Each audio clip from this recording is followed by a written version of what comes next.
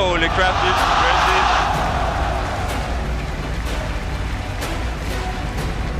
The 2v2. It's Double Lift and Mad Life versus Diamond and Bjergsen. Anything could happen.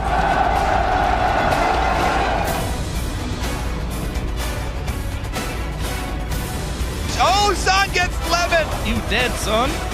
The Nexus itself is going to be focused, and OMG get themselves into the finals here.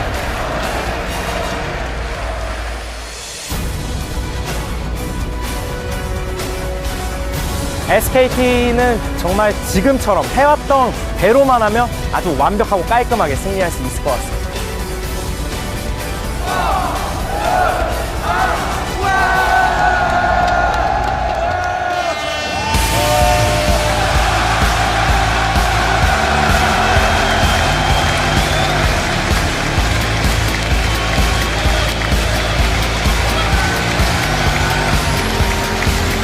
Welcome to the culmination of All-Star Paris 2014. Today we determine whether ice or fire will reign supreme and crown our invitational champion. You are looking live at a packed Zenith in Paris where the world's best League of Legends players have been battling it out, and it all comes to a conclusion today. The fans are definitely excited. This is them lining up outside. I can get SKT chants. Ari cosplay once again, keeping it up. That is phenomenal. A lot of support, both sides of the camps, but you have to feel SKT getting just a few more cheers. Double Lift, of course, we'll see if he can help his challenge team secure victory. SKT making their way through to the venue. This is definitely going to be an action-packed day. Hello and welcome to our continuing coverage of the All-Star event. My name is Trevor Quickshot Henry, and with me are some of the top minds in League of Legends to help break down the plays as they happen today. From the European LCS is, of course, my fellow co-caster, Martin Deficio Linger. From Evil Geniuses, we have Mitch Crepo Forceballs. And from the Diamond tier of punning, David Freak Turley. And if it appears someone is missing, don't worry. The conductor of the Korean hype train is with us as well. Christopher Monte Cristo Michaels is standing by over at the Telestrator. Thank you, Quickshot, and it's all aboard the Korean hype train. It's about to pull out of the station, and I'll be back punching tickets shortly. I'm looking forward to those indeed. Now, the epic event is being beamed out by our stalwart broadcast crew, who have been working hard to ensure we capture every thresh hook, every culling, every shockwave, and the pulse-pounding moments from inside Le Zenith for our fans everywhere around the globe. The entire show is being broadcast in 16 different languages and by 23 different broadcasters, including OGaming's Chips and Noir, who are providing the French language coverage. OnGameNet is here covering the event for Korea. League of Legends Pro League is broadcasting via remote feed in Shanghai. And once again, we have our crew on the ground bringing you all the action, including Joe, Kobe, and D-Man over at the caster's desk. Thank you very much, Quickshot. It is good to see you once again. And hello, everyone else. I'm Lee D-Man Smith, and here at the caster desk is Joe Miller. And Sam, Kobe, Hartman, Kenza, Joshua Jap-Leesman will also be joining us later for the finals. Yeah, there have been a lot of exciting games throughout All-Star Paris, but it all comes to a close today for both the challenge teams and the Invitational, with even more thrilling games just ahead. And we will be with you throughout today's matches to bring you all of the action. And with an exciting finish in store, you won't want to miss it. Well, so far, she's witnessed a marriage proposal. She's had some emotional interviews and Mad Lift and Double Life experience here, all at All-Stars Paris. With even more to come today, let's send things over to Shox, who's over at the interview lounge. Thank you very much, D-Man. All-Star Paris has been fantastic so far, and I can't wait to see what happens today with the players and all these amazing fans. But for now, let's check in with the guys at the desk to get things underway. Thank you very much, Shox. We started the week with 5 teams representing North America, Europe, Southeast Asia, Korea, and China. And the first to fall out of the running was the Taipei Assassins, who went 0-4 in the group stages. And they did not make it into the playoffs, unfortunately. So that does leave 4 teams remaining. Now, Cloud9 from the North American LCS, they defeated OMG in the group stages, but were shut down in a very decisive 0-2 loss to the Chinese powerhouse in the semi-final. And then in our second semi-final of the day, Europe's home team Fnatic, they faced off against the dominating SKT T1K and were also eliminated with a 0-2 loss. So that does leave 2 teams remaining, and today they will face off in a best-of-5 final showdown. The last team standing will claim the title of All-Star Champion for 2014 and earn bragging rights for their region. Once again, we will begin the day with the Ice and Fire Challenge teams facing off in a different game mode today. It's a series of showdowns between individual players. So up first is a 1v1 where Archie will face off against Shy. After that is another 1v1 as Cool takes on QTV. Now both of these 1v1s are worth a single point. Then we have a 2v2 where Doublelift and Madlife will go up against Diamond and Bjergsen, and that match will be worth 2 points. And the All-Star Challenge games conclude with the Super 1v1 matchup that you guys picked, Froggen against Wei Xiao. The winning player, he will get 3 points for his team. Now that does mean that there are 7 points still up for grabs today, and with Team Ice leading Team Fire by only a 2-point margin, the competition is still wide open. Big plays will be made today, so let's check out some of yesterday's hashtag All-Star Big Plays. First up, we are hooked on Madlife. This comes from the Pick 10 game, and this one was sent to us by, right, I'm going to try this, at YellSuperCute. He writes, Madlife Thresh is just wow. Much hook, such support, many land, amazing lantern. Crepo, is this the best support in the world right now? Madlife has to be respected as one of the better players on support in the world. Maybe he currently is not. He even said in an interview that he's a little disappointed that his plays weren't up to par. But if this is what Madlife brings when he's not up to par, then yeah, I've played against him when even back in the early days of League when it wasn't as established as is now, like laning phase and all. He constantly did innovating things. The way he played his zone control, I still remember playing. On our side, we had an Urgot, he had a Soraka. Yeah, who are those champions again? But you played them a few weeks ago, yeah, right? Yeah, his zone control was really good. He was always out of range of swap, but in range to cancel the swap on his AD carry with silence. And the way he plays Alistar, the way he plays Thresh, he's just a really good support player. Yeah, absolutely insane. Everyone, the prediction hooks, call it a Madlife. Yeah, I literally call that play to Madlife. But even in scrims, I'll be like, yo, guys, I'm going to pull a Madlife. And they just know that I will try to like predict a dash from an enemy player and then hook him into his path. And we just call that a Madlife. I just wish I had a play named after me. I mean, if you have a spell or a move named after you, you've really done something special. Well, we do have a few more replays to get to, guys. This one also comes from the Pick 10 Challenge. It's Froggen's Anivia, though, and it was at Kenyan Canaanite. He writes, Cool's Lee Sin kick into the teleporting Anivia was a massive play. Freak, I'm going to throw this one over to you. All right, it's a whole bunch of fun. Anivia always a great champion to look at here. So battle starts out, Doublelift dies, getting all in for the most part, but when you have Anivia come in, that's the real point that matters. So just completely explodes out on one side, gets kicked away, and thing is, he's durable. He eventually bought a Warmox this time, so he just, you know, the ulti into the E, that's the big damage combo there. It just picks people off. It's when you're Froggen, it's easy. Yeah, Froggen definitely hard carried that game. For you guys at home, make sure you send us those tweets, hashtag All-Star Big Plays for today's plays. Now, let's turn our attention to the final. It is a best-of-5 between SKT, T1K, and OMG.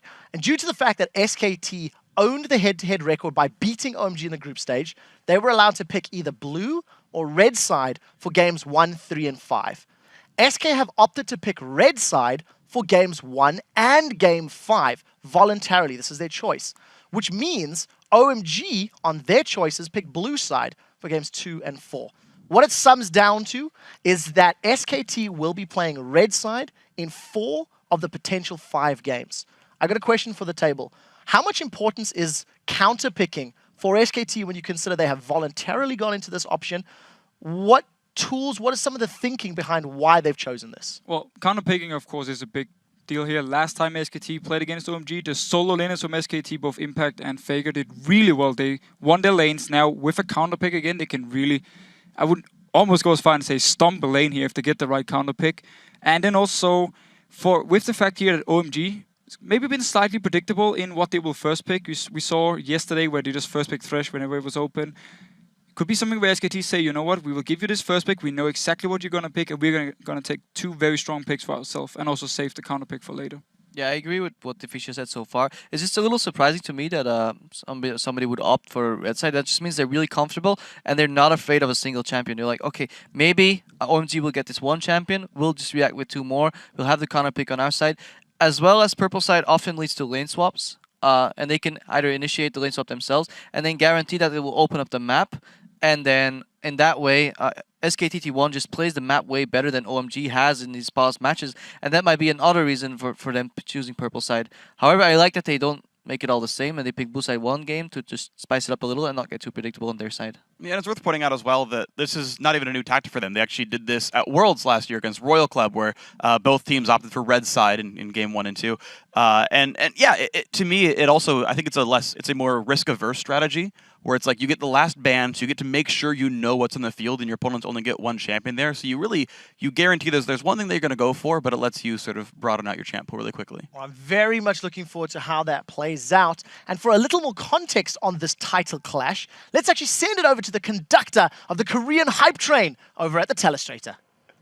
All right, thanks, Quickshot. We're going to take a look at a truly defining play from SKT's run to world title last year. It took place against this very OMG team, the only non-Korean team to take a game off of SKT at Worlds. And for those of you who remember, as we move into it, it was the second game of the series and the very last game of group stages. And this was really one of my favorite plays. Actually, it was my very favorite play of 2013, where they took down a 12.5-minute inhibitor, all 3 towers, in a pretty impressive run of tower juggling. So just starting off right here, it's impressive because they used 2 ultimates right away, right on this first turret, but they managed to keep their press going on. So right here, we can see Mondu coming in with the crescendo, and Faker is about to use Spirit Rush in order to take down Cool. Also note that right here, Faker's already died in lane, Cool is up 2 kills already. So losing the lane so far, they know they have to do something in order to get back into this one. So let's go ahead and roll this clip. So you can see the ultimates coming in right there. They chain the CC beautifully into the charm, then start attacking the turret. Let's pause. So there's no minion wave right here right now, which means that Bengi is actually tanking the turret with his spiderlings as we speak while they wait for the minion wave to develop. This play would not have been possible without Elise in the jungle, which makes it even more impressive. So let's keep going on.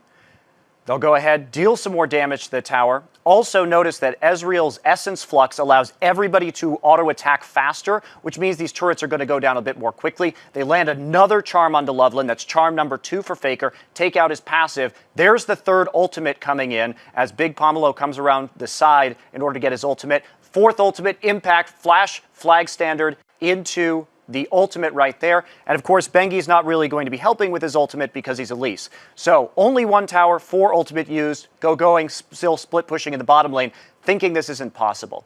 So let's pause again right here. So in this situation, again, we can see the spiderlings going ahead, tanking the turret. And what we're about to see is an amazing display of aggro juggling right here within the turret radius as everybody just weaves in and out, and also another great charm by Faker. Let's keep going. So again, you see the spiderlings are now down, and that means that the members of SK Telecom have to continue to take this. So Cool's about to get hit by a max range charm, charm number 3 from Faker, and they combo onto him beautifully. Piglet will shift forward in order to get a little bit more damage. They still have the exhaust for San, and they're going to go ahead and take him out as well. They've got a cannon minion wave right here, which will really help them. Bengi swaps out, and they'll move forward one more time, and Bengi will hit another critical cocoon right here, takes out Pomelo. This is, of course, when he was playing support. And they will go ahead and take out the last turret and follow it up with the inhibitor. So all in all, that was one of the most impressive plays, I think, in 2013, and really shows what SK Telecom has to offer in this matchup. Of course, OMG will be looking for a little bit of revenge, and I'm looking forward to see if we have any more plays. Back to you, Quickshot. Thank you very much, Monty. That's a great segue to lead us to our Twitter question of the day. Today, we're asking you guys, what has been your favorite moment from All-Star Paris 2014? And I think it's only fair to our fans that I make you guys on the table keep your answers short as possible to 140 characters or less. So let's go. Freak, what is it? Bjergsen dealing tons of damage in Earth, hashtag All-Star, hashtag big plays. Crepper, what's your favorite moment? 3 characters. Three characters. You've just used 3. Okay, I'm done. Having Monte Cristo at the desk has been my favorite. No, I'm lying. Very cute. But very I'll keep the lie alive. It's backwards day. It's fine. Fisher, what's your moment? Listening in to SK Telecom, doing the gang and bottom lane against Fnatic, where we got to hear the communication, how chill they were, even though there was a big fight going on compared they are to telecommunication. Yeah, touche. But it's compared to like Alliance, where it's 10 people just screaming at each other, or 5 people, hopefully more, not 10, screaming at each other, kill, kill, kill. I like SK Telecoms more. I like them using all of their own skins, actually. That was pretty cool. You guys at home send your responses to us at LOL Esports. Along with that hashtag All-Star, we'll be checking out your answers and highlight a few of our favorites later on in the day. It is time to take a very short break, but when we return, it'll be the challenge showdowns between teams Ice and Fire. Let's see who will win those 1v1s and 2v2s. They are loading in right now. You can see the players getting set up on stage, getting ready to go. And remember, it is Happy Mother's Day. OMG pays all the proper respects to mothers as we do leave you. We'll see you in a few minutes, guys.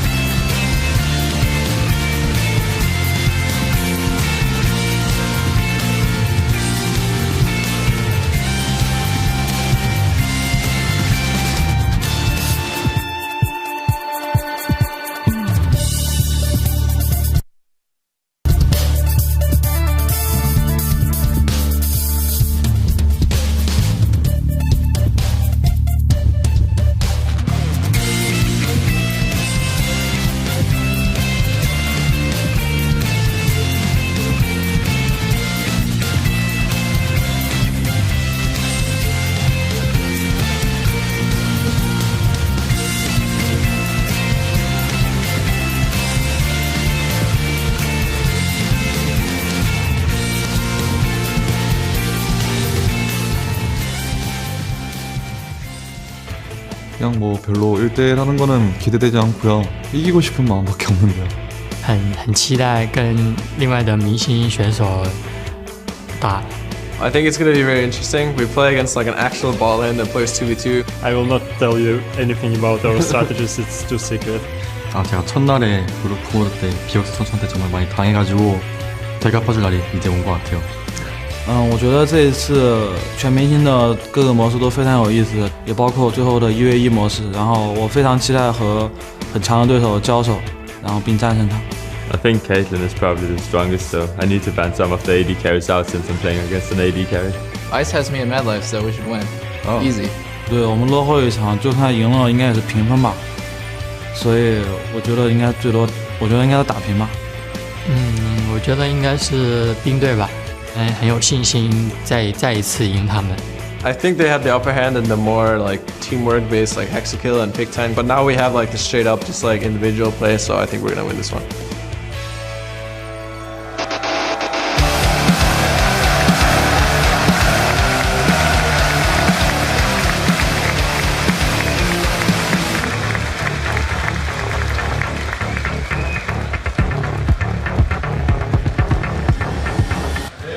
Welcome back, ladies and gentlemen. We're about to head into the final games between the Ice and Fire Challenge teams in a series of showdowns. These matches will feature individual players facing off on the Howling Abyss. Each pro will get 3 bans each, and then we'll have blind pick champion. And the rules are a little bit different this games. Yeah, in the 1v1 matches, the player who secures first blood, kills 100 minions, or takes down 1 enemy tower will win the game and earn 1 point for their team. In the 2v2 duel, the first team to secure 2 kills, kill 100 minions collectively, or take down an enemy tower will take the victory, and that match will be worth 2 points. And the final 1v1 will be the Super Showdown, where you pick the players. The same 1v1 rules apply, but that game will score 3 points for the winning team. First up is a 1v1 match between Archie from the Saigon Jokers and Shy from CJ Enters Frost. Yeah, and Archie had a really good showing in that pick 10 match with the top lane Lucian. So he's already shown that he can handle himself in the solo lane, even though he is originally a duo lane player. And the fact is that Shy had a good start in the Hexakill on Jace as well, getting a bunch of kills at the beginning of the game, but that wasn't enough to get his team the win. Yeah, and he's only played support champions in the other 2 modes so far, so we haven't really seen him show off all of his solo lane prowess. Shy is probably the favorite to win this match. He was voted into the last All-Stars event, and he made it all the way to the 1v1 finals, where he barely lost to Soaz in that Varus versus Darius matchup. And as Scar would say, he was winning the match all the way up until the point where he lost. Well, I mean, we saw it last year. He played Varus, as you said. So he's up against an AD carry. I wonder what sort of advantage that may have, the fact that he's had the smallest bit of experience, but Archie is an AD carry, and he said in the video then, I'm going to have to ban a lot of AD carries. Got a couple of champions different this time around. Of course, Lucian's now in the back. What are we expecting bans-wise? Now, I do expect some AD carry bans because range is a really important factor in these 1v1 matchups. However, there's a big change here. This map is actually different than the one we used last year. The brush is closer. So the brush on the side, you can actually use that more effectively with shorter range champions, and we might see a resurgence of short range champions, not completely dominated by Kennen and Caitlyn's. One thing that is, on that note as well, with the brush, a little bit different, is that trinkets are in fact enabled. At least a couple of them. Scrying Orb, for example, can be used. So interested to see how much time these players have had and to work on these different kind of strategies. We're going to be coming into Champ Select here, so we'll find out exactly what's important right now to banning these 1v1s. So here we go. Let's see. Riven being banned out. That's a surprise. Jace, of course, Shy played that one earlier on in the tournament. Caitlyn, no surprise. That was the main champion everyone played last year. And the Lucian ban. That's kind of what we expected. Yeah, not too surprising here. Archie's targeting more top lane champions. Same thing with Shy. He's targeting Archie's AD carries that we called out earlier. So what are we going to be seeing banned out here finally? And more importantly, after that picked, as I said, a couple of AD carries gone. Jace, Riven here as well, as we see that Archie really running the time down on his final ban. In the end, decides to go for Rengar. Can be an annoyance jumping in and out those bushes. Ooh. And there's another AD carry ban. Draven taken away. So, Shy will not get to use Rengar and take advantage of those bushes that we just talked about. However, Lee Sin can dash anyway, so he's got built-in dashes, and he's still going to go with a close-range champion. This could be a horrible mismatch for Archie if this one goes through, surely. You've got to expect the Lee Sin very aggressive early on, very strong. Changes, no differences, honestly, with this Fortune. There we go. Lock in quickly for Shy. What are we going to see? What's Archie going to stick with? Will he go for Misfortune? Quinn was banned out a lot last year, by the way. Pointed out, no, he's going to switch back to Varus. Interesting as well, the summoner choices. Right now, Shy is actually still sitting on Ignite, whereas Barrier for Archie. So Shy actually, if he can use that at the right time, will be able to get the last tick on, or Shy will be able to last tick kill on Archie with his Ignite. And it, of course, all comes down to that first blood. Back to the rules on that one. You only need the one single kill, and that's the beauty of these 1v1s.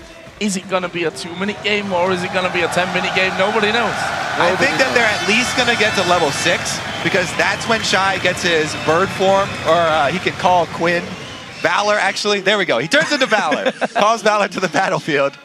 And he'll be able to go for that execute move. He wants to combo his execute with the Ignite, so he can get through the barrier as well as the shield. Well, with the showdown about to start, let us know who you think will win this one. Tweet hashtag Archie or hashtag Shy to @LOL Esports. Hard one to call. I mean, Shy, obviously, you give him the advantage when it comes to, for example, playing in 1v1s at All-Star events. Yeah. He was in Shanghai last year. Archie doesn't quite have that one. It's still so hard to call, though. These are very incredibly skilled players. We're going to find out, though. We're going into game. The crowd is ready here, that's for sure, in Paris. The crowd is absolutely pumped up. I mean, we just had them cheering beforehand. We saw some League of Legends chants coming out from them. The French guys were getting them to jump up and down. The whole stadium was shaking. As we said, too, the last champion that Shy did lose 1v1 with was Varus. So Archie actually trying to use the same champion against him now. I wonder if he was trying to go in the mind games, like, it's the champion you played, so I think he's going to blind pick it again. Didn't happen. Shy is not falling for any tricks. He's not going into that bush. He can go for vision, remember. This is the difference. Obviously, you can see it's on Howling Abyss. They do only start level 1, though. They can also go back to the fountain if they need to. Now, one difference between the old Varus and the newer Varus here is that some of the damage was moved to Piercing Arrow from the Hail of Arrows, but Archie still starting with Hail of Arrows level 1. They're both sided red pot as well, so no Doran's items. They can only buy 2 Doran's items, by the way. We should make sure that is clear, and it's all down to who will get the first blood. Will we see some early aggression from either of these? The first CS gets cheered out there. We'll see how it goes. This could be a long day. There'll be a lot of cheering for 100 CS, yeah. Well, you can tell they're trying to maximize their auto attack efficiency. Oh, he's going down already. Shy going on towards Archie. Barrier actually used. Shy's actually falling lower. He's still at summon a heal. He's trying to run away, but he's already popped the heal. One more auto attack. What doing? Archie can't get in range, and Shy walks away. I almost lost my bet there. They were not getting very close to level 6. Level 1 all-ins there from Shy, and he burns both summoners. Nobody will have any surprise summoners left or surprise elixirs. So Archie is left with control of the battlefield. He gets the CS lead. This is huge in the ranged matchup. And obviously, it's all about whether you can take that turret down, whether you can get the 100 minions or that all-important first blood. As you mentioned, very important to send him packing so early on. Both use the red pots, though, so we'll keep our eye on that one. Shy may well come straight in aggressive, but look at that Hail of Arrows straight back on him. Already good damage done. Of course, both using those pots here. And Archie, he's actually all-in every single kill. Oh that my is God. very true. 15-6 on the CS. And as I said, it's going to be a long day here if they were really cheering for and booing for all the missed CS as well. It's still better than cheering for wall kills. Just going to put that out there right now. True. I have to wonder if that all-in from Shy was maybe a miscalculation as to his experience levels, because going all-in level 2, or level 1, not something we usually see. Again, though, a range there of Archie doing a good job to poke back Shy. 10 CS the difference between them. Shy starting to step out of this one. Just to quickly look there at the trinkets, we saw him being used a little bit earlier on. Shy gonna go aggressive. Going back in on a Hail of Arrows, came in, didn't quite get the blinding shot down though. That's what he wanted to start things off with instead. There it is. Now he's blinding him out. He's got it. Shy takes down Archie. Absolutely crazy 1v1 to start off with here. by all rights, Shy should have already lost this game after that fight right at the very start of the game. But that's the nature of 1v1. You can make one cancelled auto attack, one step in the wrong direction means you win or lose a fight. Right, he goes back, he purchases first, and he returns once he levels up and gets his blind. Don't go for the shirts, guys, just the jackets. Don't go to full football play. So they trade jackets there, very nicely done. Almost go back to the old football there. We are in France after all. So Shy takes points for Fire. That's an important kill as well, more importantly, because obviously they were 4-2 up. Ice were coming into this one after Froggen rallied the troops to get them back in there, but that will feel good for Shy, I feel there. Well, he's got to, hasn't he? Because he almost lost that one to the point where it's sort of like, wow, I almost got basically my entire team shouting at me after I would have got down from the stage for losing the points. He got the triple kill on Jason, the Hexa kill. He started off so well, and then he got dumpstered by Froggen, so he's definitely going to be happy to turn some points around for his team. One auto attack was all it would have taken to kill him level 1. However, that could easily be calculated because there's no flashes here. Everyone running 2 combat summoners, so you don't have to worry about those flash last auto attack kills. He's going to sit down there in the crowd now, and that's the great thing. We're going to basically run all these games back-to-back. Players all set up on the stage. We move now into our second best of one. 1 versus 1, because that's, of course, what we're doing. They are here. best of ones. They are best of ones, too. Best of 1 kill, basically. Well, we are going to head into our next duel as appropriately named. Cool from Team Ice will be going head-to-head against the Sycon Jokers QTV from Team Fire. Yeah, and yesterday, Cool played a beastly Lee Sin, showing off his mechanics on one of the more complex champions in the game, as well as his flexibility. And now, he played up to the quarterfinals last year at Worlds, and he was actually the MVP of the 2013 Summer LPL season. So he is definitely a very strong solo lane player. As for QTV, he is a top lane player for Saigon Jokers, but he has actually had to use supports twice and Ezreal once here at All-Star. So we haven't really seen him use his favorite champions yet. In the past, he has preferred Kennen, who has been both picked and banned a lot in 1v1 matchups. So maybe that will slip through for him here and give him an edge. And not wearing the hat today as well. We've seen him having the hat on the last couple of days. Let his highlighted hair show through. Changing style today for QTV. We'll see how that goes. We've just seen that, the first 1v1 coming in, giving us a bit of insight into where the big picks are coming in, of course, ending up with AD carries in the end, despite having lots of AD carry bans. And I wonder whether the players obviously were watching now. They're kind of as much in the dark as, so the more experience will go on. Obviously, the last one will be Froggen versus Wei Zhao, so they're all going to be keeping their eye on this one. What do we think? We're going to see an adjustment in the pick and bans. Obviously, we saw Archie very much heavily going towards the top laners of Shy, but Shy wasn't interested. He wanted an AD carry. Yeah, you kind of get a feel for what champions are going to be strong in 1 versus 1 situations regardless, because in League of Legends, when you are in a solo lane there, if you take a champion who's only good in laning phase, those are usually the ones that are going to be good in this because there's no junglers that are going to interrupt you. He goes for the Quinn. The reason Quinn's not picked in competitive is because of the late game. And, her laning phase is great. However, it's the rest of the 5-on-5 interaction that she does fall off. Shy recognizes the blind is going to be helpful, the gap closer is going to be helpful, and he takes him out. And that's the thing, you can't sit back here because CS is also a factor in the game, and we saw it actually last year at All-Stars at CS was actually a deciding factor in a couple of our games, so you can't just sit back and play defensive till you get a couple of levels. And if you get sent back too early, too many times, then your tower suddenly starts taking a hell of a lot of damage. They're weaker turrets, remember, as well. Here we go. Picks and bans underway. Caitlyn, Yi, and Zilean being banned now quickly by Ice, and by Fire they go for Aatrox. Oh, I wonder if this has been a predetermined. We saw Cool's Lee Sin throughout Hexakill and Pick 10 yesterday. It was magnificent.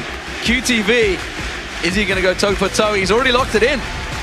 I've got to give it to QTV. He bans 3 A champions. It looks like he does not care what Cool is going to bring to the table. And yes, they will have... He actually did go across the top. I know this because me and Kobe had a practice 1v1 earlier, and they're exactly the 3 that I backed against Kobe, which I did win that game, by the way.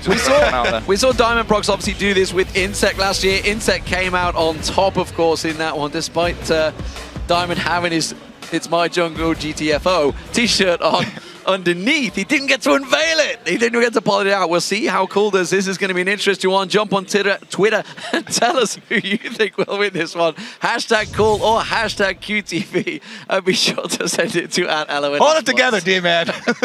We've got another exciting Lee Sin matchup here. The difference is our only summoner spells right now. One Ignite here for Cool, whereas QTV is running with the heal. Now Ignite, can you... Ignite still cuts in half the healing amount of your summoner heal. Even though summoner heal will remove it for further sustain, the initial heal itself will be cut in half. So, double Lee Sin. Dragon Fist Lee Sin versus ordinary Lee Sin. Nobody went with the SK Telecom skin.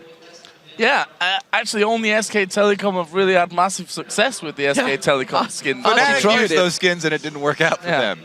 Actually tried it in the group stages and that did not go so well for me. Ended up going 1-7-0 in that. So you don't do that when you're playing SK Telecom. Here we go though. It's a double Lee Sin face-off. Ice versus Fire. Fire 1-0 up in the 1v1s. Can Ice pull themselves back a game? QTV versus Cool.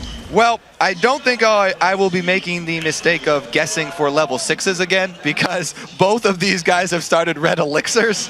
So we'll probably see some early trades here. I don't know if they will actually start Qs each. Nobody has selected a spell yet. They're waiting to see. He tried to edge too close to that bush and showed himself. Now, if you start with your E, then it's easier to shove the wave. And unless you have a clear shot, that's generally a better choice, because Q is extremely risky. Probably E into Q for these guys, I'm guessing. So far, it's been a dance battle off, mainly. Both players just going head-to-head, having a bit of a dance. But now that the minions come in there, we'll see exactly how this one's going to go. And we can see that they are indeed going towards that E. All right, let's take a look here. We have a little bit more attack damage on Cool. So QTV, and he doesn't have more armor penetration. Probably attack speed he's opted for instead. Cool's got the early advantage here. You can see he's already pushed it back. Red pot used by both players as well. You can see Cool managed to clear that wave and keeping 3 CS with him. It's a good start by him, but again, Cool can't shove any closer because he's just going to get in turret range. It's a battle of the wave pushing here. He got level 2. Oh, he's got level 2. Backs away though. And that's the difference here. A bad trade where your opponent gives you 1 auto attack or some spell damage and you don't can mean real bad things for you. So it means you have to maybe go back, lose CS to the turret. The kill doesn't land on QTV. Heal's already been used by QTV. You can see Cool, he's still got Ignite and Barrier available. Barrier still on QTV, but it's a big advantage for Cool taking that down early. More minions for him there. 10-10 after those waves start to reset themselves and go back into the middle of the map. QTV slightly behind when it comes to current health status. And again, they're going to have a little bit of a head-to-head as they hit that level 3 stage. And we'll see if Cool is going to... I mean, he was not scared of diving in the games we saw him playing Lee Sin. Oh, you can see 225, the heal relic spawns, and it was Cool to manage to get on it. That's going to keep it away from QTV. He's got his own one he can back off to as well. He's been trying to thread the eye of the needle with that Sonic Wave a couple of times now. Now, on this map, the healing has been taken away except for the 2 that are actually between turrets. There's no healing behind your turrets, so QTV can't back off and get those ones. Also, it is 75 seconds now before that one respawns. So Cool has complete control of the map right now. Yeah, keep him pushed onto his tower, keep taking those health relics. And if things get really bad for you, you can simply back away onto your own health relic. QTV actually coming out there a little bit more from underneath his turret. You can see that Cool is starting to gain that CS lead though from this. Trying to edge him out, trying to zone him a little bit. You can see he's just waiting to thread that Sonic Wave through. QTV. Still got that glowing orb of the red pot. As is Cool, it's going to time out very soon though. We have our first divergence in spell selection here. QTV, because he is so far behind, has put an extra point into the Safeguard Iron Will for sustain, and Cool is looking for that kill. So leveling up the Tempest Cripple to level 2. That health relic will be regenning very soon. There it is. Yep. Cool's QTV goes for it. Cool didn't head him off there. Maybe didn't know the timer on it. Yeah.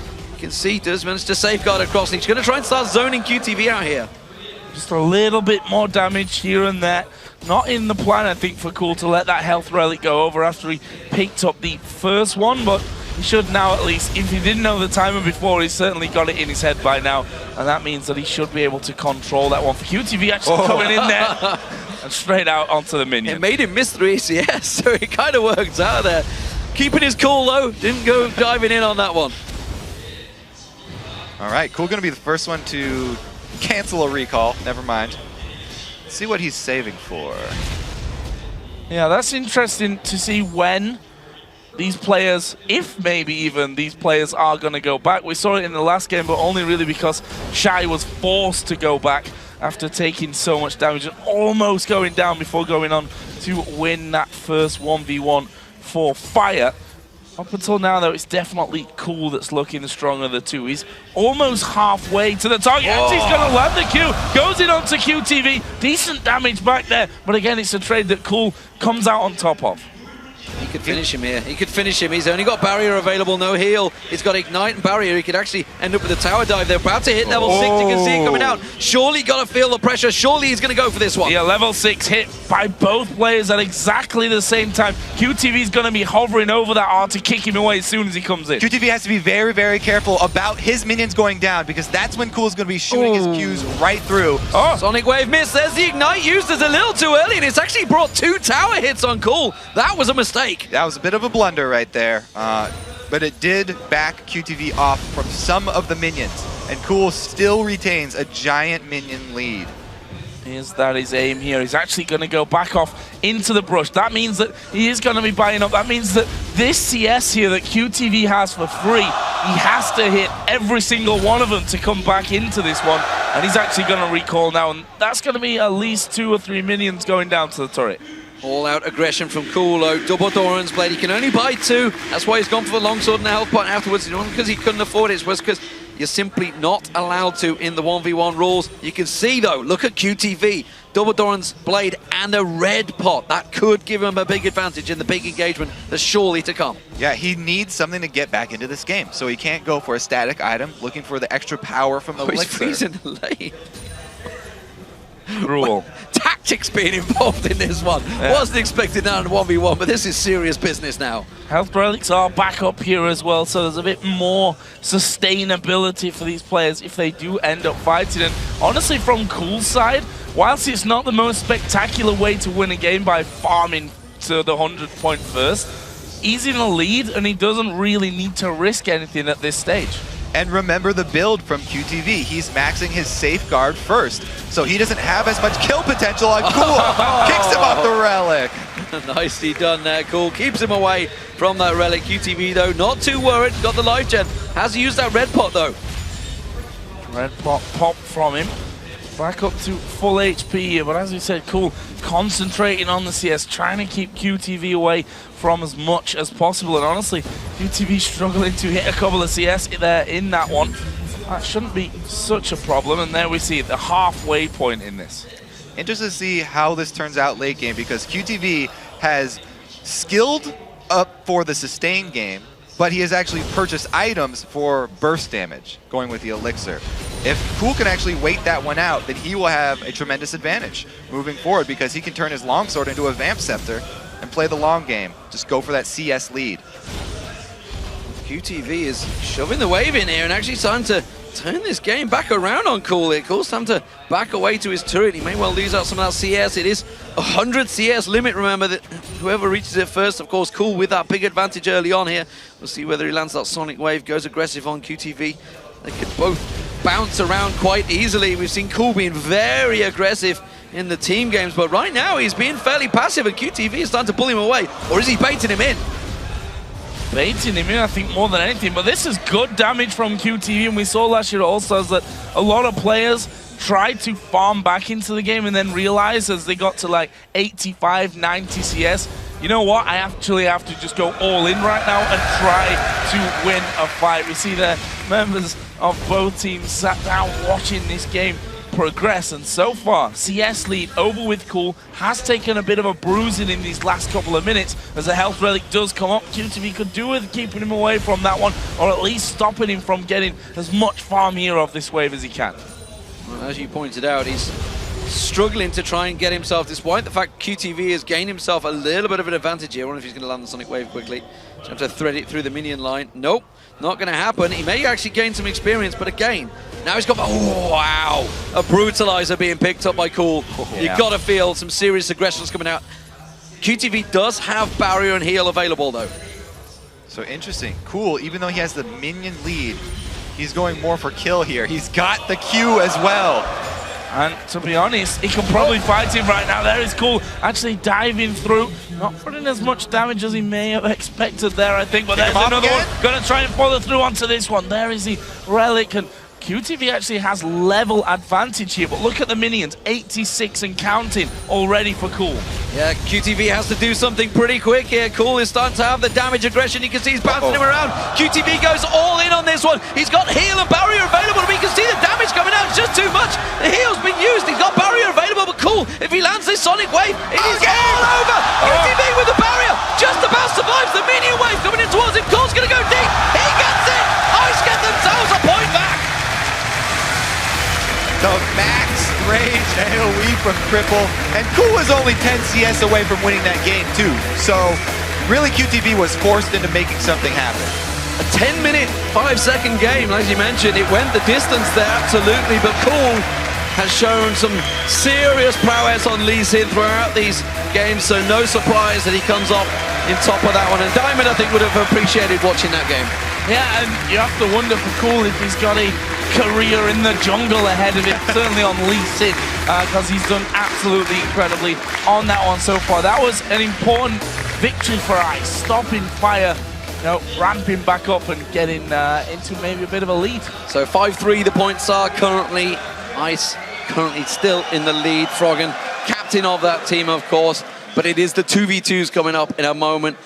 It's a big one, building, that's for sure. This one is really interesting. The Double Lift and Mad Life going to be taking on Bjergsen and Diamond. These are like the two guys on each team that have become closest here at All-Stars. Well, I mean, more importantly, this is a 2-point game. They can tie themselves up here. This could be Ice being drawn level with Fire. After Fire's great start, we have to give it the credit. Bjergsen went absolutely crazy in that opening Earth game. He's probably the player that played it the most. I think it's safe to say.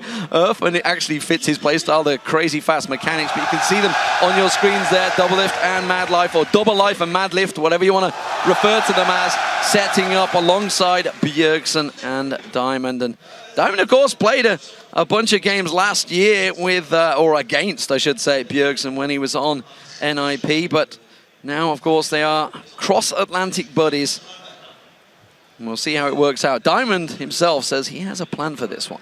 He has a plan for it, and I wonder what that's going to be. When it comes down to the bans, do they go more towards Mad Life? Are they going to get rid of the Thresh? Are we going to be looking at getting these AD carries away from Double Lift? On the other side, we've just seen there two Lee Sins coming out against each other.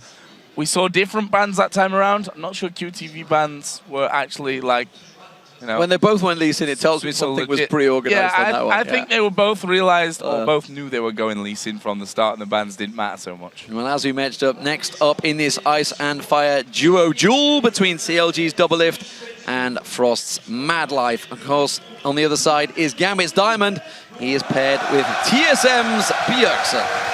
As we said, both of these guys, both of these pairs have become really close during this All-Star event. Double Lift and Mad Life have become extremely close friends, while Diamond and Bjergsen have been duo-teaming pretty much the entire time that they have been here to grow that European synergy. And this is interesting because both of these players were in the 2vs2 challenge last year at the All-Star event, and they actually both made it to finals, speaking of Double Lift and Mad Life. Double Lift actually lost to Mad Life. It was Double Lift and Xpecial and Mad Life and Prey. So Double Lift has something to prove here. The pressure is on because if this team loses, it's probably his fault. Mad Life already won this competition, okay? Mad Life can blame Double Lift all day long. Dragging Mad Life down with him. And let's not forget that the teams themselves actually picked the players for these duo matches. It wasn't you guys at home that voted. It wasn't kind of the rest then that were put in together. This was the one that the captains of each team chose to play with. And well, we heard it from Diamond. I've got a plan, and I think it was more. So Bjergsen, you're with me. Exactly. I have a plan. Exactly. And that's exactly how Bjergsen phrased it to us as well. He said, I was told he's got a plan. I don't know what it is yet. Hasn't told me, so we'll see how it works out. They've obviously been practicing for this one. What are we thinking? If they've got a plan, what would you go here with a duo pairing? So the story is... It's got to be a kill lane, it's right. It's a support main and an AD carry main versus a jungle and a mid laner. Jungle and mid lane, actually really good synergy. What a great pairing as well. So we'll see if they actually choose champions that they do main and try and combo them that way, or if they just go all out. Well, I'm not sure. Go with the kill lane and try and end it early. So you think Diamond's going to stay in the bushes the whole time? Just keep sneaking There's out? no minion from the farm for the jungle. And he's going to surprise I'm gank still him. here. Well, I'm not sure the brush is that effective when you can have 2 scry knobs. That's very true. It's true. The other thing that we haven't seen yet, you can have one of the red trinkets, a sweeper, but the only reason you would get that is if you wanted to play a long game, get to level 9, upgrade it to Oracles, and you were playing against something that would go invisible, like a Kali or something. It's a long stretch, that's for sure. There's a little small chance. I'm pretty sure you wouldn't be. I think they'd be at 100 CS by 9. They only just hit 9 then. They're already at 90, but they missed quite a few CS. I think it would be definitely a long game play, that's for sure, the longest. So will we see AD carry supports? Will we see the Thresh? I mean, obviously there's 3 bans in here as well for either side, so I'm expecting Thresh ban, Vayne ban. I don't know about the Vayne ban. Double Maybe a Lift and Lucian MadLife ban. played Thresh and Vayne in the last match, and they actually lost that lane early. Yeah, so MadLife ended up divorcing him and going to the top to Archie. So what I want to see is the Ashe Sejuani versus Brandon Annie composition Theme on battles. both. But, Okay. you know, theme battle for this one. Ice versus fire. I'm not sure it's going to happen though. It very well So could the be a crowd's possibility. checked in D-Man, I don't know why. You're very famous, my friend. Chips and Noir, they're loving me, that's what it is. Okay, so picks and bans underway. Here we go, ladies and gentlemen. They're banning out MadLife, oh no! Lee Sin Syndra being taken away there. MadLife has been focused. They're not going to be happy. That is both of MadLife's key known champions. As Crepo said, pulling a MadLife. The fact that Blitzcrank at Thresher off there. Look at MadLife, he's not happy. He's just like, well, what do you want me to do? He was cracking up at first when he first saw them. But yeah, they are targeting the AD carry and support roles. Basically, MadLife's like, all right, then I'll play Vayne, and you can take some other support for this one. No, is it going to be Annie Brand? It is. It's Yeah. going to be Annie Brand. That was one of the combos that was pretty heavily favored last time around, and actually it looks like Team Ice are going for the double AD. So this is a big strategy by both teams. Obviously the range advantage with Ice, but there's a big kill lane in Annie Brand. Yeah, it's going to be fire versus, I guess purple is sort of Full a on theme fire. on this other side, Yeah. if we want to stretch it. But this fire lane, actually I believe it was used in competitive play in Korea. Monty will correct me if I'm wrong, but I think Frost and KT Rolster used it, actually. And one of the teams won with it. I think it was Rolster that won. So the great thing is, of course, that you've got masses of stun going in there and some really focused damage, especially when he gets level 6. And that, okay, game number 1 showed us that maybe we're not going to see too much level 6 play in these games. The second one said, okay, we probably are going to. And I think in the 2v2, when you have to get 2 kills rather than just the 1, but it could last a little bit longer on that. Yeah. It could, and it doesn't matter whether it's 2 kills at once or just 2 kills consecutively. That's all you got to do. Well, the champions are picked for this match. Send us a tweet with your prediction for the winning duo to @LOL Esports using the hashtag IceWin or hashtag FireWin. And, you know, seeing Doublelift and Madlow's face just at the end of that, as soon as they saw the picks, they were like, yes! So they are pretty confident that they've got this one. Should we change those hashtags to like hashtag purple win and hashtag fire win? Because they have sort of a theme. They're going with the Arctic skin on Varus at least, and the Arctic skin on Kennen. See? That works with the theme. Exactly. So it is kind of fire and ice. There we go. That's good. We're it's happy perfect, about this actually. one. But who's going to be the strong one? I mean, we could also see these play, although I don't think so.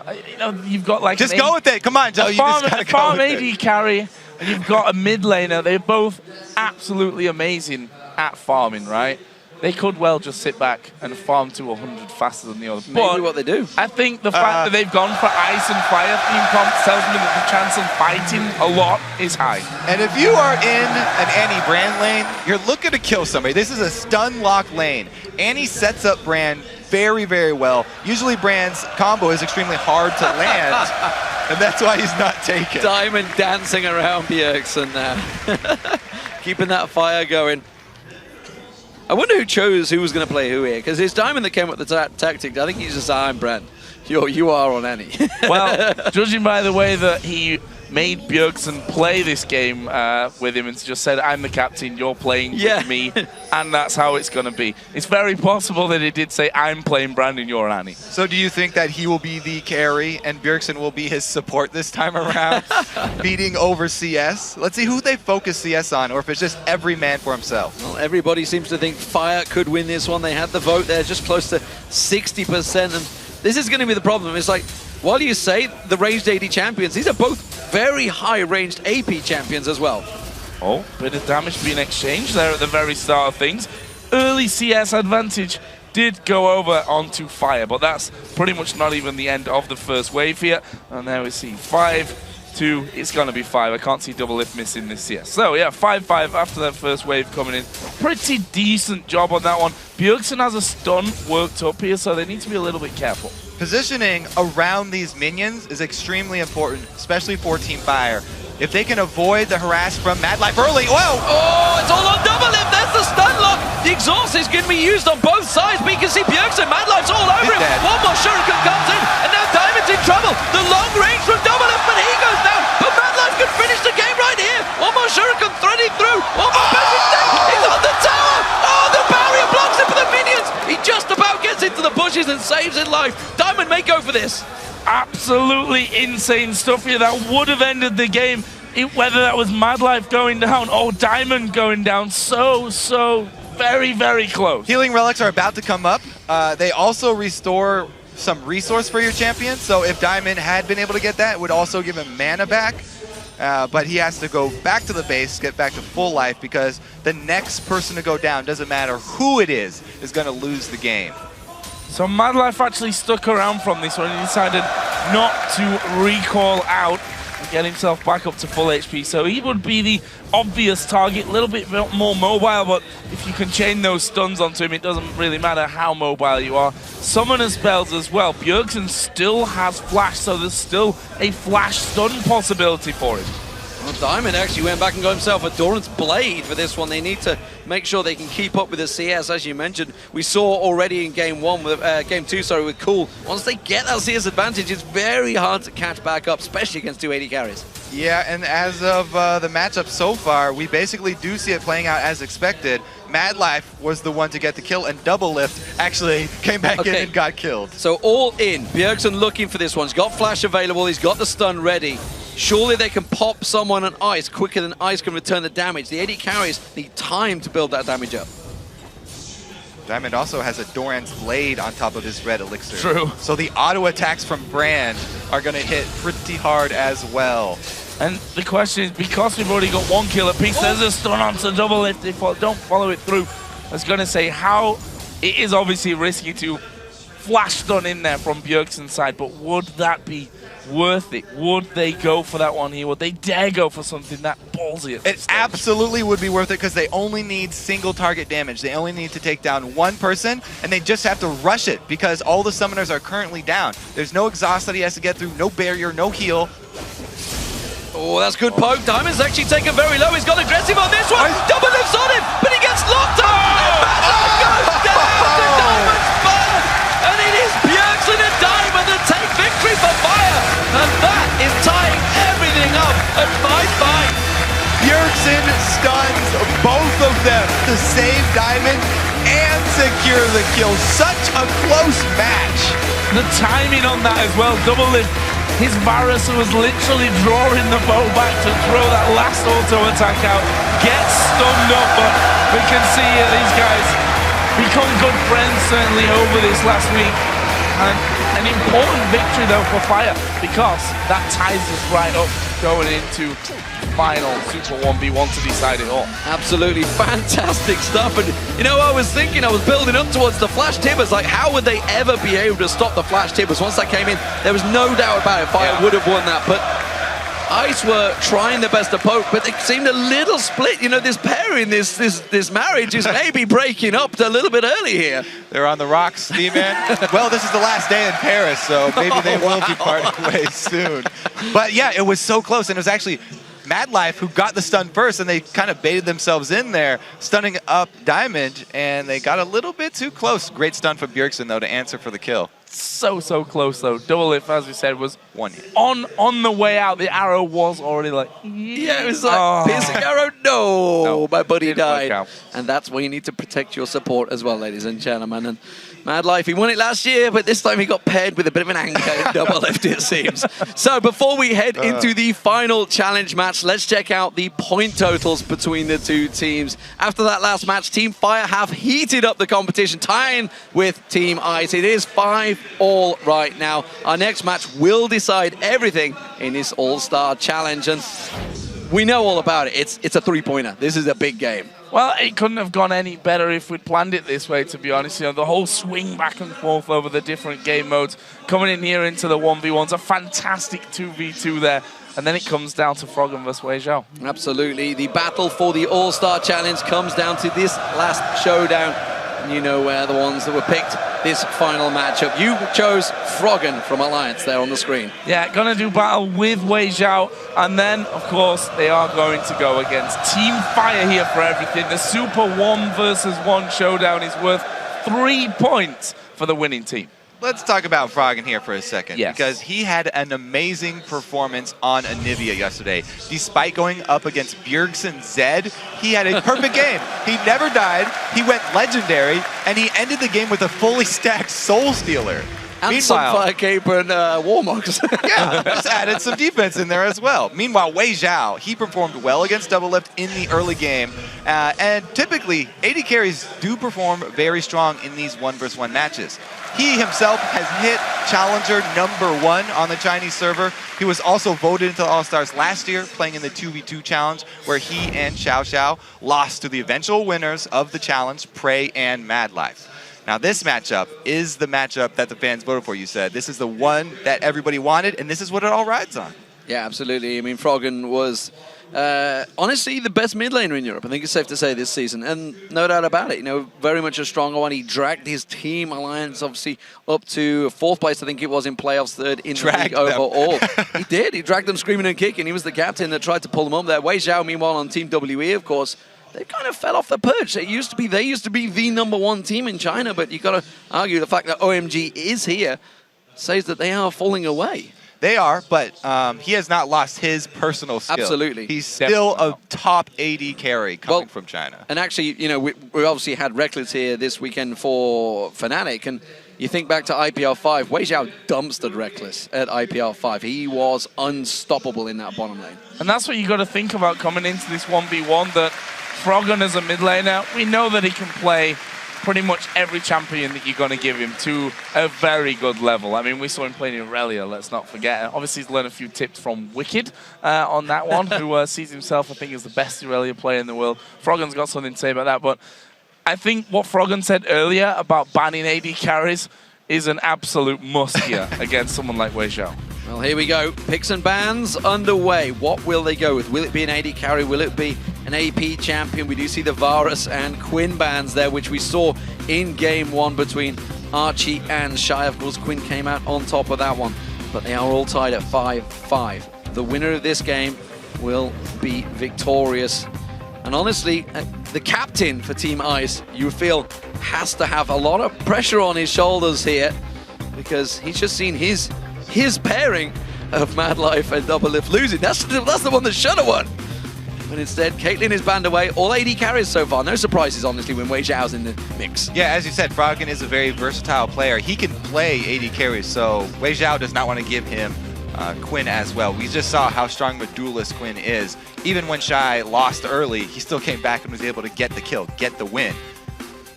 Still like to see Anivia. Yeah, I think the crowd would absolutely love it as well. I think you'd probably hover over it for a moment. Actually, Lulu taken well, that's not surprising. Wei Xiao played it very well. We just saw with the stats. It was 14-11 or something like that. Crazy stats. Kennen the final ban, and Froggen currently sitting through. Okay. Everybody's seen the Karthus LeBlanc discussion that Froggen's been having lately. Exactly. And well, Faker believes in Karthus as well. And Froggen sometimes believes that there is not a lot that can beat Karthus. I'd be interested in whether he does put his money where his mouth is, or whether he changes around, which he has currently. Interesting. Yasuo would be much more exciting we would probably be able to see Whoa. a level 1 all-in from a Yasuo. If you start with the dash and charge it up on all the minions, make use of your shield. We've seen many people go for very early all-ins. And with people not taking flash on this, it truly is an all-in.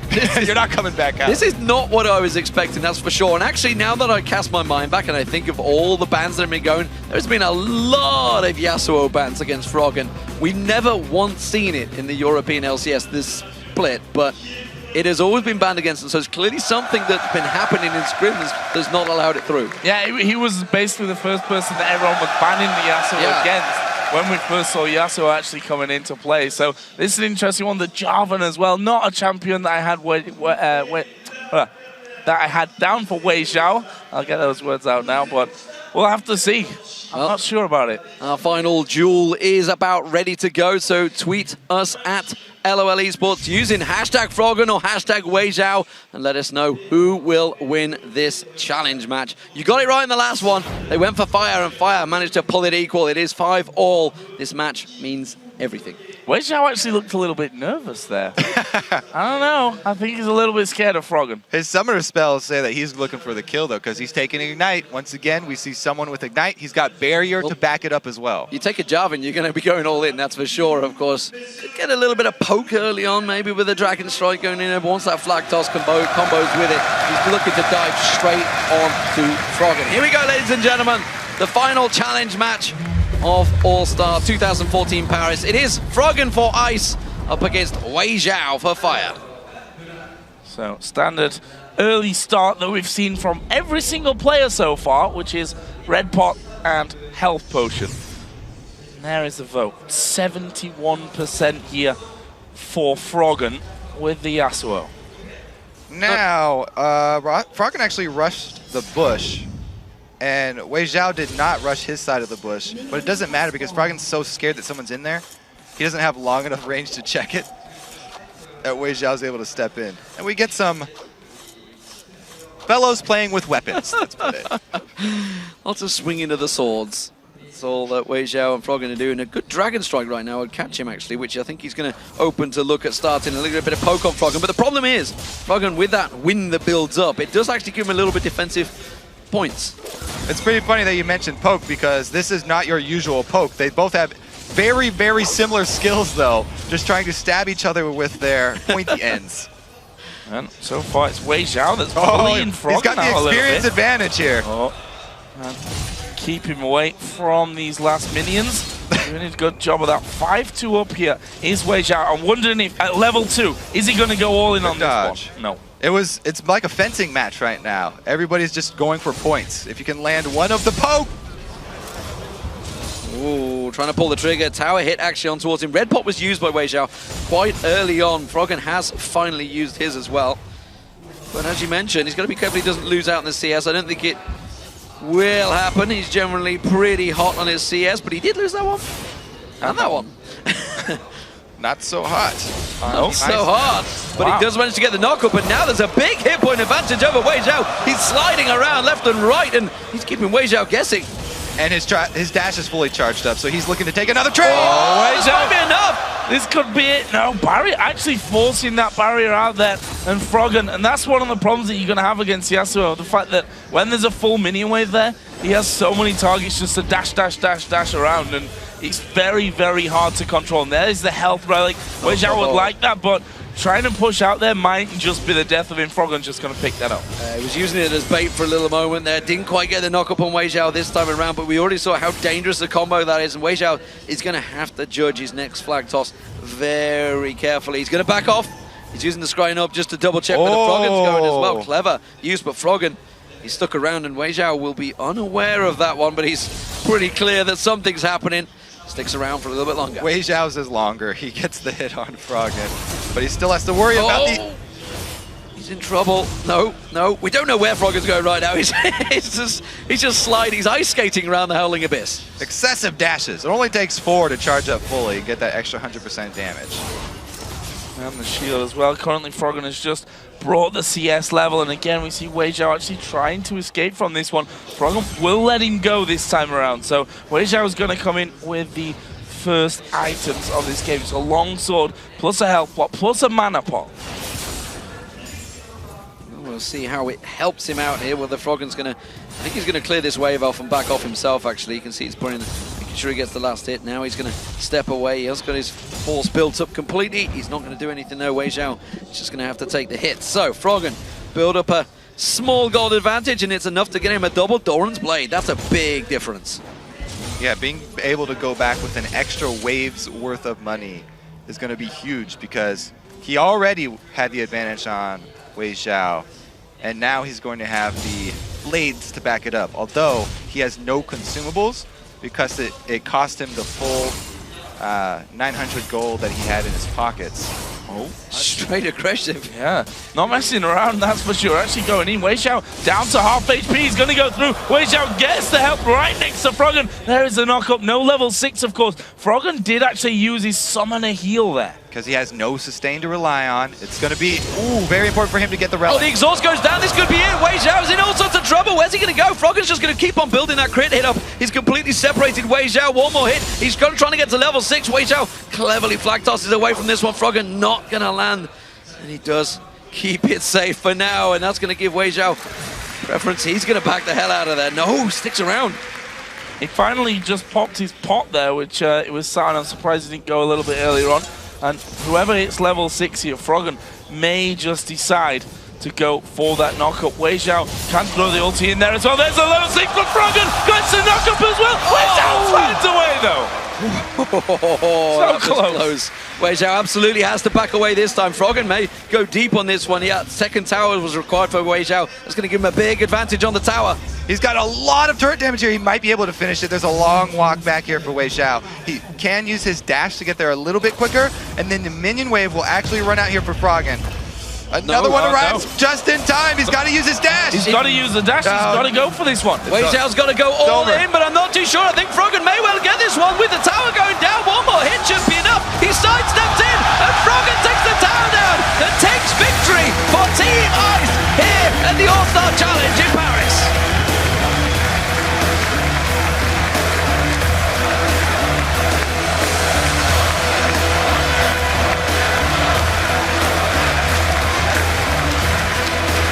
Fantastic victory there for Team Ice, and coming down to the turret in the end, and you see hugs from the rest of his teammates who they always have the faith in Froggen. You've got to have faith in a player like that. The Jarvan pickup was somewhat of a surprise to us. Actually, was for the early stage of that doing well and was ahead on the farm.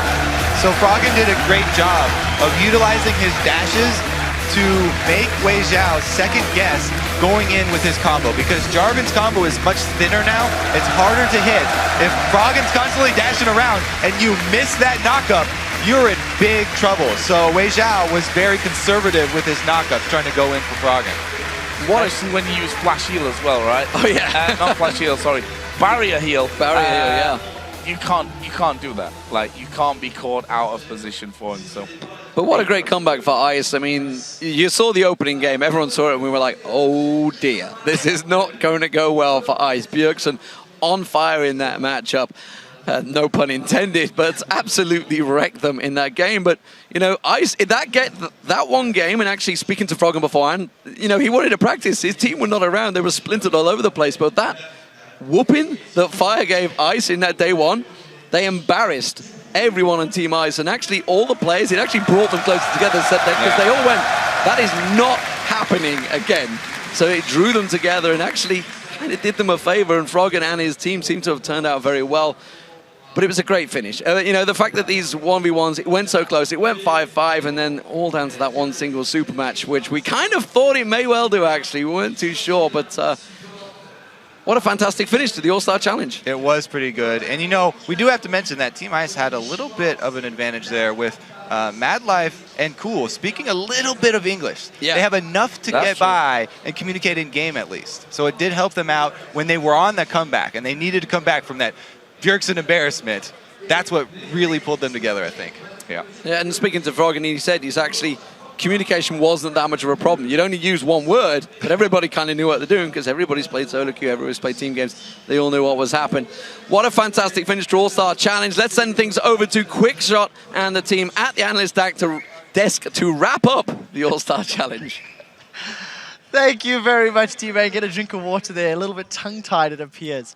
So, at the end of the day, Team Ice come out victorious. It went all the way down to the wire, all the way down to the very last 1v1. Yeah. Before we get to that, let's break down the very first matchup. It was Archie, of course, taking on Shy, a Varus versus Quinn battle, and it definitely appears as though a bird is the word. Quinn came out on top. Freak, what do you think? So he definitely wasn't shy about all-inning all the time. Right. The level 1 all-in was not worth it because at first I was like, oh, Varus is a great pick against Quinn because Quinn has to all-in and get into the minion line, and pulled Minion Dagger doing that, and that was a really bad mistake by Shy. But he pulled it back, and the thing is, Quinn is like the best duelist of the AD carries, and so if you get to the point where someone is out of position, you can train that person down, and that's exactly what happened. Like, Vault and Blind are both really good in that kind of matchup, and it played out that way. Yeah, Valor's burst was definitely helping out. Right, the next matchup was, of course, a Lee Sin versus Lee Sin duel as Cool took on QTV. It did look like Lee Sin was able to restore sight to the Blind Monk, beating QTV and earning a point for his team, keeping him in the game. What do you think of that, Greppo? Bad puns.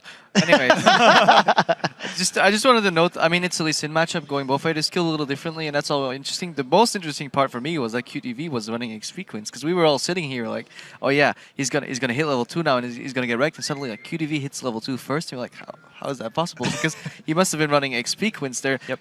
Sadly enough, he didn't push the first wave to really make, because he could have traded CS and for damage, because he would have hit level 2 first and just been able to all in, but he was too afraid to lose the matchup in the first level. And that could have been a really interesting scenario, but yeah, Cool played it really well, and he just was the better Lee Sin player. We're also talking about the fact that when he fell a little behind, probably his best option was to backspend some money and maybe just try all in. But also, he actually, when he got level 2, he went in, and then he completely missed the queue. I think he landed in the bush or something, and that was actually his chance. And yeah, as you said, then he should have recalled, get back to lane. Right, the next matchup was the duos of Doublelift and Madlife taking on Varus and Kennen. Sorry, they were playing Varus and Kennen against Diamond and Bjergsen, who were on Brand and Annie. So Team Fire, Diamond and Bjergsen, they played a thematic duo. Both of the champions were flame-based, both of them were on fire. And Madlife actually has a history against these champions. He's failed to win with them in, I believe it was OGN, and then has lost to this duo twice. Monty, tell us a little bit of story about this. Yeah, this was the second loss, and it's particularly funny. I think that it was picked by Team Fire just because they're Fire champions, but this actually probably brought back a lot of bad memories for Madlife. So back a few seasons of Champions ago, Frost picked a Brand Annie bot lane as kind of a disrespect against the KT Rolster Arrows and lost the game.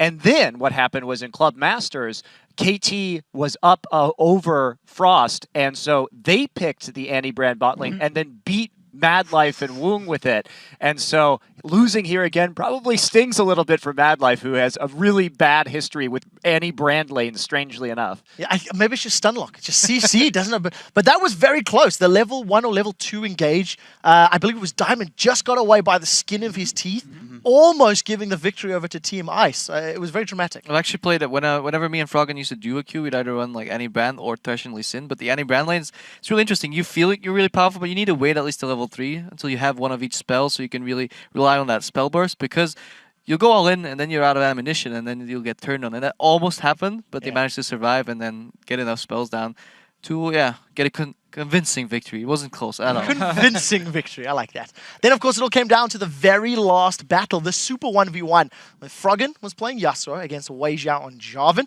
Now, Wei Xiao will simply not forgive himself, as the winds were in Froggen's favor as he took down the tower. Defisho, what did you think of that matchup? Well, the matchup itself I actually felt was in favor of Froggen. Also because, first of all, he started Q at level 1, which I really like, because he didn't want to get in range of the auto attack from Jarvan early on with the passive bonk in your head. And also, Wei Xiao decided to build towards Brutalizer, where Froggen just went straight Dawn's Blades. So he was stronger there in the early fights, and also he could just jump around, kite around Jarvan. Kobe talked about how hard it is for Jarvan to actually hit him. And we just have to say, Froggen, he is 100% pure Danish. And that's why he's doing so well here. Well, Bjergsen won his matchup. We'll have to see what the Queen says about him. I'm not convinced yet. I'm not convinced. All right, guys. So here is a final look at how teams Ice and Fire fared over the course of the All-Star Challenge. Team Fear was hot right out of the gate and took an early lead with a commanding performance in our ultra rapid fire match. Not to be outdone, Team Ice surged forward to take the lead with wins in Hexakill and the Pick 10, making the score 4-2. And as we just saw in the 2v2, Fire was able to pull the points back to a tie. The super fun 1v1, Froggen extinguished the competition and secured the final 3 points and the win. We are now going to award a most valuable player of the All-Star Challenges. It is a completely arbitrary honor. It carries with it no banner, no signal, no trophy, only personal satisfaction and bragging rights. It is merely the most valuable player of the All-Star Challenge Paris 2014, as determined by a panel of one. Mitch Krepo Forspols. And if you have any issues with his choice or the means by which he reached it, our only defense of this is because Krepo says so. Now, can I please ask everybody at the table to raise their Krepos? We are entrusting you with a very great responsibility, Krepo. Who is your All-Star Paris 2014 Challenge MVP? Yeah, okay. If Fire would have won, I would have nominated Doublelift as the MVP because he was very instrumental to all of Fire's victories by feeding. But I have to hand it to Cool. He was a really good player. He wasn't supposed to be here. He subbed in all of a sudden, and then just, Ice looked revitalized. They started playing better. He's a really insanely Sin player, so for me, he gets the MVP vote because I say so. Definitely stepped up his game. Didn't lose a single game. I mean, he came back and just won everything, and here's his one-on-one as well, of course. He was actually ahead of Q2B pretty much the entire time, so it's just a matter of time before it won on CS if he didn't kill him. Very exciting game. Managed to get the last hit there right at the end. And like we've rightly pointed out, coming in, covering for Tsamei. Yeah, and, well, the funny thing as well is his team now, or former team, I guess he's still a sub for them, is in the final as well, OMG. He played former team, is he leaving OMG to join Team Fire? I think so, yeah. I would do so, man. They're winning everything. So, quick last comment there on Cools, seeing as our OMG expert is at the end of the table. Yeah, he's awesome, right? And the great thing about this is, so he's obviously a phenomenal, world-class individual player, and there's someone even better than him in the mid lane helming the team for the finals. So, go OMG. Now, I do have one last comment, seeing as I set this one up. To close it out, if you guys at home do have any complaints about the MVP selection or you feel somebody else should have won it, please complain to @ScumbagKrepo on Twitter. It is his choice. It is his problem. It was him saying so. Exactly. So, yeah, I believe we're going to be getting ourselves set up for the final. We've had a lot of fun here at the desk with the All-Star Challenge having now wrapped up. Team Ice coming out victorious. The final, the invitation is what it's all about. SKT versus OMG. Let's get some opening thoughts before we start heading towards the stage. Monty, does OMG really stand a chance? Not really. What would they need to do? What would they need to do? We're done here. As a few bullet points in order to help overcome SKT. Of course, they are a top team, but really the teams that have been most successful against SK Telecom have done so with vision control. When we really look at SK Telecom T1K as a team, they really thrive off of creating picks and 1v1 or 2v2 skirmish outplay. When you force them into a situation where they can't get that, where they don't know where you are on the map because you've been sweeping and using your pink wards effectively, they have a really hard time defending sieges and winning 5v5 team fights. We'll have to see if they can do that. We will be back with some more pre-game analysis in a moment or two. Right now, we're going to check in with Shox, who is standing by with the captains of both of the challenge teams, Ice and Fire. Thank you very much, guys. I'm joined here in the interview lounge by the winning Team Ice captain Froggen, along with Team Fire's captain Diamond. That were some interesting games. Let's start with the last one, Froggen. Yasuo versus Jarvan, but you ended up just taking down the tower. I think you wanted to kill him. I think I got the better of the luck in the champion selection because Yasuo does really well against Jarvan. So. And Diamond, tell me about your matchup because it was clear. Fire, we're going for Brand and Annie. What kind of resistance did you get from playing versus Kennen and Varus? Was it hard or was it kind of GG easy? Okay, so Fire counters only by Ice, and they didn't pick it, so they lost. But it was a great experience for me and Bjorksen to play against such a great duo. Yeah, was that also the reason why you were very, very happy? I don't think I've ever seen you jumping up quite that high. Yeah, that was that mattered for me a lot. Okay, and Froggen, tell me a little bit more about the competition. It all came down to that last moment. Did you feel the pressure there? Can you repeat? Oh, did you feel the pressure really at the end? Because you knew I have to win it here for my team. Yeah, there definitely was. The pressure was definitely on since the best bottom lane in the world lost to a European bot lane. So, so I kind of had to win to make guys win. So I could feel the pressure. Tell me a little bit about your experience as captain of the team. You've been able to play with these best players of all around the world, basically. And did you learn something from that you might take to Gambit or you to Alliance, Diamond? Okay, I learned a lot from that event because I was discussing a lot of game-wise stuff with our players, which are, in my opinion, like the best in the world. And I think I will bring it to Gambit, and we will improve even more. But what's more important, it was like I really like to play with such a great guys like my team. I wish to see more of such events later. Froggen? I learned that the different regions are extremely strong mechanical players too. I was actually surprised a bit with how good Cool was since he was just out and he's not even starter for this tournament. I was really surprised. And he was also the MVP, as Crepo said. I found that very interesting that you say it's also kind of about friendship here. Who have you built up maybe the closest relationship with here, Diamond? Me? Yeah. Reckles. Reckless? All right. Yeah. Why is that? We were playing a lot of duo queues with him, so it was fun. It was a great experience. And Froggen? I'm not sure. I got a lot of new friends. I probably talked the most with MadLife. So. And learned a lot from him, I can imagine. Final question for you guys. We have, of course, the final of the Invitational Tournament coming up as OMG takes on SK Telecom T1K. Diamond, how do you think it will go? Which team has the edge and why? I think SCT has an upper hand because they're just stronger, in my opinion. But we practiced yesterday against OMG as Gambit, and they're really strong. I think they have a chance, like, to not maybe win SKT, but they can manage to win some games against them at least. Froggen? I think SKT is going to win this, but it's probably going to be OMG can take a few games off SKT maybe. But they're looking really strong, so I think SKT will win. Oh, whatever it may be, I hope we get 5 games. Thank you very much, guys. Congratulations, Froggen, and congratulations on beating that bottom lane as well, Diamond. And it's nearly time for the All-Star Invitational Finals to begin. But first, let's take a look at how the All-Star event has brought fans together from all over the world and how this audience in Paris has gone above and beyond as the OP MVP.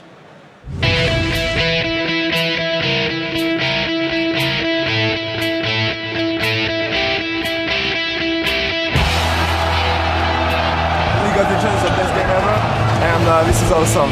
We love this game, and we love watching people playing this game well. We are very excited. We want to. We have fun. Yes, we're big fans. We're from Ireland, Dublin. I come from Montpellier. I'm from Holland. Saint-Etienne. We're from Cambridge in the UK. China. I came from Brazil. Canada. Belgium. We're from England, and we're here to see Cloud9. Fnatic.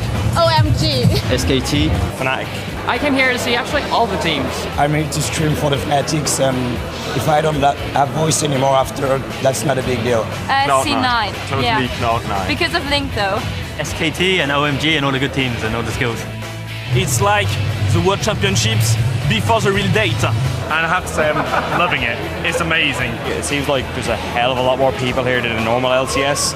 Like, it looked like it was a couple of thousand at least. On League of Legends, I think like the French audience is the best one. On the top, but they will have to prove it. There will be lots of people screaming. Oh, this is going to be amazing. Everyone's going to be so hyped, and yeah, they're going to explode. You know, cheers, and it'll be great fun. The fans here are absolutely ridiculous. Even 5 minutes before the show started, they were louder than almost any arena I've ever been.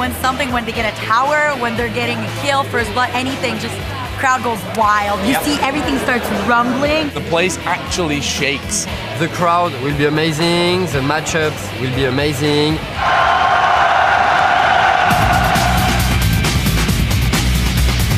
Cloud9 versus Fnatic was a total highlight for us. Like, I know the audience is supporting Fnatic, or Fnatic.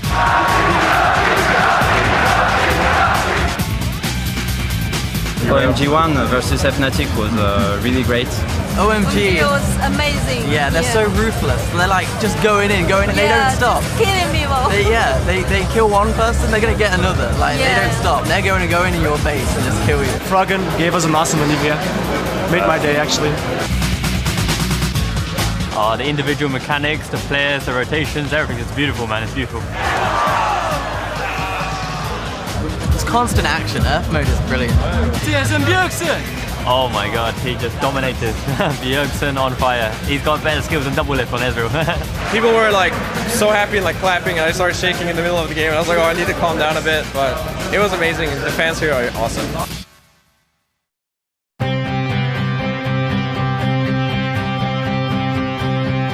The atmosphere is like incredible.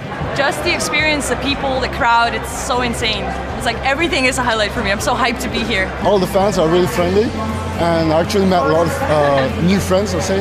We became friends on Twitch, we stream, we play together, we have the same friends. And when I was coming to the event, me, her, and two of our other friends, we said, why don't we stay in an apartment together? It's gonna be more fun, cheaper. So we did, and it's awesome. It's pretty awesome. It's a big event, so I was very excited, and it was fun to see all the teams. It happened just one time in a life. Du grand spectacle. On est là pour du grand spectacle.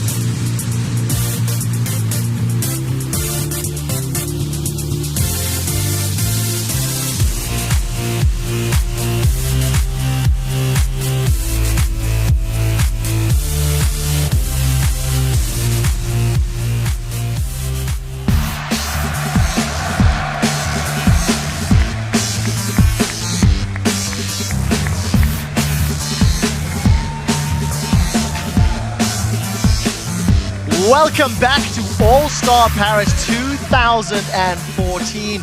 Let's get to the main event. It is Game 1 in the All-Star Finals between SK Telecom, T1K, and OMG. The entire week has been leading up to this championship game, this title game, as it were. Now, this is a tournament, this is a showdown of the tournament favorites, but it's not the first time that they have faced off. They did play in the World's group stage last year, where the score was an even 1-1. And much like the Season 3 World Championships, it is Korea versus China in the final. But this time, OMG will be the Chinese team that'll have a chance at doing battle with SKT. Let's talk a little bit about SKT and how they have been struggling in Korea's On-Game Net Champions. But they've really showed up big here against international competition. They haven't really been pressured, I feel, this tournament at all. Impact in particular, he's had some stunning games. His Shyvana play has been great. Krepo, what's your take on Impact? I mean, just solid. Every game he seems to play, whether it's due to his own laning ability or just SKT's decisions in the game regarding lane swaps, he comes out on top most of the time. And if he doesn't, in the odd chance he doesn't, then his team just plays around to make sure he doesn't fall behind, because SKT will punish you and just put your top laners, the enemy top laner, so far behind that the game just snowballs out of it.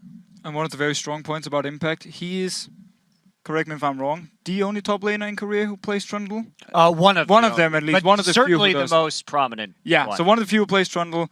Gogoing has played Shyvana 4 times already. Could be one of the reasons they want the red side, so they can then counterpick Shyvana with a Trundle for Impact. I think Monty has something to say. It's a nice one t-shirt you have there. Yeah. You've dressed up. You've dressed up for this game. I did, yeah. Talk to me about the Look like team. a I mean, male. we know where your allegiances lie, but what is standing out? Who is standing out on SK Telecom? I mean, I have to say really Piglet, and we've talked about this a little bit before, but in spite of all of the troubles that SK Telecom has had, he's been the consistent one. He's been the guy who's been keeping them in, even in the losses. He has this Twitch play that's just great. His Kog'Maw also way up there. Of course, his Vayne, sensational. And he's a very interesting player. He's very emotional. He is a bit cocky, like many AD carry players seem to be. I don't know why that's like a trend with AD carry players. Because we're just the best. Just the see right there. Free go. They are, not you, Freak. They are. But yeah, 1 minute after this. I'm on. Okay. Yeah, Piglet, he really values winning, and we've talked about this a little bit before, but after a flawless season, after a 3-0 victory in Champions Winter, he cried on stage because he felt he didn't perform up to his normal standards, and he also just practices all the time. He's known for practicing something like 16 hours a day on average, so he's a workhorse, and it really shows up with consistency in his results. Well, we'll need to see how the team shapes up against OMG, who are on the other side of the rift. Now, the last time OMG played against a Korean team in an international event, it was at the World Cyber Games, where they actually lost to CJ Blaze in the finals. So they do have some experience. OMG were at Worlds last year. Cool was playing for them. He's here. He's subbing. He just won Krepo's MVP award. So they, as a team, they seem to be doing quite well. Alan in particular stands out. His Thresh is my favorite Thresh of the tournament. Freak, what do you think? Yeah, he's an amazing player overall. I mean, mechanically down the line, the rest of these guys are awesome. But Alan, if you give him an initiator, someone who's actually good at it, not like a Nami or something, but you give him Thresh, you give him Annie, even Leona, something like this, that works for OMG. They are a team that goes in, they find a kill, and they just go for it. And they don't always know if there's other guys down in the fog of war, but if they find someone, they're going to hit that guy. I just wonder if SKT is gonna answer to that and just ban out Alan's champions, because they'll most likely be kind of picking their solo lanes, so they'll leave something up for the bot lane and just play whatever matchup comes out of it. I wonder if they're gonna hit him, or if they're just gonna be too proud for him, say like, well, you can pick whatever you want, we'll just outplay you. Most impressive thing for me, though, he has the highest kill participation of everyone at All-Stars. I believe it's like 74, 75%. So he's basically part of everything OMG does when it comes to engaging fights, when it comes to setting up kills. And this is actually where SKT might punish him, because he tends to sometimes go a little bit too over-aggressive. It could be something where SKT picks him off if they have better vision. Not only that, but it also speaks to OMG's playstyle, where they like to group early and often and not play those split push. That's how he's getting such a high kill contribution rate. And SK Telecom, they don't really play that way. They like the little skirmishes. They like the picks. So a bit of an interesting stylistic difference that Stat says in terms of the team play as well. And of course, the person that's picking up those kills in the team fights is Sun, the AD carry for OMG. His stats are phenomenal. 38, 14, and 35 across the 6 games played. The only loss that they've suffered thus far in the group stages, of course, was to Cloud9 and SKT. They smashed Cloud9 when they were playing in the semi-finals yesterday. Sun in particular has stepped up. Deficio, AD carry and support. I mean, you like Alan.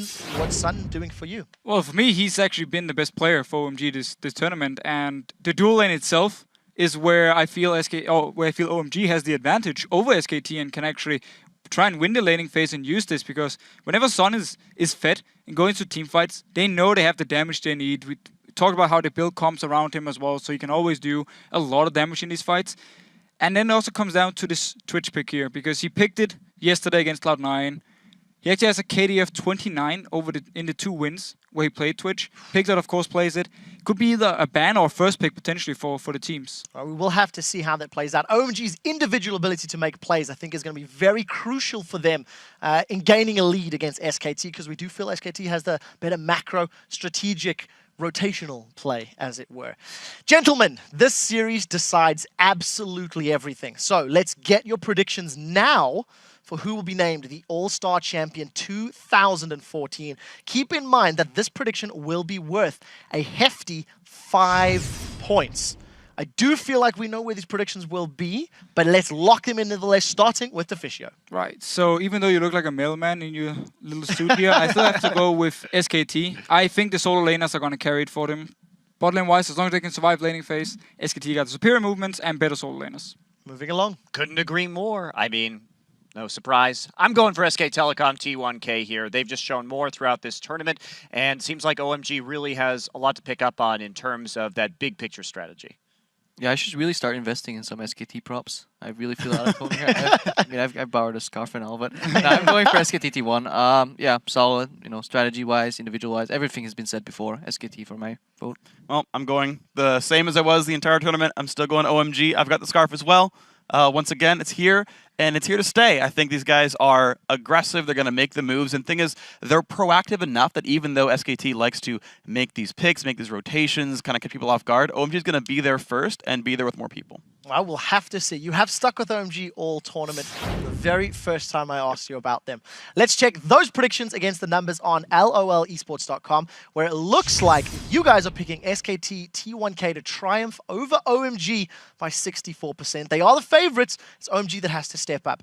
It is time to send things down to the caster desk and get into our first match of the best of 5 finals. But first, this is the matchup that many fans actually wanted to see at Worlds last year.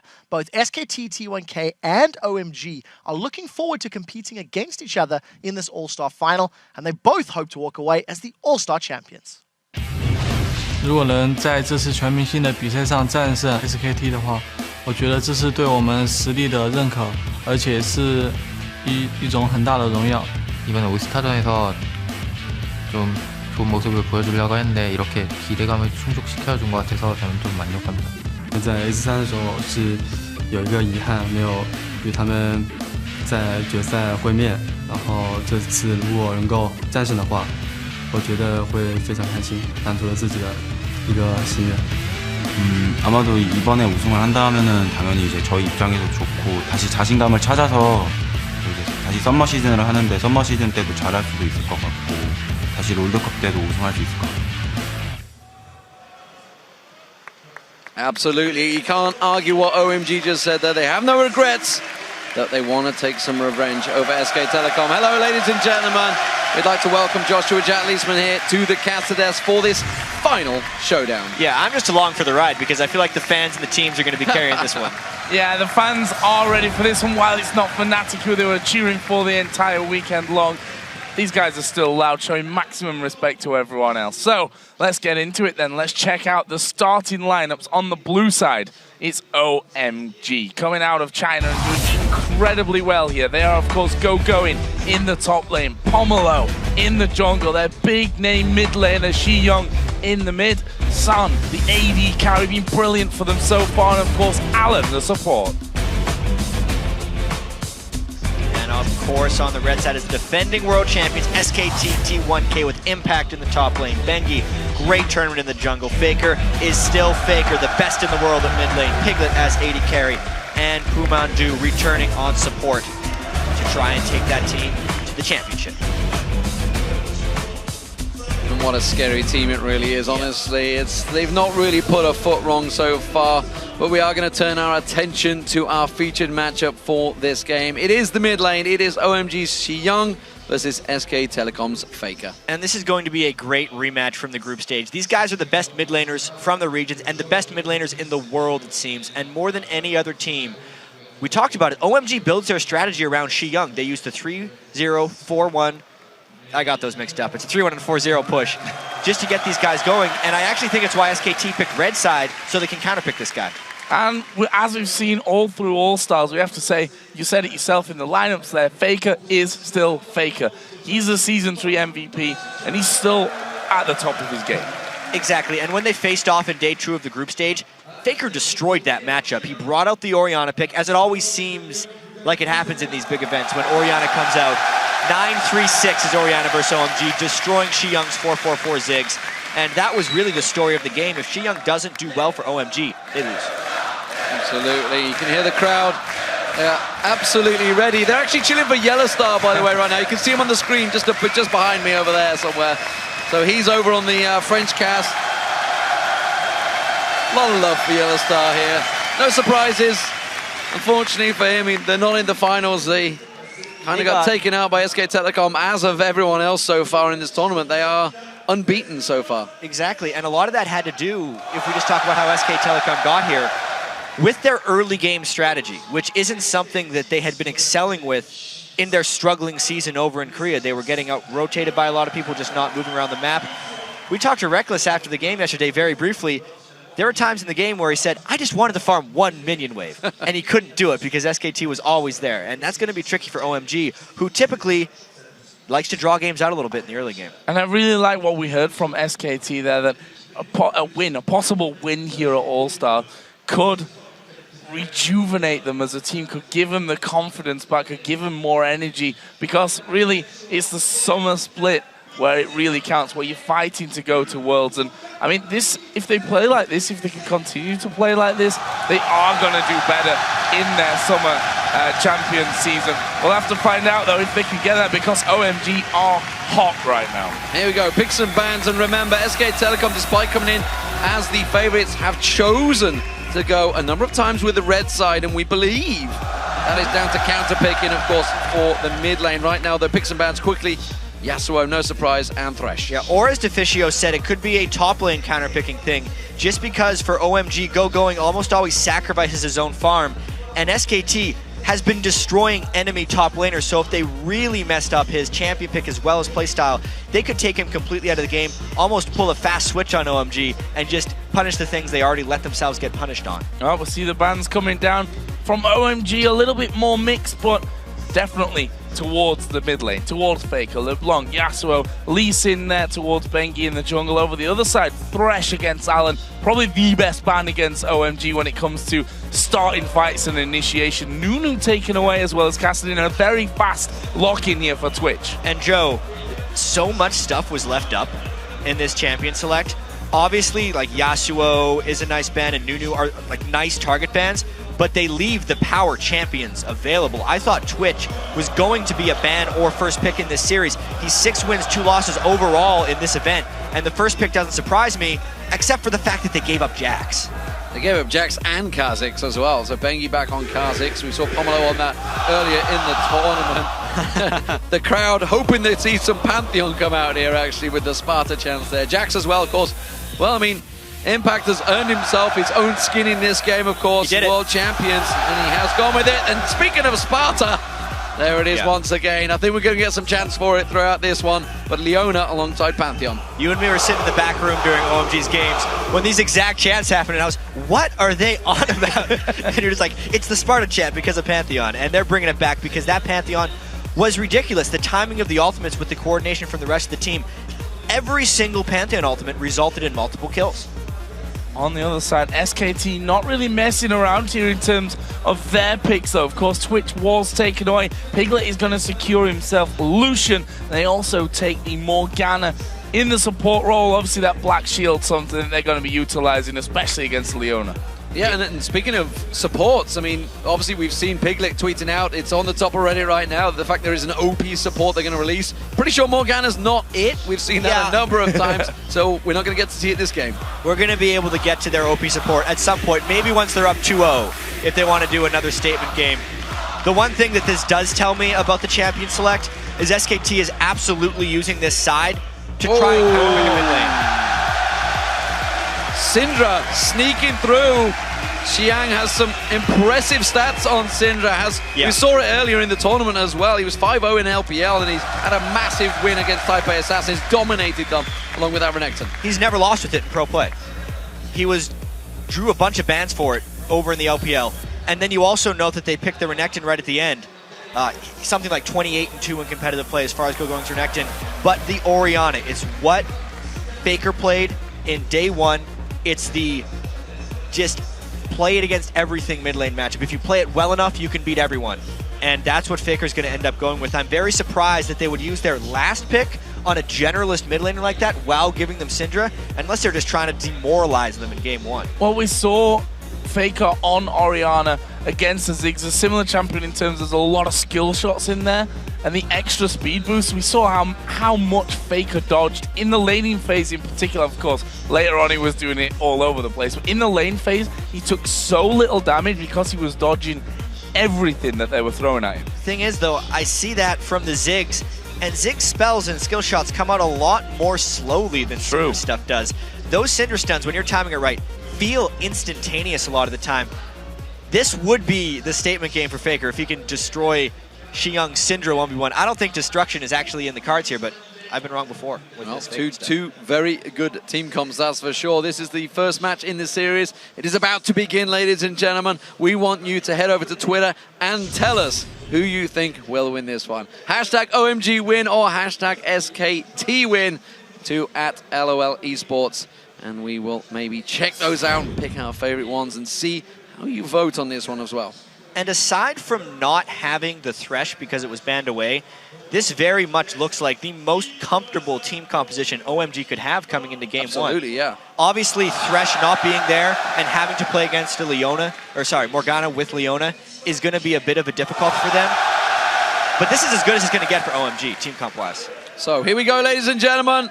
Game one about to get underway here at All-Star in Paris 2014. OMG from the LPL in China up against SK Telecom, the reigning world champions, and of course the champions of the OGN Winter over in Korea. So, out of the gate here then. Last time we saw Faker on Orianna, he got a bit of mind games going on early on, dancing around in the mid lane as he dodged skill after skill after skill shot. And now we see OMG, though, grouping up here on this bottom side. This is all 5 players for the Chinese side. The question is, are they going to be playing early aggressive in this? Key things to note, they've got a ward SK Telecom on their blue buff, so were OMG to go in there, it'd be a simple case of moving over the map for SKT. And SKT has had some inconsistent level 1s. They had a fantastic one against, it was Cloud9 in the group stage, but a pretty weak one against Fnatic in game 1 of yesterday. That's kind of a defensive ward that SKT's put up, warding their own blue like that. Well, no surprises with the votes there. 80% of you voting on SK Telecom already. And we're not too surprised by that one. I think it's fair to say that about matches what our analyst desk came out with the votes here. Of course, SK Telecom coming in big favorites for this tournament. OMG were always favorites for reaching the finals. We'll see whether they can go one step further and take down the reigning world champions. And I think the big thing that we know right off the bat here is with these guys both having 4 versus 0 stacks, it's going to be a mid lane isolation between Xiang and Faker. This is exactly what I came to this match to see, is to see which one of these guys was better in an isolated 1v1 scenario. We just got through a bunch of 1v1s and 2v2s. We got another one here in the finals.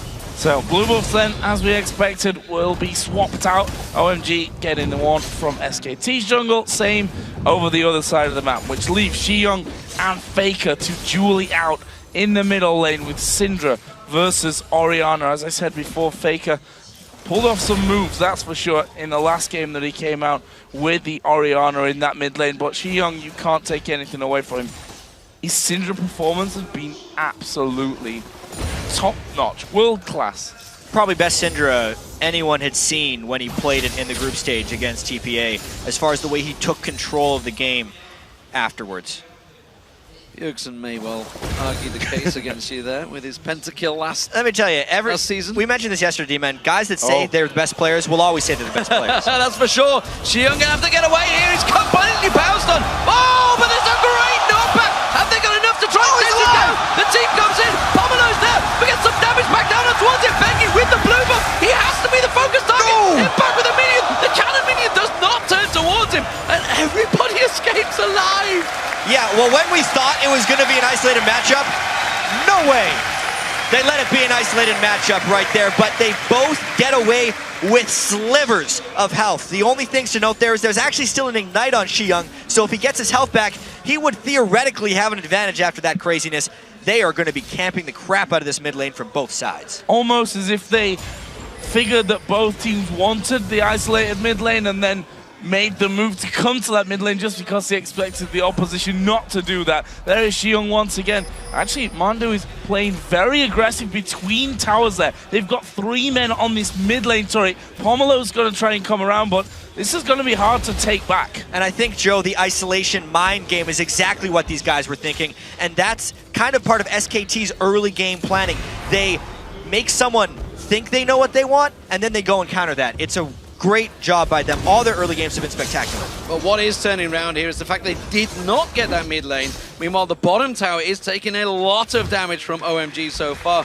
So despite SK Telecom's attempts, they have yet to really make a dent on that tower. And you can see San and Alan down this bottom lane have put a really big dent in it to the fact that Impact, he has to back away. Going to lose a lot from this one if we look down the CS. I was going to say Gogoin has double CS, which is factually correct, but it's 4-2, which is not exactly a big deal at this point. However, we've seen these top laners, when the turrets have gone down early and been frozen out of games before. Interested to see how that works from both of these. Certainly OMG are going to take the first tower. Yeah, and more than ever as far as top laners getting shut out in this All-Star event, the average CS of 10 for a top laner here is 52. It's incredibly low because they've basically been sacrificed in so many of these games. And instead of just the fast turret pushes that go 2 turrets deep, it's more about denial. And OMG, for instance, is a team that's very willing to let that happen. Gogoing, despite his good performance this event, 46 CS at 10, he's really just going to survive. And this game is no different. If we did CS at 5, it would be 5. Well, currently it's the mid lane we wanted to talk about. Gogoing on Renekton. It really is one of the best 2v1 champions out there you could hope for in this kind of setup, and maybe that's something that they planned to go ahead with. Gogoing does manage to call out his minions there, keeps himself at that double CS just about, but we do see Sun and Alan changing of the guard in the top lane. Does mean that the duo lane's now up there, and of course the tower advantage for OMG. But speaking of top laners getting isolated or freezing the lane, with this lane swap that OMG has done, Impact could absolutely freeze the lane for himself on Jax here, and that would be circumventing the Renekton as a counter pick, because there's no way Gogoing can get farm. He's still running down that bottom lane, but he actually has nowhere to go here. I really wonder if SKT is going to take advantage of this. Oh, Faker gonna get stunned up. Here comes Pantheon from the side. Bit of damage back on towards Xiyoung. Pomelo gonna throw his spear off in there, and Faker able to walk off. Bengi, of course, had come back around to that. And one thing that was so impressive about Xiyoung's play with the Syndra was how good he was at landing the stun. Over and over and over again, we saw him stunning multiple people. Well, currently, Pitmandu returns back to lane, gets himself a chunk of gold. We are going to finally see that Sun and Piglet up against them. Faker's taking some serious damage in this mid lane against Xiyoung. He's running a high-risk game right now. This mid lane is going to be such a battle. There's already been so many supports and junglers and top laners just arriving in that lane, but in an instant, they got a little bit of FaceTime with each other. We get to see them burn their entire mana pool and nearly try and push each other out of lane. Faker does hit 6 first, though, and Xiyoung is out of mana. He's going to be back in pretty shortly. Just hitting level 6 there, though, which will bring him back up to the same rate as Faker, who just wanted this last wave after putting a ward down. Needs to be careful though, because Xiyoung at level 6, Mana starting to regen there, could have been a bit of a threat to him. Meanwhile, Impact, we were talking about freezing that lane up. Gonna go aggressive here. There's a stun coming down. He's not going to escape this one, surely. Or is he? Yeah, exactly. I've said that before a few times in this tournament so far. Very, very low. We can see that Syndra, Pantheon are coming down to try and close him off. Gonna get the counter-strike off. Going.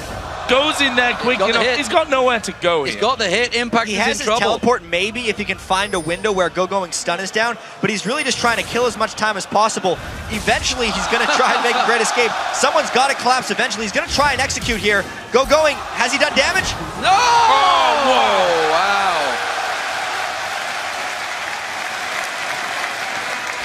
At the very least, Gogoing was in experience range for that death, but it is a great job by Impact to do all that dodging and not give up a kill. He just got a glimpse of Bengi there. The blue buff is on him. He had to steal it away, because while that was all going on, Pomelo and Xiyoung went into SK Telecom's jungle and tried to steal away that blue buff from them. That's not going to be on Faker so far. Pomelo, though, is going to eat some serious damage from Bengi. He's going for it. He's used the ultimate. He's going to tower dive. He gets the first blood. Xiyoung does not land the stun. Can he try and close the gap towards him? No. Bengi's hit and run.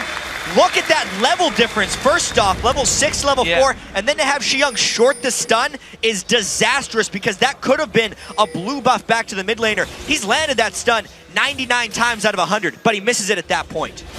Good stuff from SKT. Bengi now having this red buff away, and he'll be feeling strong. We know what happens to a confident player, and Bengi this event has been, you know, there were these questions about Bengi. Is he feeling confident enough? I might get back to that in a second. He's just recalling, but there were the question marks really about Bengi. But we've seen him with Lee Sin diving in behind 2 turrets through the wall into the enemy base with Lee Sin multiple times. He's playing like there's no problem for him right now. And the results absolutely show it. Even when we saw Piglet talking in the promo before this, they said if they could win this All-Stars, they could get their confidence back and maybe even win Worlds, because that's what they gained when they won last time on the World stage.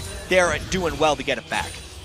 And you got to wonder with OMG, this is, I always feel, the crucial moment for OMG. Do or die for themselves, not for the opposition team. When they all hit level 6, the aggression gets turned on. And it can either go big or go very, very badly wrong. In the first game of their best-of-3 against Cloud9 yesterday, OMG was in a similar situation, maybe even worse. They were down a couple thousand gold, really losing out on pressure, and then they turned some nice team fights. But that was against a team that's not as good as SKT. Cloud9 is not on their level, and SKT very rarely gives up any type of lead. Oh, Sun here actually getting away. And that's the funny thing, because that's what OMG do. They team fight incredibly, incredibly well. And if you can't have enough of a lead for them going in, you might be in danger later. And Bengi's coming up here. Sun is trying to recall. It's just around the corner from Bengi. He's not going to spot him. He gets away. Morgana coming up. This could actually be dangerous for SKT if they play it wrong. And this is, like you said, where OMG absolutely has to stay alive with all the danger going through.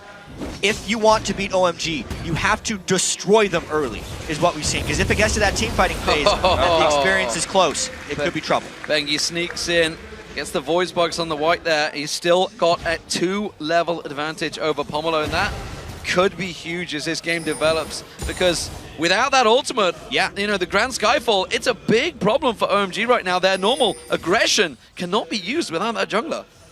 Especially with how great their Pantheon ults have been. Their team is kind of waiting on that to create pressure plays. But the more blue and red buffs, the buffs that give the most experience and also have great catch-up mechanics for junglers who are behind, if SKT keeps stealing those, they can actually keep Pomelo behind in this match. 8 people up towards that top lane. With the Pantheons there as well. So many, so close to being something big there, but in the end, neither team, I think, feeling the confidence of wanting to go forward and fight. Also, the fact is Faker, 108 to the 86 CS of Xiyoung, has a lot of gold to spend right now. Already got that Chalice in there, of course. I want to talk about the top lane as well, because they've obviously been down farming that bottom lane. 63 to 56 CS in favor of Jax.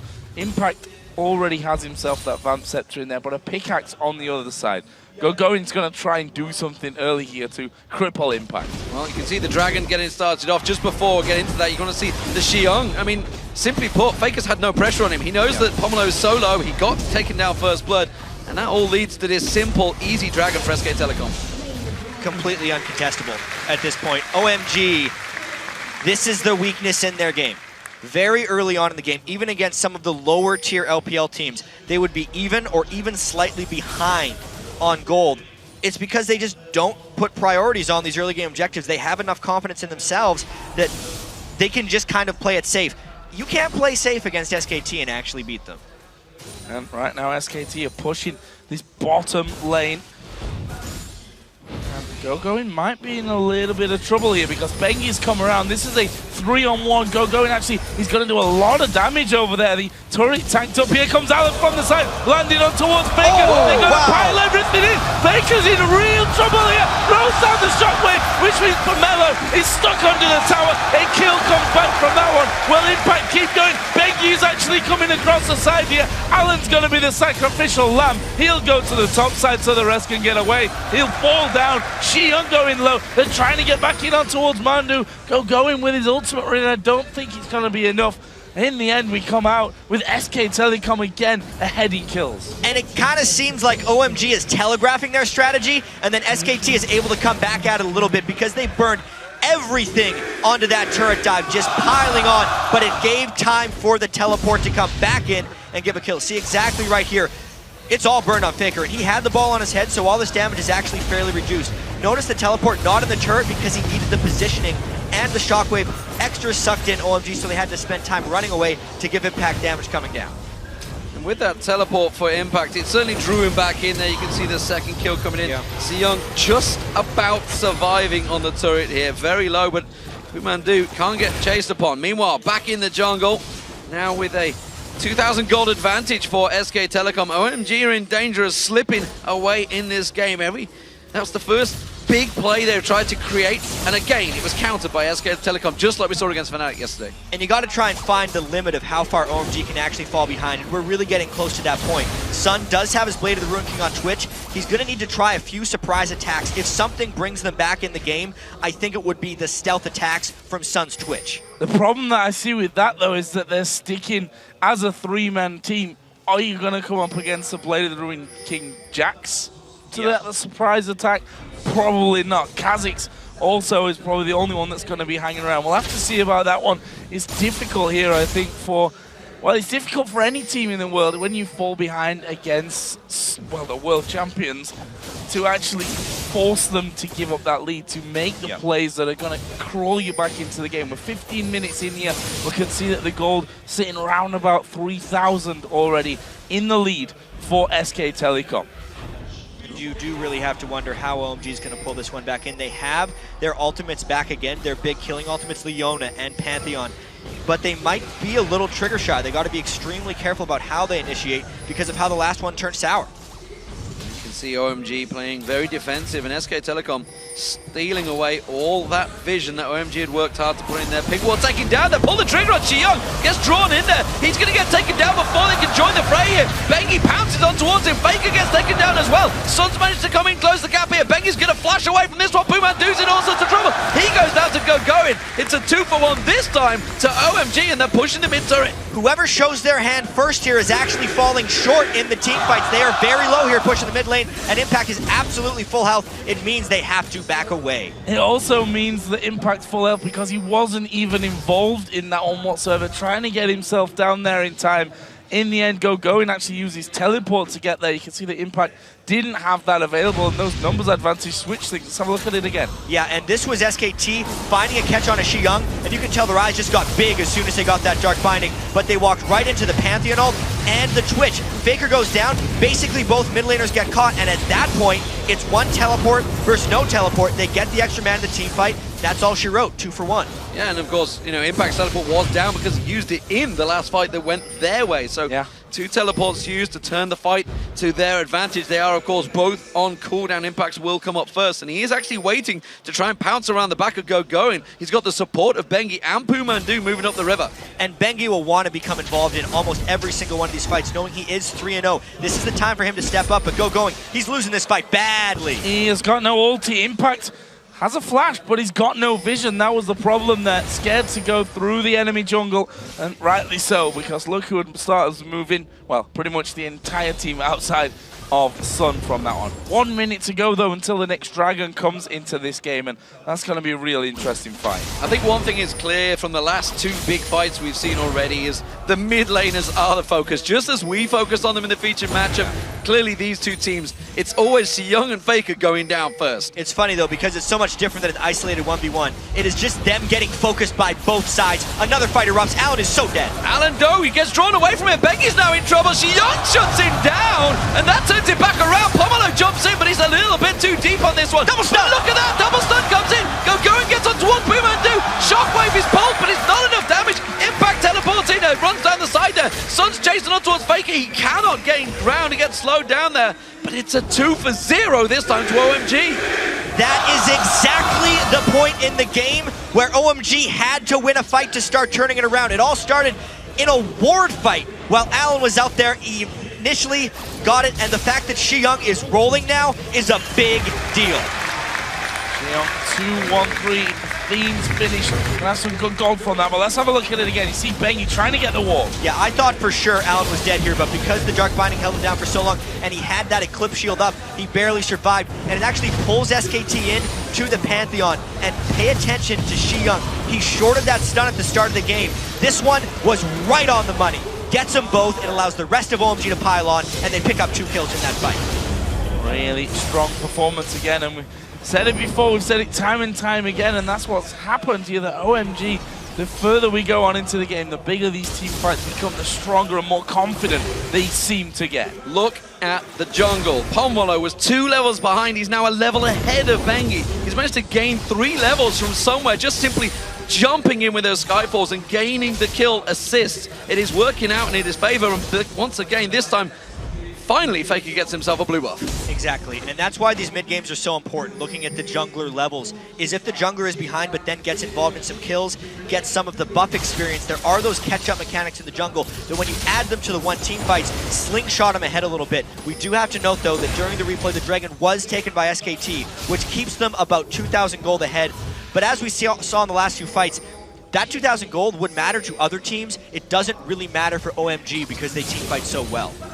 And SKT have the added bonus, I think, at this point that Jax is only going to be getting stronger. Orianna's only going to be doing more as this game does go along. So we'll see how that one develops. But Xiyoung getting rolling is definitely a scary, scary prospect for SK Telecom. Can pretty much stun up an entire team if you're positioned incorrectly, and then it becomes easier for Alan to land his CC, or the other way around, of course. We've seen it from both players so far in this game, but Impact again getting back into that split push role. Got himself a Phage now added in on top of that Blade of the Rune King. Thought they were maybe going to try and go for GoGoing there, who wisely backed away. They got a bit of vision down in the river to OMG. They might lose this turret though. Oh! Shockwave pulling in Alan, but not really doing a great deal to turn it around. The tower will go down though. So SK Telecom, as we saw Monte Cristo pointing out in their previous match back at the Worlds, using an ultimate simply to try and draw that attention. Here we go though. It's going to be the Spartan jumping on Impact. Man drop coming in. There's a good stun on towards GoGoing. Flash used early here by Impact. Dominus really want him. Don't see him getting away from this one, but the rest of the team may come around from it. Mondoos tries to get in there. GoGoing picks up the kill. Son of the mid lane. He popped open. Oh, and he's popped Faker. That's what he's done. Popped out and got himself the kill. He's going to be able to stealth away from this one, I feel. Is there a ping wall there? I don't think there is, so he should get away clean. We asked the question earlier about who Sun would actually pop open on in this fight. It couldn't be Jax. It was tricky to do anyone else, but Faker could not deal with it. That Blade of the Rune King burst is why Twitch is such a priority pick. He literally just ran up to him in stealth, blew him up while the ball wasn't on top of his head. Oh, it was even on top of the ball, just too much damage, knowing the shockwave was down. Not even close, that one. Look at OMG here as well. This is something they've done constantly well. Pick up picks across the entire map, set up the traps inside the enemy jungle. SKT are going to once again vision down! Mandu, you're in trouble now, my friend. He's already used that black shield. He's got his ulti on, but Pomelo will finish him off with a spear. That's normally an SKT trap when they get into the enemy jungler, but there's so many wards from OMG. Right now, they're trying to pull off their mid-game pressure play, and SKT is desperately fighting back. Also, when SKT lost a lot of their games in Korea, it was Mandu solo trying to get vision control, and he couldn't do it. The team has to stick together through adversity. OMG are finding picks in the jungle here, and honestly, there is a lack of vision around that area, which is the only time they managed to find that little gap, because you can see all across the map there is a big wide berth of jungle. Bengi shows himself in this top lane. There was a gigantic wave, and despite the fact that OMG obviously got a kill on Mandu there was a giant wave in the top lane, there was a big wave in the mid lane, yet they got 0 objectives and simply a kill on us support. And the objective balance in this game is pretty even right now as far as turrets go. The gold difference is really just in those dragons that SKT have been able to pick up. This has a big danger here. Even though OMG has been winning a lot of fights, since they have bounties built up on a couple of their members right now, and they've actually killed SKT a fair bit, if SKT wins another fight, they win the game pretty much. With Dragon at 1.5 minutes away and SKT having the control of it so far, I have to wonder whether a fight could happen here or whether SKT will simply be gifted that Dragon.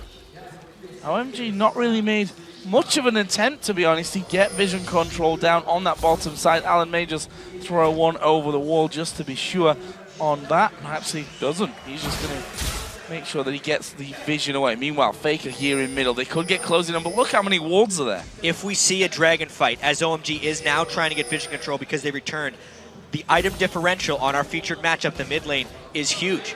Xiyoung beat Faker to that death cap despite having a lower CS number because of the kills and assists he's picked up. Those stuns are really hurting, and he would be able to shut down Jax if he jumps into a fight before Jax can become powerful. Yeah, keeping the wave pressure on the bottom, going in Impact. Just off at the side, Alan Cat's caught by a dart binding. That pink ward will get cleared out.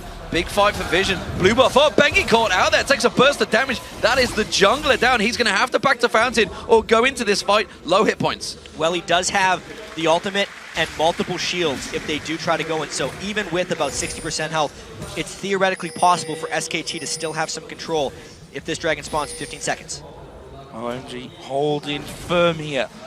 They're winning the vision control battle by a lot right now. And the fact you can't really get past Xiyoung as well right now. If you can't walk through the jungle, he can just zone you out completely because that stun can pretty much knock, it will stun anyone that goes through that area. And that's going to be a Dragon. It's going to be a completely earned Dragon by OMG. Going in there earlier after losing the last couple, getting some vision down, controlling SKT's blue side. Good pickup for them. Xiyoung nearly went blind there into that bush, and you could tell immediately stepped away. Pomelo actually thought that SKT was sneaking Baron right there. Yeah, I think they were just thinking we can't have taken the Dragon that easy, that free.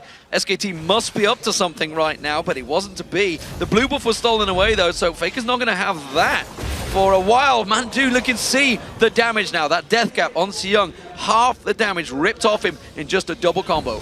And it is really important as we look at these teams and how they match up against each other. SKT, a huge favorite coming into this one because of how impressive they looked 4-0ing the group stage where OMG 2-2'd, and then also just how handily SKT beat Fnatic.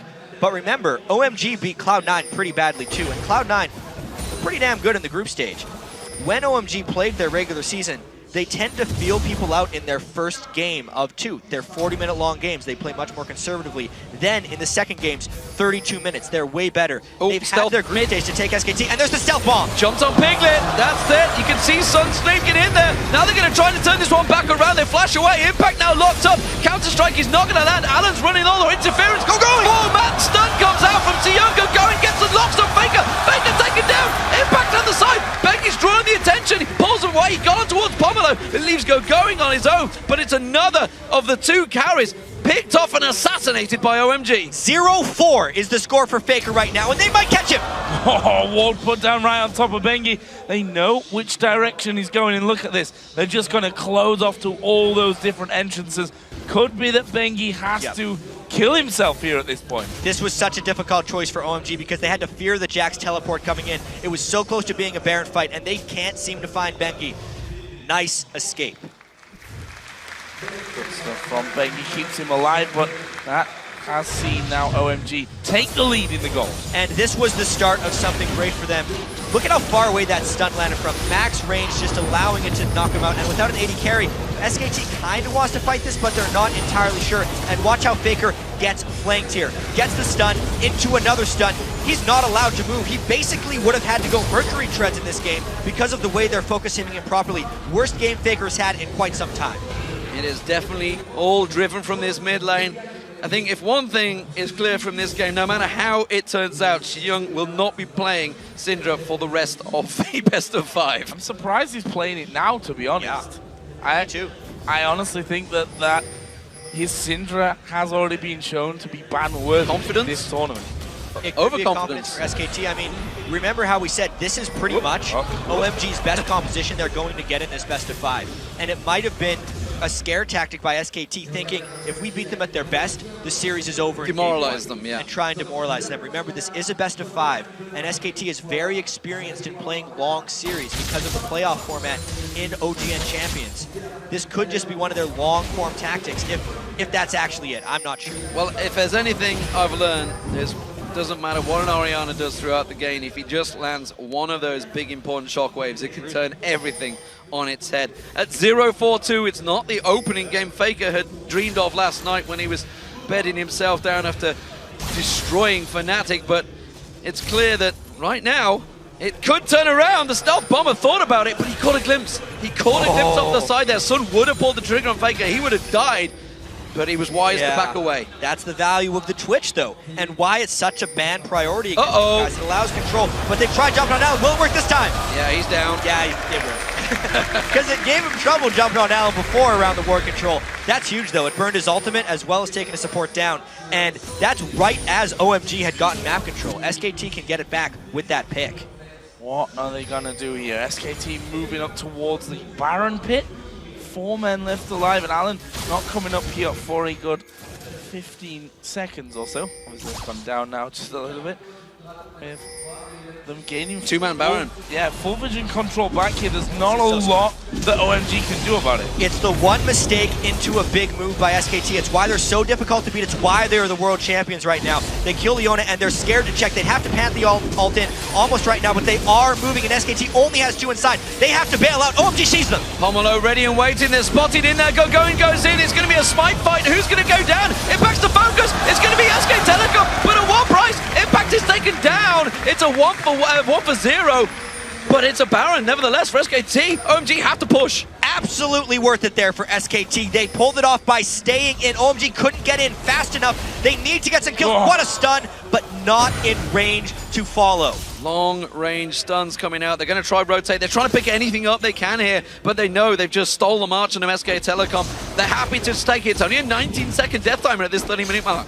And it's not giving masses of gold there over to SKT with how that one, or with how close this game actually is in the end. Here's the Rat Faker trying to recall. A little bit of a letdown in the end. It was a little dangerous at that point. He still does a lot of damage with that death cap completed. And because there's a Baron buff now on the side of SKT, the kills are still in the advantage of OMG, and they still do hold the control advantage, but that Baron buff could be so critical if the Dragon fight happens. OMG seem a little bit unsure of what to do right now. They've been running around that jungle. They're like, yeah, we've just given SK Telecom, we need to push, but SK Telecom have been smart. They've gone back one by one. And I also need to talk about how smart that Baron choice was by SKT. The fact that they only committed 2 people into the pit that can both jump out afterwards means if they did lose the Baron, they still wouldn't lose the game. They would have had 1 casualty, win or lose in that Smite Seal. It wasn't an all-in maneuver, but it potentially gives them the all-in ability of winning the game if they would have gotten it with no casualties. So Dragon here was, of course, on basically OMG's side, since they were so heavily pushed up there in the bottom side of SKT's jungle, but SKT themselves have now started to move away. That actually levels us up bang even in gold at the 31.5-minute mark. Are SKT feeling confident enough now with that Baron on to actually push something? Well, 2 minutes still remain on that buff, so they've got plenty of time to try and push an objective. You can see that clearly it is the top they are focusing. Impact already pushing it down there. And OMG not going to be able to react to this one. I think this is an inner turret gone. As far as the items go as well, Sun has went for an Infinity Edge over a Last Whisper, which you see oftentimes as that third item. It means he's not necessarily going for tanks, but instead wants to cut out squishies. If he actually gets jumped on by Bengi, he can't blow him up. He needs to get a stealth attack, which means if SKT groups up properly with this Baron buff, they can really push some type of edge. And sticking around there, already doing some good damage. Xiong going to be a constant threat for them, though. A big group stunning to Alan, Solar Flare, and the rest of the team diving in on top of them. Something that SKT have already felt the pain of, and there is a stun onto Impact, but they can use Faker. Where's the extra damage that he's now finally got himself built up to have a go at things? The ball goes onto Impact's head. Wanted to maybe jump in there and get the shockwave off, but they've done some damage. SKT are very, very apprehensive about fighting. Both these mid laners have so much zone control of this lane that is just keeping both entire teams back from going in. Yes, a catch on someone who's not a Jax or a tank on OMG side could create something crazy, but they are playing so cautiously because the mid laners are just so scary right now. Remember, Jax is the only one that does not have that Baron buff, so he's not going to be regenerating that hit points like the rest of his team. And they are unable to break the deadlock here. OMG have done a good job defending this turret. And I'm so pleased that this game, that's a Dark Binding. He has his Zhonya's. He's in a bad spot. Oh, and he flashes out. Pomelo's going in. Really, really good flash from him there. We saw it was timed perfectly. Everything going his way. They couldn't land. Faker didn't actually go for the shockwave in the end. That's how quick he was at getting away. Maybe enough for the turret hit, though. Here we'll see. No flash, no Zhonya's. It's incredibly difficult for them to hold because the zone control, he can't take those risks anymore. He's one binding, and they would lose maybe even an inhibitor. They give it up. Going is too low. They have to give it up, like you said. It's a hard-fought turret, but it is only one turret. It was a sneaky Baron that got them it. We'll see what objective control they can gain from OMG's jungle off this one. A blue buff steal is the first. SKT trying to strike back here in the late game. And this is why I'm so excited that this game has actually gotten to this point, because we've heard so much and seen so much of OMG winning every game they get to late with even gold, but also SKT with their legendary world-class coordination. Who's going to win out? Is it OMG with their late game? I have to give them the advantage in this one because SKT has won so many games early and OMG has been in this situation so many more times, just not against teams at the same caliber of SKT. It's going to be fascinating to watch. I think Sun is also one to watch. We just saw him farming a bit down on the bottom right now. Phantom Dance, the Blade Ruin King, and that Infinity Edge. Surely the Last Whisper will be next on the cards, and anyone that he catches up on, he's going to die in a 1v1 scenario. If you don't deal with him in team fights and you're grouped up wrong, he's going to rip through you. And it's something you can look across the board on and see. If you look at the gold, you can see it's a clear edge for the carries. That's what's needed to be. You look at Xiong in that mid lane. He's a clear item ahead. He's got that Zhonya's, as we just saw, making him basically saving his life in that last fight. He's already now moved on towards the Blasting One, heading towards potentially the Void Staff. And Faker's still a item behind. The whole reason that the gold is actually in the side of SKT is there's 2,200 more gold on Pumondu than there is on Allen. Allen's gotten cut out a few times. He hasn't generated nearly as much gold with his face in the mountain as there has with the Frost Queen's claim on the other side. But that Morgana gold is mainly just in utility. It's not like he's built up any damage. He's got nice bindings. But those 2,000 gold on a support don't give the same type of edge as the 2,000 gold spread across the carries. So Sam continuing to farm his way up. He's now past the 300 CS markers. SKT like, where are they? Okay, they've just spotted Leona down by the bottom side. Do they have the wrong Baron timer? I think they're a minute off, yes. Yes. They were banging 1 minute too early. Exactly. It happens to the best of teams, Jack. Pressure. That's pressure. Right there. I mean, that is completely pressure right now in this situation. It even shows that even the reigning world champions can get things wrong. Everyone in the world right now that is in charge of timers would be like, yeah, see? Well, basically, they're like, Leona's gone, but Baron's gone. Well, this is easy Baron. Oh, wait. Wrong timer. Oh, man. But the interesting thing about that is OMG needs to get vision control right now, and all of SKT's mindsets are thrown off. It's not like they were just a minute close to Baron. It means all of their pre-planning was a minute early. The deep wards they placed now have time to get cleared out. The traps that they were going to set, they kind of have to set again, and it takes longer than 1 minute to set up a perfect Baron play. Well, Xiyoung has managed to get in and steal the blue buff while that was happening on SK Telecom. So again, that is huge, like you say, Faker. The SK Telecom's timers were just knocked out of whack completely there. Oh, Faker stole away there. Well, that happens to the best of us too. Get your blue stolen away by the enemy mid laners. They still both have blue. That's going to be absolutely huge for these guys. Item-wise, as far as mid laners go, despite the 1,000 gold lead, it's just that blasting one, so they're both incredibly scary. I would argue that Faker could obliterate the team just as well as Xiyoung. Big stun versus Shockwave. But as far as AD carries go, Sun is massive when compared to Piglet. And speaking of Sun, you can tell the game has slowed down, but SK Telecom have stayed grouped. Faker was caught out a number of times, but Sun was trying to get into that stealth bomber rat, but it has not worked out because SK Telecom are staying clumped. They are staying or at least within range. Impact's the only guy who's gone solo, and honestly, I'd probably pit them pretty even right now. This is super scary though, because they're going to send Renekton for him, and Jax can only, well, Renekton can only hold off Jax for so long. The scaling of the overall team comps does favor SKT with the Jax, Kha'Zix, Orianna, everything going. OMG is known for their tremendous late game team fighting, but they don't have a tremendous late game team composition right now. As we get later and later and the gold gets higher and higher, this Baron play could decide the game. Now we see Impact already moving down. It's a level behind GoGoing, but the rate that he's taking down minions here, that's not really going to last too long. The rest of SKT just hang fire by that Baron pit until they can break the defenses, and putting a ward down in there is going to give you literally 2 seconds of vision, and then you're going to lose it again. And with all the pink ward control around the Baron pit, Sun can't actually make it in for a surprise attack. This laning catching is gone. OMG likes pulling so much of their stuff from the mid lane and playing around Baron, but it's SKT has reversed the roles. They're the ones who are using Baron to force team fights. Let's see how OMG tries to adapt to this one. They took the Baron quickly down to just above half hit points there, and OMG are playing a risky game. Every time they try and sneak in and just get a ward down, it seems that they are really risking their lives. Impact is backing away from that bottom lane. He's moving up towards this Baron now. He's got to be careful because he actually may come around. He's going to sneak the Dragon down, so he's giving yet more gold advantage for SK Telecom. Yeah, at this point in the game, the Dragon's worth almost they're pushing mid. Baron. Mid lane push though, this is going to create something fast. This is a tower. There's no way that they can stop this one from happening. SKT are still on Baron. Actually, he's not taking much damage whatsoever. Oh, that's a full stack Jax. I don't know if he can take him on. Yeah, he's going to try though. He's definitely going to try for this one. There's the ulti coming in. Counter-Strike will go off. Doesn't actually get the stun. SKT stopped doing the Baron. They backed away, and GoGoing's actually going to keep chasing onto Impact. We've seen already how slippery this Jax is. Not sure he can do it. I mean, this could go on for quite some time. There's actually a Pantheon all trying to come down, though. They're trying to corner him in. Cancel it. It's coming back soon, though, when he cancels.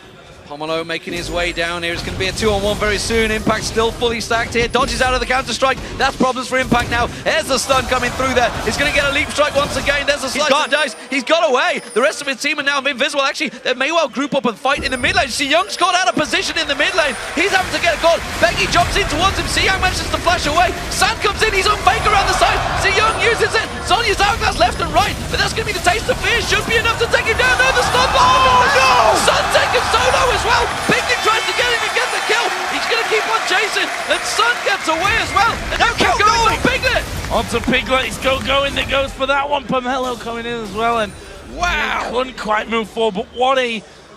I mean, look at those health bars. It was 2 for 0 in the end. The gold is going to transfer, but people are so damn low they can't actually take objectives off this. The Dragon timers and Baron timers, 30 seconds. They might go to Baron while low, but let's take another look at this. The Zhonya's, before his Void Staff, was so critical in this game. He pops it despite taking a lot of damage, and then the ult on Faker to keep him back, and then just the protection from Allen, so critical. He blocked all the culling shots and stopped him from being isolated to the Kha'Zix. They're going for Baron. The fight is on. The fight is on, and they're going to find the support of Allen. Pomelo's in all sorts of trouble. He gets destroyed. The shockwave comes ricocheting through. GoGoing in trouble. SK Telecom turning on the style right now. The Sun gets caught out. Sun stealthed up, and he's going to be able to sneak away. Teleport behind Xiyoung. They're done for. Putting wards down here. Sun is going to go in towards Mandu. Oh, he's landed the bandit. He's landed the bandit. Piglet comes in the back. Mandu now going to try and lock up Xiyoung. Where are they going to go? Impact is there. Binding doesn't land. That's a lot of damage going through. But the ace comes in for SK SK Telecom T1K. And that is the game swinging entirely in their favor. We said it was a 2 for 0, but they had taken people so low that it would be hard to push objectives afterwards. It would actually be disastrous to push objectives afterwards because they get completely aced and lose the Baron to SKT. And look at this, Inhibitors, objectives being fallen left and right. SK Telecom turning on the power that Jax burning on that thing. Hasn't used his own skin, by the way, I might point out for Impact. He's not using the Summoner's Cup, but it doesn't matter because it's another tower falling. SK Telecom taking everything off OMG now. It looks like they may have just won the game off of that one because the game and the gold that was so close for 41 minutes now has a 7,000 plus gold advantage. They got a lot of the killing sprees down. They finished Sun with nice dark bindings and mostly just having a scattered fight against OMG. You would think that OMG's late game mechanics and decision making, because they've done it so much during the season, would hold true in this game, especially at the Baron pit where they seem to flock every single critical game and make powerful plays. It fell wrong in this one.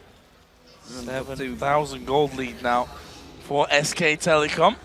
Still it's OMG that actually hold on to the lead in the kills. The items starting to get there, starting to get to that 6 item stage where gold doesn't matter anymore.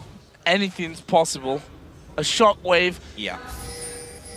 Zhonya's before or after a shockwave couldn't even make a difference there. Xiong, if you'd have avoided the shockwave, Yasami actually going to take a lot of damage. Going will tank it up. Impact moving forward. Will SKT want to fight this one? They, of course, took the inhibitor turret and the inhib itself in that top lane.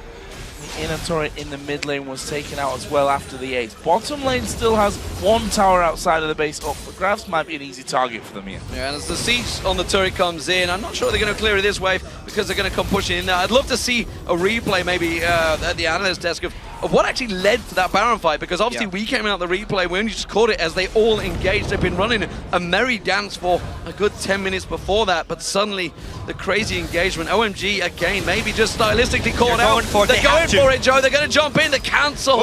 Ooh, Pomelo pulls out again, but that turret's going down. Bongo likes to play with our hearts right there with that Pantheon ult. It would have been the game if they lose that fight. It wasn't a clean enough initiation, so they're willing to sacrifice their second inhibitor of the game. They're completely against the ropes. You almost never see comebacks after 2 inhibitors down. Yeah, you have, and they have the perfect scenario. Super minions coming in from the top side. They're just going to start to pressure that bottom lane here. Force OMG to defend the turret or lose it, which either... Now, it's not good either way because super minions are going to be killing your base by the time you've actually held on to things for that long. SKT basically knocking on the door of victory for this match. And it's been a tough one. This was not as one-sided as many had predicted, but they may do this Pantheon ult once again. Another false start for these guys. I think he's cancelled more than he's actually dropped in on.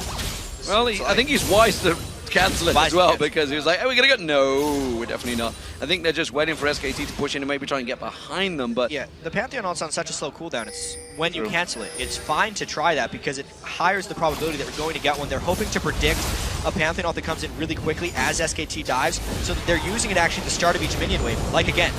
This time he's going for it though, he's going to pull the trigger. Faker's already used that shield, the Dark Binding. Faker tries to get locked up, but the Zhonya's out, that's enough to stop it. Pomelo in trouble, he takes all of the culling damage. Impact's taken very low, he's going to drop down there. Going slides in and out. Faker's going to get focused. Sun gets pulled to the side, Faker goes down, it's a double kill for CEO, but they're still backing away into the turrets. They've got to be careful, the big damage dealers are still up for OMG. Mandu goes in, Zhonya's ulti comes out there, stuns up, another Zhonya's comes out from CEO. He flashes in on towards Peggy, stuns out Piglet, but has to back away from this one. Sun comes in, gets himself a double. They've defended for now, but the super minions are all over the Nexus. Their base is in absolute shambles right now. They did push them off though, and they have enough damage back in their base that I think they can hold this one off, D-Man. There's a lot of super minions actually coming back in from this one though. It's going to be close, but I think, as you said, they are going to hold on to this base just about, and it's exactly what we touched on earlier.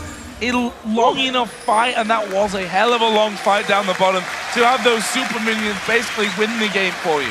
We actually did see it in a Ice vs Fire game though. Impact has his Jax teleport up, and there is a ward There was a ward inside the base, still is. It's got another few seconds on it. We'll have to watch for that during the replay, but this fight was actually a perfect Zhonya's by Faker. All the damage got thrown on and it didn't get him, and they still won the fight. It was late game Sun opening up at the right time, and Shi Young keeping himself completely safe. Shockwave only hit one because Faker had to use it while he was dying, could not position it any better, and they ran them down just barely, as SKT was seconds away from winning this game. This fight goes a few more seconds, Minions actually end the game for SKT. Yeah, really difficult scenario for OMG to be in. Here is SKT now spawning back out. As you mentioned, teleport is available. Ward's timed out. Yeah, the ward timed out. That's the critical thing. So, safety reigns right here, but Baron in 1 minute 35.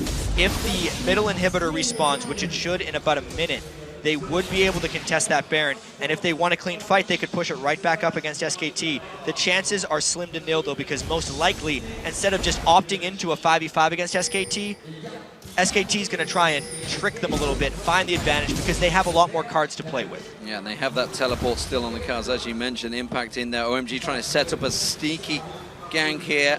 Is it going to be Impact down the bottom? The rest of SK Telecom are heading towards that Baron already. They want to clear the vision. Look at this, the Stealth Bomber. It's worked well so far. Solar Flare lands down towards him. He's got nowhere to jump to. The Counter-Strike goes through, but Impact is down. That's a very important kill. 70-second death timer, 50 seconds on the Baron. There is no way he actually makes it for the spawn of the Baron, so if OMG goes strong at this one, pushes up the mid lane where the Super Minions are, they may actually take an uncontested Baron or push up the mid lane. The only counterplay SKT would have would be to try and backdoor something. They just can't make it into the base. I was going to say, where is Faker going there with his Lich Bane? They're going straight up the heart. They're going to try and win the game here. If SKT defends, think of the dive potential. No Leona ultimate, but they're going for a lot of objective right here. Faker's going to try and come around the back here. He's going to be important to watch. He realizes he can't. There are wards in there. He comes in. OMG are 30 seconds still. 30 seconds, half a minute until Impact can come back into this fight. OMG scared. They've caught Go going. Will they follow through on it? Looking for the stun here as well.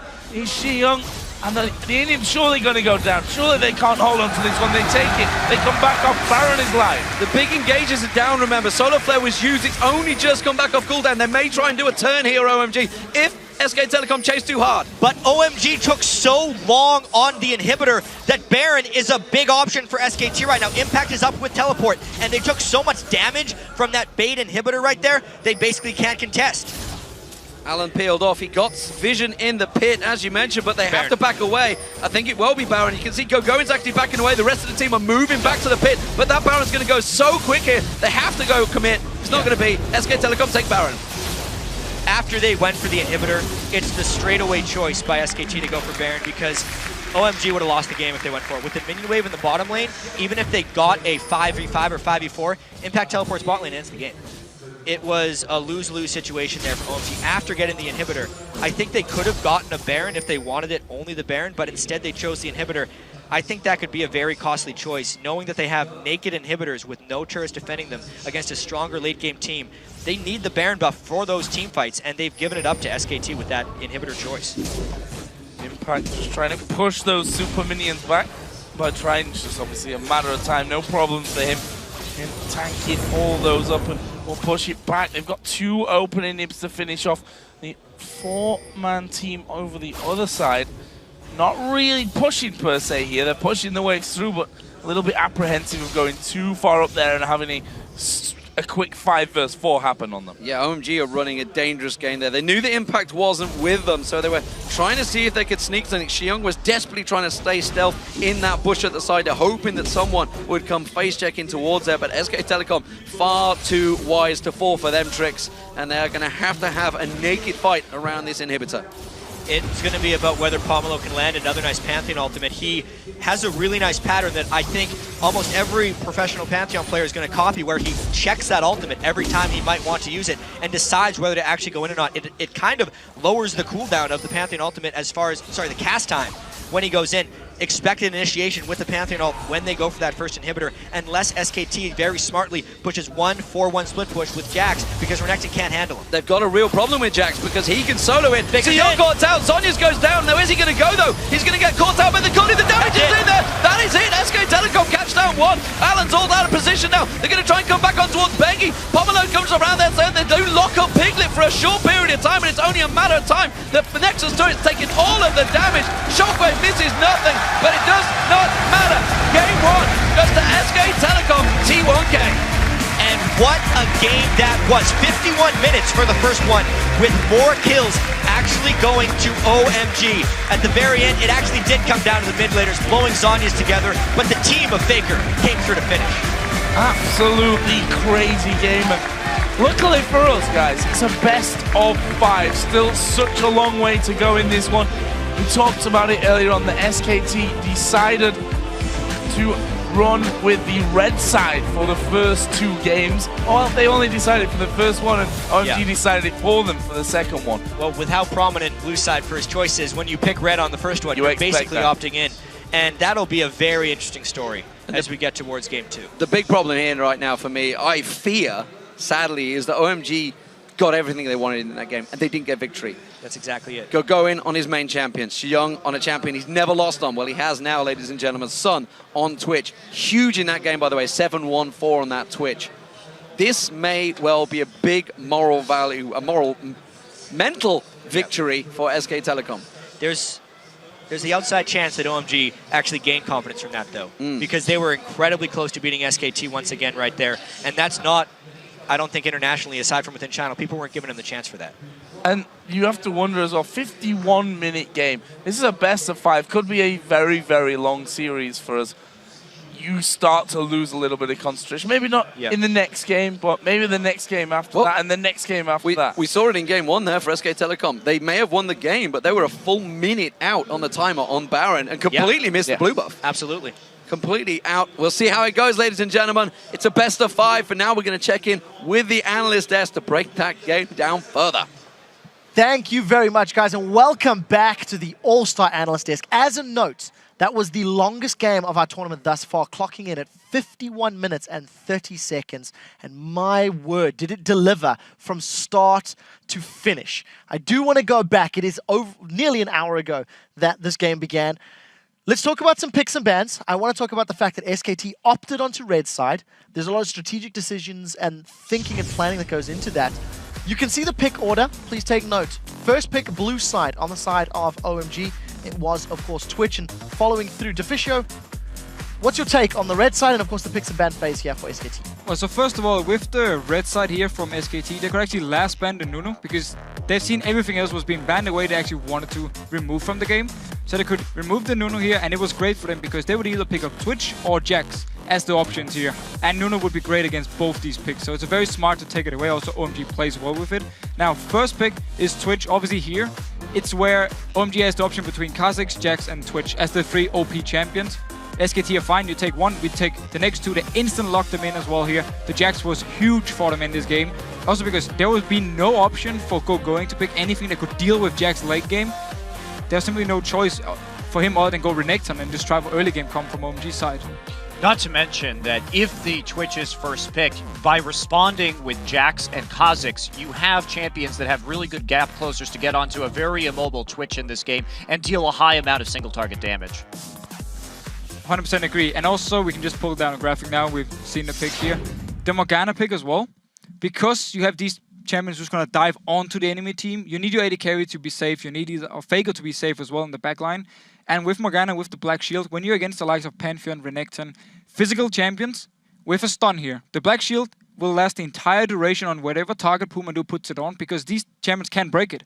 So they will never be able to single target stun either Piglet or Faker in that case, if they're just standing in the back and they can just deal all the damage towards OMG then. So picks and bans locked in. Both teams, I feel, getting very comfort picks for them. A lot of sort of signature champions actually being thrown in there on both sides of the table. As a note, Going is 7-1 on Renekton from the beginning of the year until now. That was his very first loss on that champion. A player who is famous for his Renekton.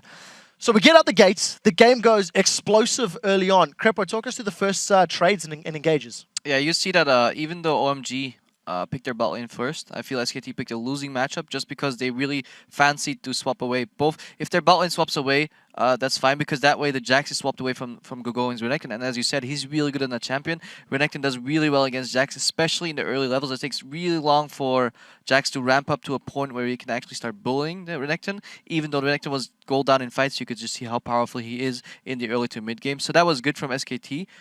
They lane swapped. They had both teams delayed invaded on the blue buff, but then I feel they could have played it a little differently. And I don't want to question their methods, but I just want to offer an alternative and see if that would have maybe been better. I think we even have a replay of that situation. So if you can get that up on your screen right now. Yeah, so at this point, what we see here is Bengi and Impact. They just cleared 3 camps in the blue side jungle. And normally in the Western scene, in the LCS that we be playing usually, we would see that top laner and jungle go up top, be joined by the bottom lane that's already there, go for a 4-0 push. Instead, they opt to roam down to mid and engage on Xiang's Syndra. If we roll the clip right now, we can see that Impact does a really smart thing. He channels his stun, goes immediately for the flash on top of Syndra. However, if Xiang would have flashed this a little better or a little earlier as he saw them coming, this could have backfired really hard for SKT. This is a really close fight where I think both people end up living on 1 HP. And SKT kind of doesn't win out at all here, Money. Well, you can tell that this was the strategy behind letting them have Syndra. Obviously, when you don't ban it, you're going to assume that OMG is going to pick it up. And so they wanted to make a play on the mid lane. Now, key points there also was Xiang reacted really well to that. First off, Faker didn't get an Ignite range, which was pretty crucial. And also, because it was the Syndra-Orianna matchup, he was level 2 and had skilled Command Attack and Command Protect just to save him from some of the damage. Didn't have that distortion. If he had had distortion, if he had been in Ignite range, that would have been a kill. I just wonder, do you not think that going for a gank on Syndra is a little bit too risky? Because Xiang still got stunned by Jax. If he would have flashed out of the Jax range, because he can see them coming in range, would the 4v0 not have been better for them?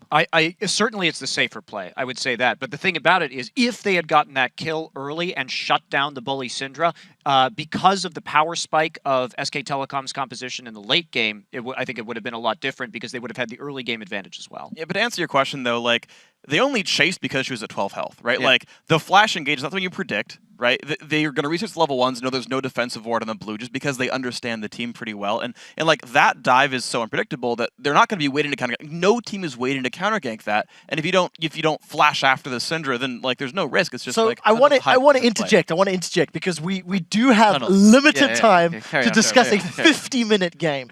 And I love the fact that from the very opening minutes of this game, there is so much that we can discuss. I want to go out there and say OMG held their own against SKT on an individual mechanical level as well as a strategic level, albeit they were a 10th of a step behind. OMG did give up the first dragon. I do feel that SKT got an early lead, and they held that very small lead throughout most of the game. But you can by no means say that OMG were outclassed or outmatched this game.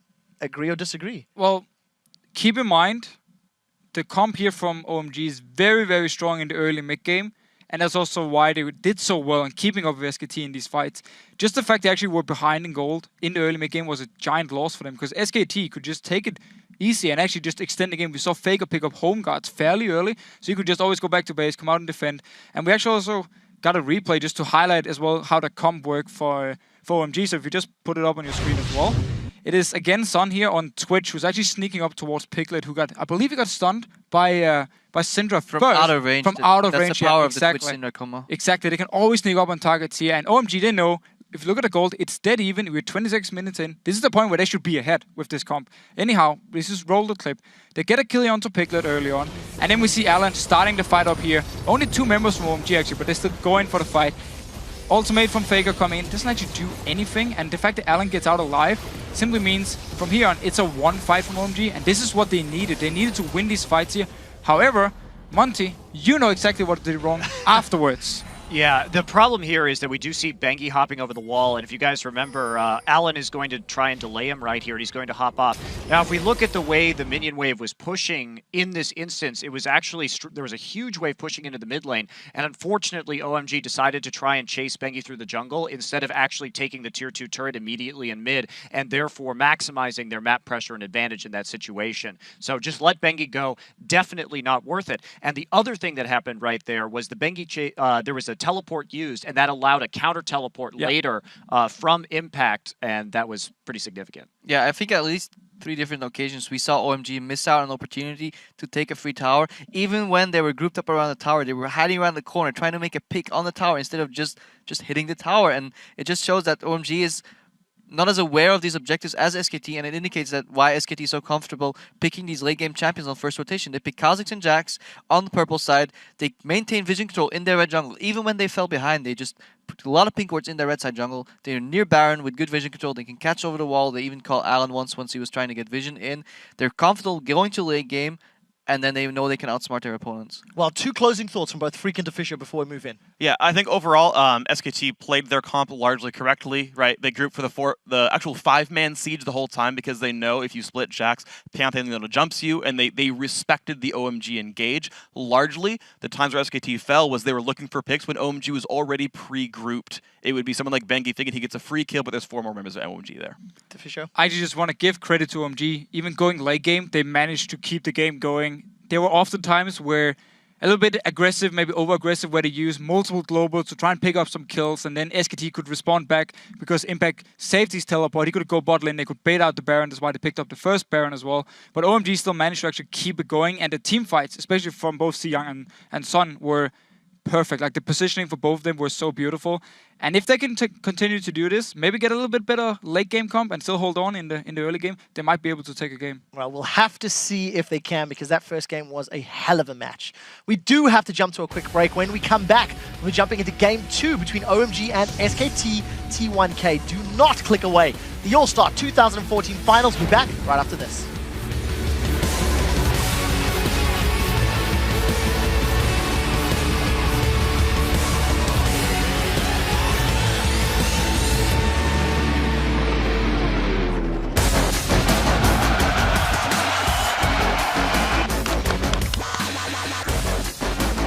Baker's in real trouble here. Throws down the shockwave, which means Pomelo is stuck under the tower. A kill comes back from that one. Will Impact keep going? Bengi's actually coming across the side here.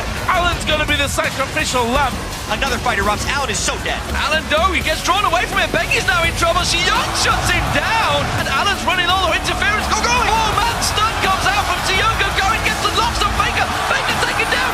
The fight is on. The fight is on, and they're going to find the support of Alan. Pomelo's in all sorts of trouble. He gets destroyed. The shockwave comes ricocheting through. Going in trouble. SK Telecom turning on the style right now. He flashes in on towards Bengi, stuns out Piglet, but has to back away from this one. Sun comes in, gets himself a double.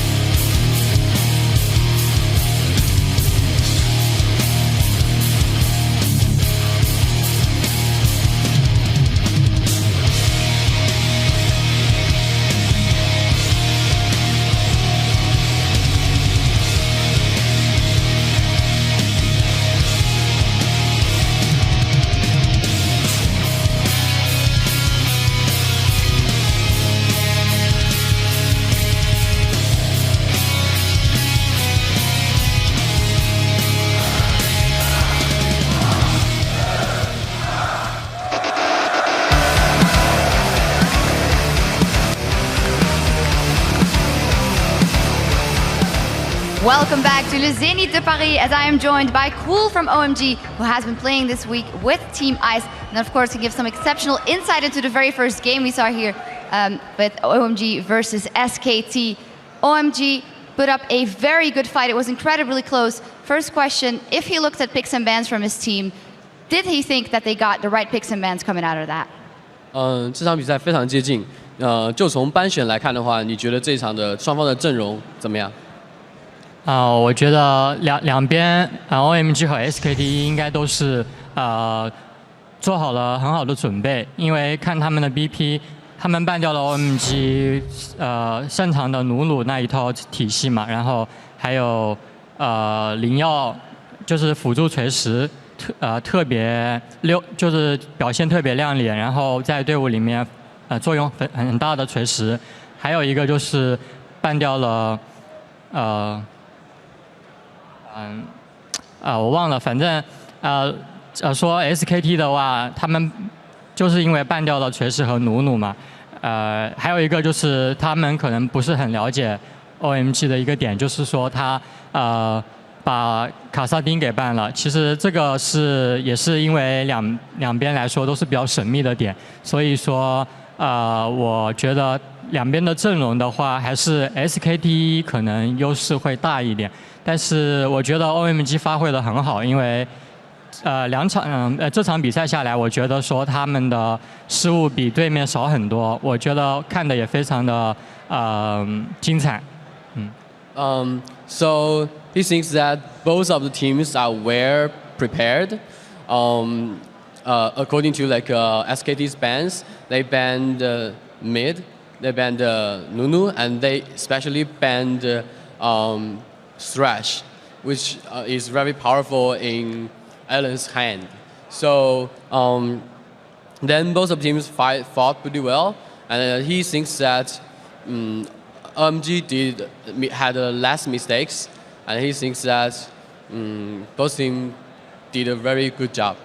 Yeah, it was indeed a very, very close game. An extended Baron dance there, then the Jax getting killed, and they took an inhibitor and not Baron. What is, in his opinion, the thing that they could have done differently that would have won them the game? 这场比赛中有很多关键的点。所有的这些关键的精彩的时刻中，你觉得哪一个点，如果 OMG 做得更好的话，这场比赛就可以赢呢？首先我说 SKT 有2个点让我比较印象深刻，就是说他发条就是被老鼠单秒的那个点非常关键，为 OMG 扭转了很多局势。然后还有一次是我觉得 SKT 有 Faker 的有2个致命的失误，就是说在大龙那边抓人的时候没有果断的把大开出来，他省了一个，然后那个机会被 OMG 抓住了，所以说2场比赛来说，这场比赛来说两边的话，我觉得SKT 还是比较失误比较多吧。He thinks that one of the Baron fights when Faker made 2 mistakes. He forgot to use his flash, he forgot to burn his ultimate, so that OMG had a really good chance to capitalize on that. Because SKT made more mistakes, so he thinks if OMG can take every chance that SKT did not do very well, they could win. Well, a central element in that is, of course, again, the matchup of Xiyang versus Faker in that mid lane, also our featured matchup. How does he think, judging by this game and these champions, that they match up individually versus each other? 这场比赛中，你觉得夕阳玩的辛德拉和 Faker 玩的 Orianna 就是球女，哪一个表现得更好？我觉得2位选手来说的话，表现的话肯定是夕阳更加亮眼，因为Faker， 因为我自己玩中单的话，我看到 Faker 的有2个失误啊，或者说就是线上也，因为队员刚开始的时候有帮 Faker 创了很多优势，比如说来gank，然后他自己首先失误了，他没有把闪现点燃交出来，他又为了省一个技能，或者说就是没有跟队友连接上，这个是一个很烂的失误吧。我觉得夕阳发挥比Faker 好很多。He thinks that Xiang did a better job than Faker because Faker had a lot of teammates helping him set up the kill, set up the ganks. And sometimes Faker forgets to use his flash and ignite to get a kill, so he missed a lot of opportunities. So he thought that Xiang did a better job. Okay, so Xiang did a very good job indeed. Actually, the entire team yet coming just a little up short. What does he think are the priorities for his team to go into that game to win it? 觉得下场比赛如果想赢的话，对 OMG 来说，最重要的事情是什么？我觉得认真考虑一下贾克斯这个点吧，因为贾克斯虽然说他上一把的数据不是很好，但是他牵制了整个队伍，然后再考虑一下莫甘娜，然后莫甘娜这个英雄让他们打得有点畏畏缩缩，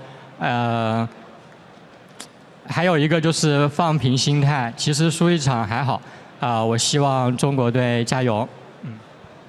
He thinks that OMG needs to pay more attention on their top lane, their Jax, as well as their support Morgana. He also thinks that another most important thing is to adjust their attack attitude, adjust their how can I say, adjust their mindset. Yeah, so that losing one game doesn't matter. They still have a lot of chance. All right, I absolutely do. It was a fantastic game one. We can only guess that all the other games will be fantastic as well. Thank you very much, Cool, for your insight. Thank you. Now we're going to send it back over to the guys at the desk. Thank you very much, Shocks. The teams are actually ready for game 2 between OMG and SKT T1K, with the title of All-Star Champions hanging in the balance. SKT are 1-0 in the lead. Very briefly, I just want to get some thoughts on a couple of players. First of all, that was Xiang's first competitive loss on Syndra ever in the professional scene. I do feel that OMG were trading blow for blow with SKT, but I want to highlight Pomelo. I do feel that his Pantheon, especially in the laning phase, early stages, was not the strongest. Yeah, so he definitely got counter jungled, and that's kind of part of the point of Kha'Zix. You're going to go and fight the enemy champion. That said, Pomelo likes picking Pantheon into Kha'Zix. He's okay with the matchup.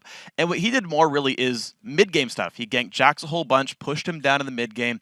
And the one thing I will point out as well is he pre-plans his engages. Every time a fight's about to start, he'll start channeling the ulti, see if the engage is there, and then cancel or follow through depending what happens. So he's right there with his team. I think it'll go better next game. And of course, didn't get his hands on Nunu either. It was banned out. On the other side of the coin, SKT, they didn't necessarily get absolute control early on.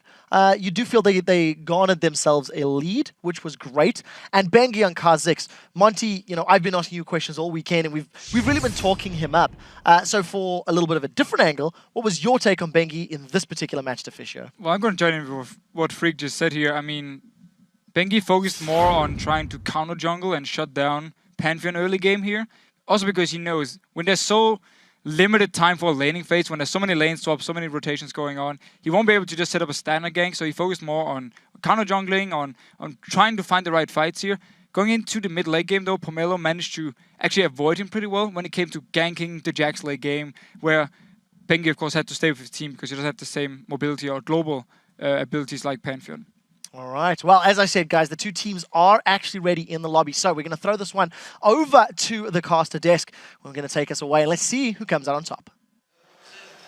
Thank you very much, Quickshot and guys. So, big game 2 coming up here for both teams. If SK Telecom could take it, you would feel OMG would be demoralized. But if OMG can turn it around, I wonder if SK Telecom would start thinking, hang on a minute, this is happening all over again, because they've lost 2 series, 3-1 over in Korea. They don't want to do it again here. Yeah, and I actually feel like this is the game that will decide whether it is a 3-0 or a 5-game series that could go either way. Because losing 2 games in a row when you had blue side both times, I feel like OMG will be done for. Yeah. And we are moving towards Champion Select. I'm expecting that Syndra is going to be added to the ban list here for SK Telecom. We're going to find out, though, as we get straight in there. Of course, OMG had side selection here for game number 2, and they decided that they wanted to play on the blue side. So SKT, red side, 2 games in a row. And that's actually a big thing, because obviously they went for Twitch this time around. It'll be interesting to see whether Twitch gets banned out. You can see LeBlanc and Syndra have been targeted already. No surprise there. I wonder if we're going to see that Twitch ban come through. Yeah, Joe calls it right there. And this may just be SKT letting OMG play their hand, seeing if they can beat them at their best game, and then destroying them. They got to see the Syndra tricks they could pull, the stuns from kind of off screen, followed up by Twitch.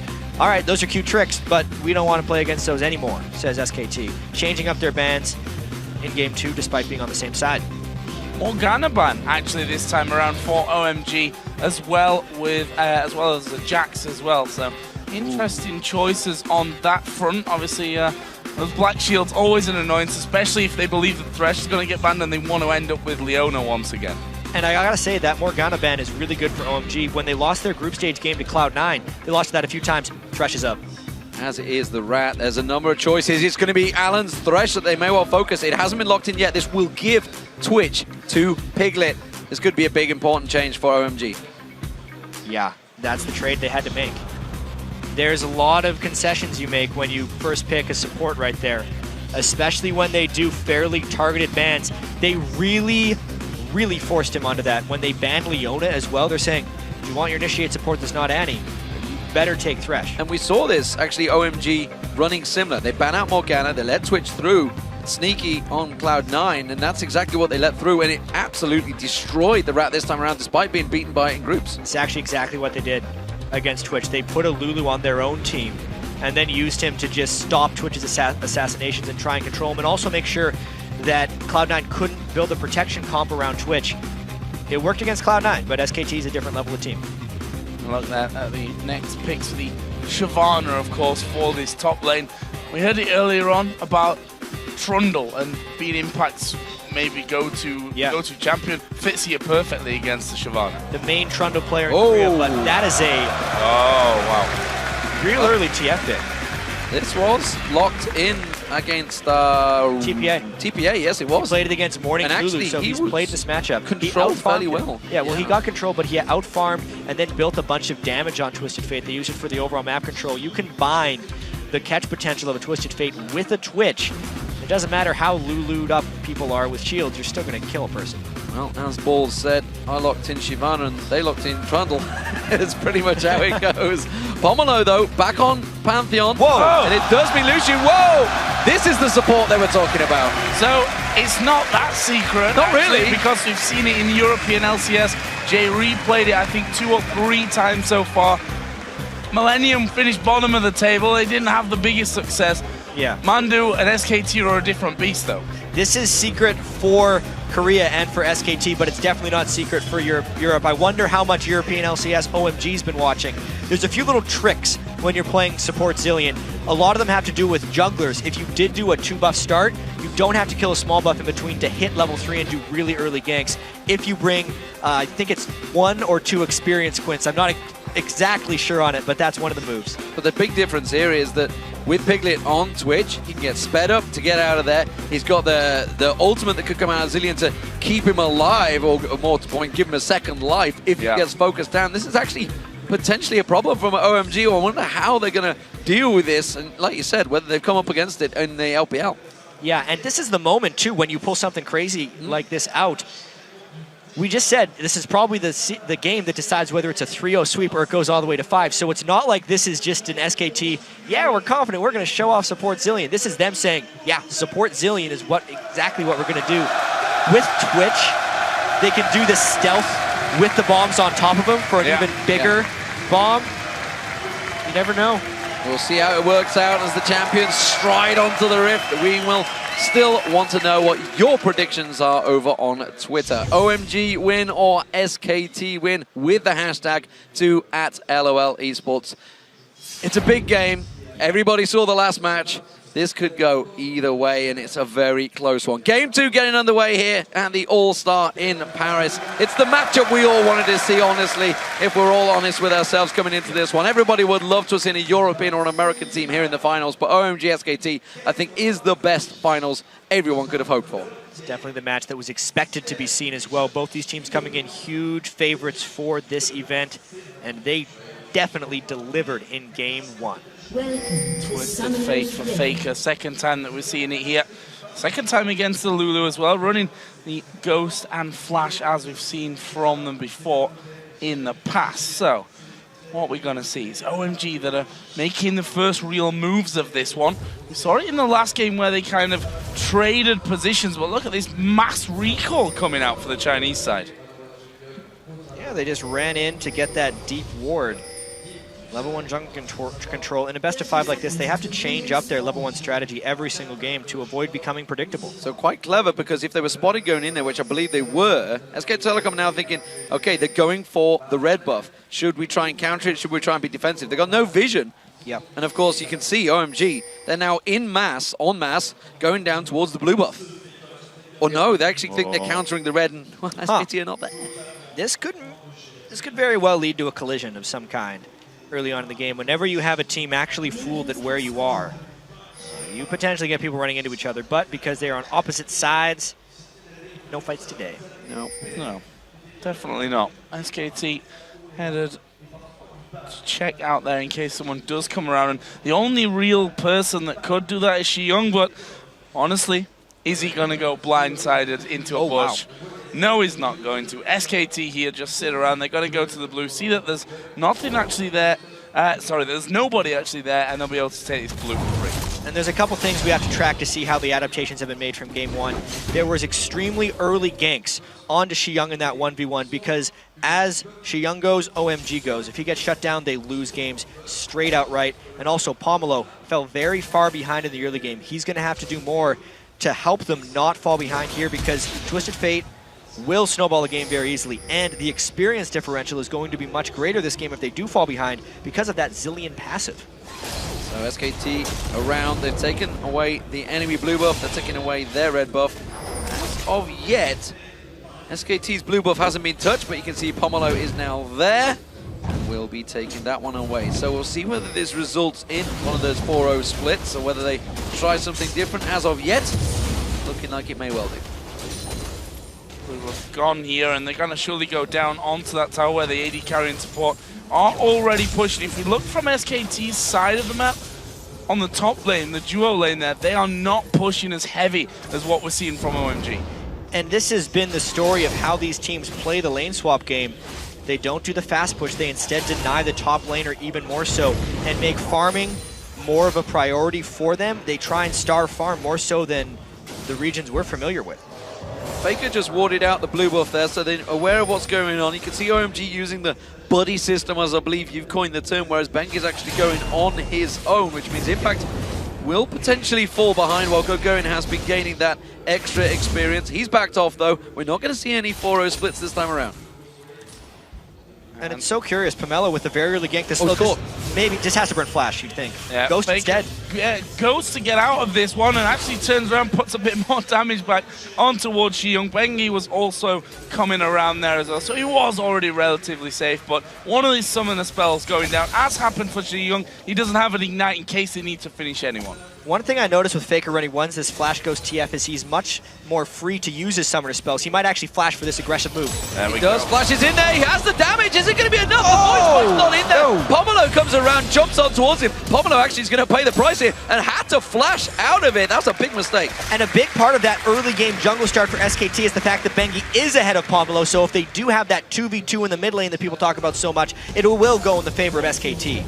And there is the first story of the game actually going down in favor of OMG in the bottom lane. So we'll see. They are recalling right now. Surely going to be headed towards that top lane to bring it back to a 2v2. Meanwhile, Pomelo back towards mid. Of course, Shiyung as well coming in with a second Doran's Ring and Boots of Speed there. Just to touch on the AD carry. Son, he's got himself the Vamp Scepter as they are headed up towards that top lane. And there is the vote. It's still, as it was in game number 1, very heavily SKT favored at 84-16. Yeah, the fans sticking very much with the analyst desk on this one. It's still only Freak standing on his own, trying to desperately put those Twitter votes in. He's hitting all his followers and seeing what he can do. Pomelo, though, in this mid lane, is waiting to see if he could create something on Faker. No Flash or Ghost on either mid laners right now. So this is the opportunity, and you can see Bengi already moving back to lane as well. And part of OMG's strategy so much when they're successful is not only isolating Shiyung into 1v1s, it's denying the other jungler experience. Hello. That just hasn't been possible against SKT. He's in trouble. Level 4 versus level no flash. He's got no flash. He's in trouble here. He's trying to use the stealth of the bushes, but he's not going to get it. Bengi's going to keep on following. Oh, that glitter lance. Oh, what a brilliant pillar from Impact. Stopped him dead in his tracks, and that was an easy first blood once again for Bengi. Cuts him straight off, and that is just the beginning of OMG's problems. They are down in the gold. They are losing in experience, oftentimes because of TF and Zilean, but giving up first blood as well is trouble. Speaking of TF, level 6 has been hit now for him. Bengi having that advantage over Pomelo, and they are going to go maybe for a dive. He's only level 5. There's no wild growth. Faker picks up the kill. They're executing these moves smooth as butter. It's like the first game was a bit of a warm-up there for SKT. What a move right there, but Impact getting low. Impact almost going to go down from this one. Flashing from GoGoing, needs a couple more ticks of damage. Impact flashes away, but of course there's no tower in there behind him. The burnout going to come back on here. Impact running for his life, but GoGoing brings the first kill in here for OMG. How smooth was that play right there, because he destroyed him in a 1v1. That's exactly what GoGoing needs to do in this situation. Finally, a top laner's not going to get denied against SKT. That was butter-like, that's what that was. Right, though, we could see that ward coverage from SK Telecom. And I just spotted out there, Bengi, he actually went down towards that bottom and put the ward very early. Oh, Young's in trouble once again, locked up by the stun card. Taste the fear is enough from Bengi. There should be another wild card to come through, but have they gone too far? Bengi takes 2 tower hits. They don't get the kill this time, but it's only a matter of time, I feel. There's a big differential building between Faker and Young now. Yeah. Considering that mid lane has gone completely one-sided with a Twisted Fate pick too, TF's not the type of laner that you think will decimate a mid lane, but because he's gotten so much support from Bengi, he's really shutting down Young. We talked about how Lulu isn't the same early laner that she once was before the nerfs, and SKT is just really exploiting that fact. And credit to Bengi, he's coming behind. I say, is that credit to Bengi, or is Young pushed up a little bit too far a couple of times here? Because Bengi's got right around the backside of him both times on that. Here comes the hook, lands out from Alan Pumandu, down to half HP, but he's level 6, so he doesn't die anyway. He immediately dropped the aggro right there as soon as he pinged 6 off the dying minion. At least the lanes have evened out a little bit into standard fare. That would be good for OMG normally if their mid lane wasn't getting destroyed so much. Yeah, Faker pulls those yellow cards out, no problem there. Mandu pulled in this time around, takes a lot of damage, but as you mentioned, there is the ultimate. Alan's taking some spray and pray damage from Piglet, or a rat-a-tat-tat, whichever you'd prefer. But again, it's another easy life back from Mandu with that ultimate. Pushed him clean out of lane, but they try to catch Faker. He's down both summoners. Bengi coming in from the side, though. He's going to actually pop the ultimate. They may go for this one. Young down to half HP. Pomelo is there as well. Wild Growth is available should they need it. They try and turn around. Faker's only at half as well. In the end, they go low, but they don't go down. This game is so close to being completely out of control, actually, for OMG. They fall behind. They fell behind in the first game, and they're falling behind by a much larger margin in this one. They have to pick something up right now.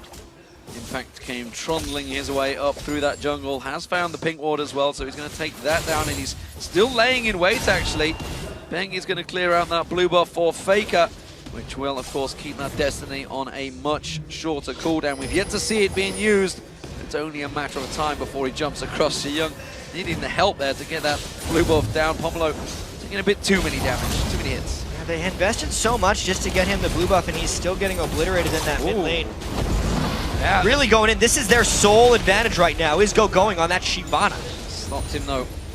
Dead in his track. Impact not backing away. Faker's coming in support. Destiny comes down. Here they go. This is why yellow card pulled out. GoGoing now in trouble. That ultimate is about to run out. He's got no support coming. And that is a clean kill for Faker. And just like SKT knows that GoGoing is ahead, they immediately go to punish, and it is Faker that has won that mid lane matchup, and they have taken away OMG's strategy. And you mentioned earlier that he's not scared to burn his summoner spells here. We saw the Ghost in the mid lane before as they were trying to kill off Young. Funnily enough, he's had this cycle where when one's been down, he's basically been almost off cooldown as he uses the other one. So he's always got either Ghost or that flash to actually get himself maybe out of trouble, or as is more the case, has been the case here, to chase someone down for the kill. And it's how he played TF against Morning as well at the start of the group stage. I really like it because it's allowing him to make more plays.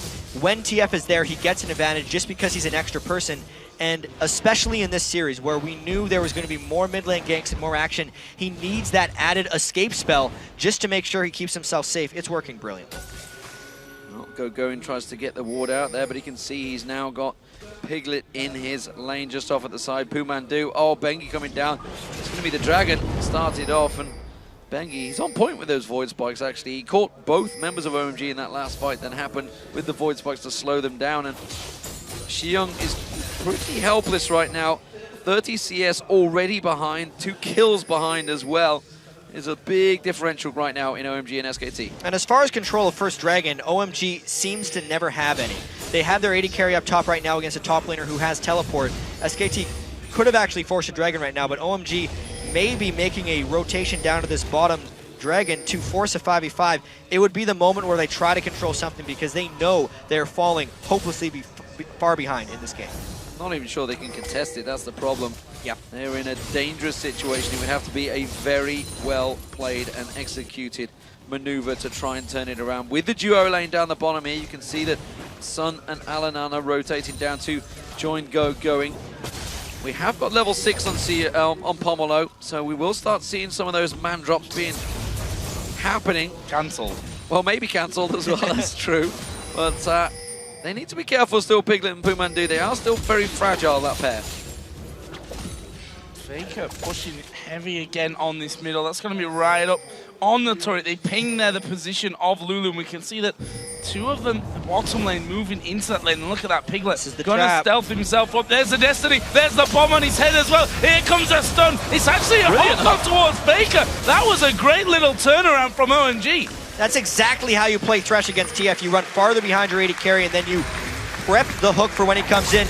Maybe an ultimate top. He's coming in. He's going for Impact. He's going to land on towards him. The stun comes down. Impact's already been in trouble once against GoGoin, but it's a great flash. Dragon Descent will follow through. There's no support, remember. Destiny was already used. GoGoin tries to turn the corner. The Pillar of Phil will be back up. Pillar of Ice, sorry. Impact gets caught out. That's a good flash and stun from Pomelo. And they get themselves a kill back on the board, but they lost the bottom turret nonetheless. Exactly. The stack that was in the bottom lane from SKT remained after they made that play top lane. It's a kill for an objective.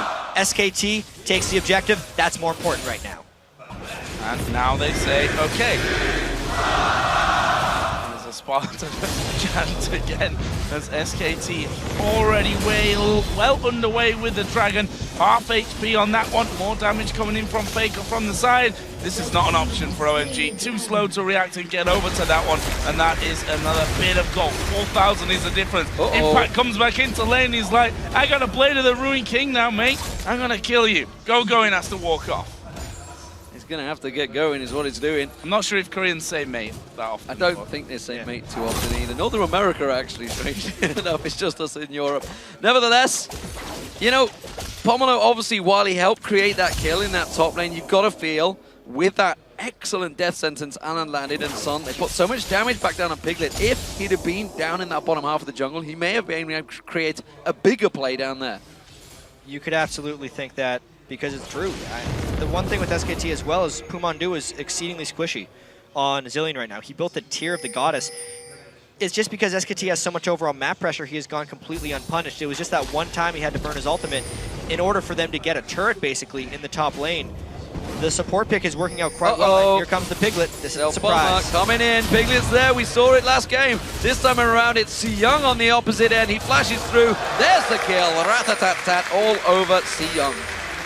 Twitch is king right now, it seems, in these games. He always finds a way to make that play in the mid lane. Bengi also trying to make a play with the help of some vision. Yeah, I think he's going here. He's going to get stunned out. There it is. He gets the Dragon Descent. Oh, he pounced away, but the bomb's on him. He's going to hit both him and Pomelo, and that's going to be a double kill for Faker.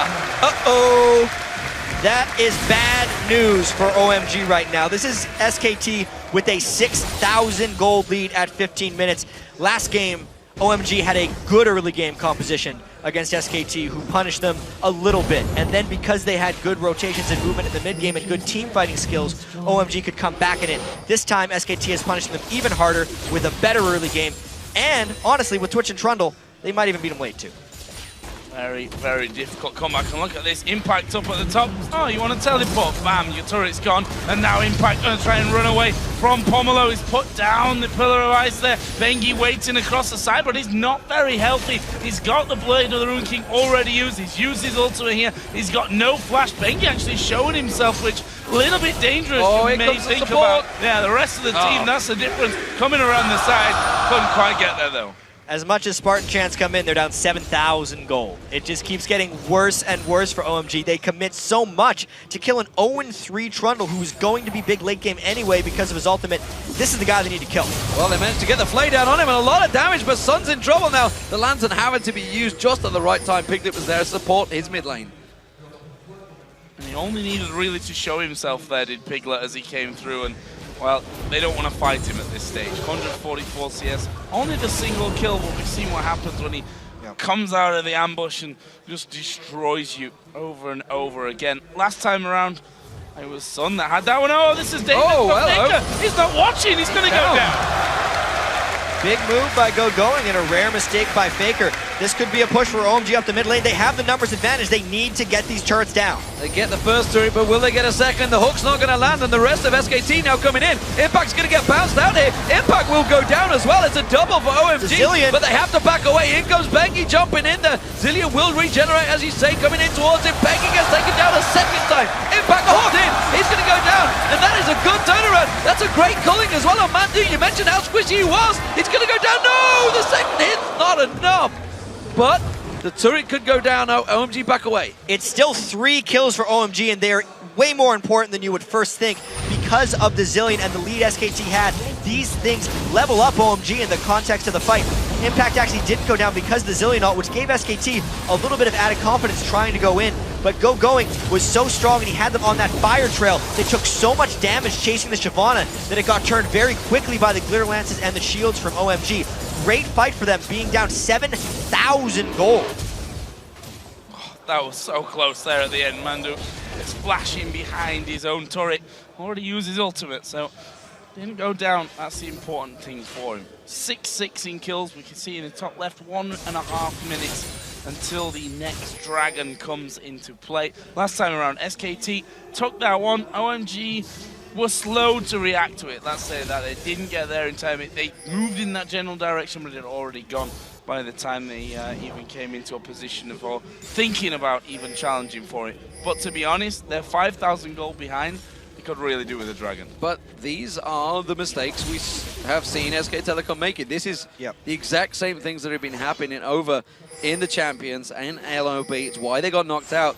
When sometimes they do get ahead, a little cocky, and why not? They're the reigning world champions, but they've got to be careful against the opposition. OMG are not to be discredited here. They are the #1 team over in China. They've dominated the LPL League, so they will know how to close a game out, or more to the point, how to chase a game when they fall behind. And they've had to do a lot of chasing games over in the LPL. They only lost 3 games overall, but do not have a good early game strategy. You know, before that happened, once again, Pomelo was 2 levels behind Bengi. But they turn those kills around, and suddenly he's back, level 10 v level 10.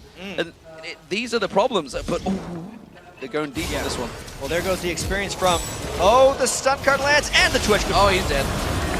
That's the danger of the Twisted Fate in there as well. With Zilean, Ghost on, gets the speed boost from Zilean. You saw he ran 4,000 miles an hour through the jungle and was able to get that stun card in, and then an easy kill follows. This is going to be in a turret. We can see the SKT have forced OMG completely away from that one after the kill, and that will be their 5th of this game. And just like game 1, this is a big difference. Oh, this is going to be a multi-kill right now. Alan going to get locked up. He goes down to Bengi. They're going to leap on through. A quick slice on towards Pomelo, gets himself a second, and he leaps out with the reset. Just so much power right there from SKT, knowing when they can get the catches, and the chase of the Twisted Fate plus Twitch and all the speed they get from the Zilean. It's really working out quite wonderfully. Another look at this one, it was just the stealth Twitch into a slow, and TF gave them no way to hide, really. They had to burn everything just to stop the TF, that they couldn't necessarily peel the Kazakhs that wanted to jump right on their face. Too much kill pressure, they get the kills and the dragon. There's the dragon we were talking about. OMG, as much as they would have needed this one, Well, they definitely can't now. He pretty much whitewashed down in that bottom lane. 5 turrets down, second Dragon of the game going over to SK Telecom. And I tell you what, look at the scoreboard up top there. We are close to a 10,000 gold lead here, 20 minutes into the game. And you know, when I was looking back, you know, we were doing research obviously for this event and back at Worlds, we watched OMG and we saw there's a man drop. It's not going to land actually on impact. He should get away for now. No, dodges death sentence. There's a 4-man pylon. They're going to come into it. What a fantastic pillar of ice. Stops 4 members of OMG dead. Back to my point. Wow. That's cheeky, that's for sure. He's going to keep going because the rest of his team are there. Piglet wants to try and catch something. Even just a couple of them, they know where OMG is. That's 5 of them. This would be a 5v4 if they decide to close. No, doesn't just take something else. Taking a terror. And this is what I was about to talk about, is the fact that OMG, and when we watch Royal as well, very similar situation is when they go for the kills, they generally don't push an objective afterwards. It's just simply a case of we caught this guy out. SKT, every time they go for a kill, an objective will follow. And this is another dead. They're trying to call him down. Piglet did open up in a bad situation. Oh, bit off more than he could chew there, going into 2 of them. He had Zilean with him though, thinking he could have a go at this one as Bengi not quite getting in range. Xiyoung going low. Where's Faker going? Where's he going? He's not going too deep on this one. He is! He's going in the base! He's going in the base! Let's have a look at Faker! Throws out the wild card of the Sun in the base. Oh, he's in trouble though. He's got a little bit too deep on this one, buddy. That tower's going to take you down. And Alan now, can he throw the death sentence back on Bengi? No, not quite there. They're going to chase on towards him instead. Pomelo's going to try and get away. He didn't get knocked to the side, but he's going to get interrupted anyway. And Bengi gets another. That is a bit of a cleanup crew from SKT. They do only get 2 kills off of that one, but also a turret. And I feel like the death was Faker's own fault for that. He didn't need to go that deep into the face. Nice play by Alan to stop him down, but it is now 10,000 gold at 22 minutes. Nearly insurmountable, I'd have to say. We see a little bit of that air of, a little bit of cockiness. Arrogance. Here from SKT. The fact that, you know, Piglet's diving in there 1 versus 2, although he had Zilean coming in as well, which you can argue may have been pulling off with Impact surviving a 1v4 and then having a bit of a dance under the tower. Faker going right inside the base. Well, listen though, mentally, that's how you demoralize a team if you're trying to close them out quickly. We have seen, especially in Korea, a lot of teams, KT Bullets come to mind, they go up 2-0 in a series, drop the next 3. That absolutely does happen. And if you can get inside the minds of the enemy, like after SKT beat Fnatic in Game 1, they were in their heads. They're going to try and get in OMG's heads here. Bullets did it against SKT, if you remember. Back, which is what got SK Telecom at the World Finals in the first place. Bengi caught out, but he gained the revive on him. He's going to come back to life. I'm not sure if SK Telecom could corral around him in time. He bounces away. He gets caught out, though. That should be a kill. It is Sun that gets it. Now they're on towards Faker. Chasing him down. Pulls out. No, not the stun card. Piglet wants to open. This time around. And you can see Piglet comes around. Rat-a-tat-tat's not going to be enough to save you against 5 members. Bounced in the air by the Wild Growth, but he's still alive. Hanging on. The life steal going to take him down. Gets himself a double. Faker's that comes back around on towards him. Going gets locked up. It's another kill. Faker on towards Sun. Red card pulled out. Gets onto Alan. He's going for another. Can he get the triple? Oh, the red not enough. He thought he stole it. And it's going to be a club for Impact. It's Pumandu's bomb that finishes it and gets the ace for SK Telecom T1K. He pulled out the support. He also gets the kill. It's a delayed ace. It was a desperation fight by OMG. And SKT is rolling down the mid lane. There is that 10,000 small. It's a 30,000 gold lead by now. Going straight in on towards the inhibitor turret. Not going to last long whatsoever. 10 seconds until the last person spawns in. So SKT want to be a little bit wary about this one. Are they just going to turn and go straight towards Baron? They very well could. They're a little bit low on mana, and they're not the type of team to let the game go at Baron. But honestly, with a 14,000 gold lead, 24 minutes in, I wonder if a Baron plus ace would even turn it at this point. Well, they're trying to chase down Faker. They're not going to go for it. They are going for it. They're going for Faker. Coming in. Going wants Faker. Everybody wants a kill on Faker. We saw Paul saying it was worth when he got that kill on Faker. The stun card comes in though. Coming around the side is going to be Xiyoung. He absolutely wants the kill on Faker. Flashes for it. Worth. Question now is, with Bengi kind of being in the base, do they try a desperation 5v4 Baron? There's a Twitch that would open up and probably get a pentakill if he actually does it at the right point, but it is honestly worth the try. They know where Twitch is coming from though. Yeah, that Baron's going down real fast. It could actually be a smite ward. SKT would almost want to go in immediately because this Baron's going down faster and faster. Bengi from the side. Alan got the bomb on his head. That Baron is so very low. Bengi closing in. There's a lot of damage coming. Piglet is there. It goes to OMG. Is that going to be bad for SKT? They've still got a lot of damage coming out of Piglet. There's 2 juicy targets for him in there. There's the jump over the wall. Good playback from Alan, but not sure he'll get him away from the bug, who lands a slow and finishes off the kill. Meanwhile, San here being chased down. Impact coming from the side. One chomp should surely do it. Get slowed down. Nice shot. Cheeky from San. This is going to be a kill for Impact. And, well, the man drop was cancelled there by Pomelo. Kindly cleaned up. They did get the Baron, though, which is a... They had to try. Yeah. That is the only thing. When you're down 15,000 gold 25 minutes into the game, and a Baron opens up because you kill the person, great call by OMG, but of course, SKT is a good team. They chased after him. They got to open up on 5 with the Rat-a-tat-tat. Everyone scattered, and it was just a matter of how many could SKT chase down. Turns out 4 out of 5. Yeah, very good fight. SK Telecom once again coming out on top. 20 kills to 11, only 26 minutes into this game. And as you mentioned, gigantic gold lead. 7-2 in turrets with that inhibitor down.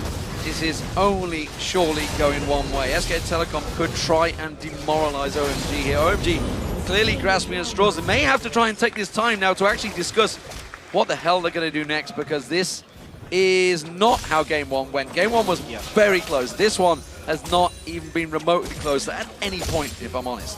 Well, the thing is, in these games 1 and 2, Faker has been able to pick exactly what he wants against Xiyoung's mid laner. They wait until they reveal, then they pick afterwards. That dynamic will be changed for Game 3, and considering how pivotal OMG is in the strategy, it really is. As Xiyoung goes, OMG goes. Game 1, he's stuck with Faker. The game was close. He actually outperformed him, and it was the rest of SKT who barely came out the victor. This game, though, because of the camp by Bengi, all the ganks, they killed Xiyoung twice before he hit level 6. And the game reflects that. It is completely one-sided to the side of SKT T1K. See, looking down the items there, 4 Piglet, Blade of the Ruin King, Ghost Blade, Static Shift, got another BF sword in there as well. Over the other side, for Sun, there is literally 2 items in there, and we see there masses of damage coming in. OMG were trying to set something up, but you've got a Twisted Fate against you who has got pretty much everything he needs to just wreck bases and turrets at this point in the game.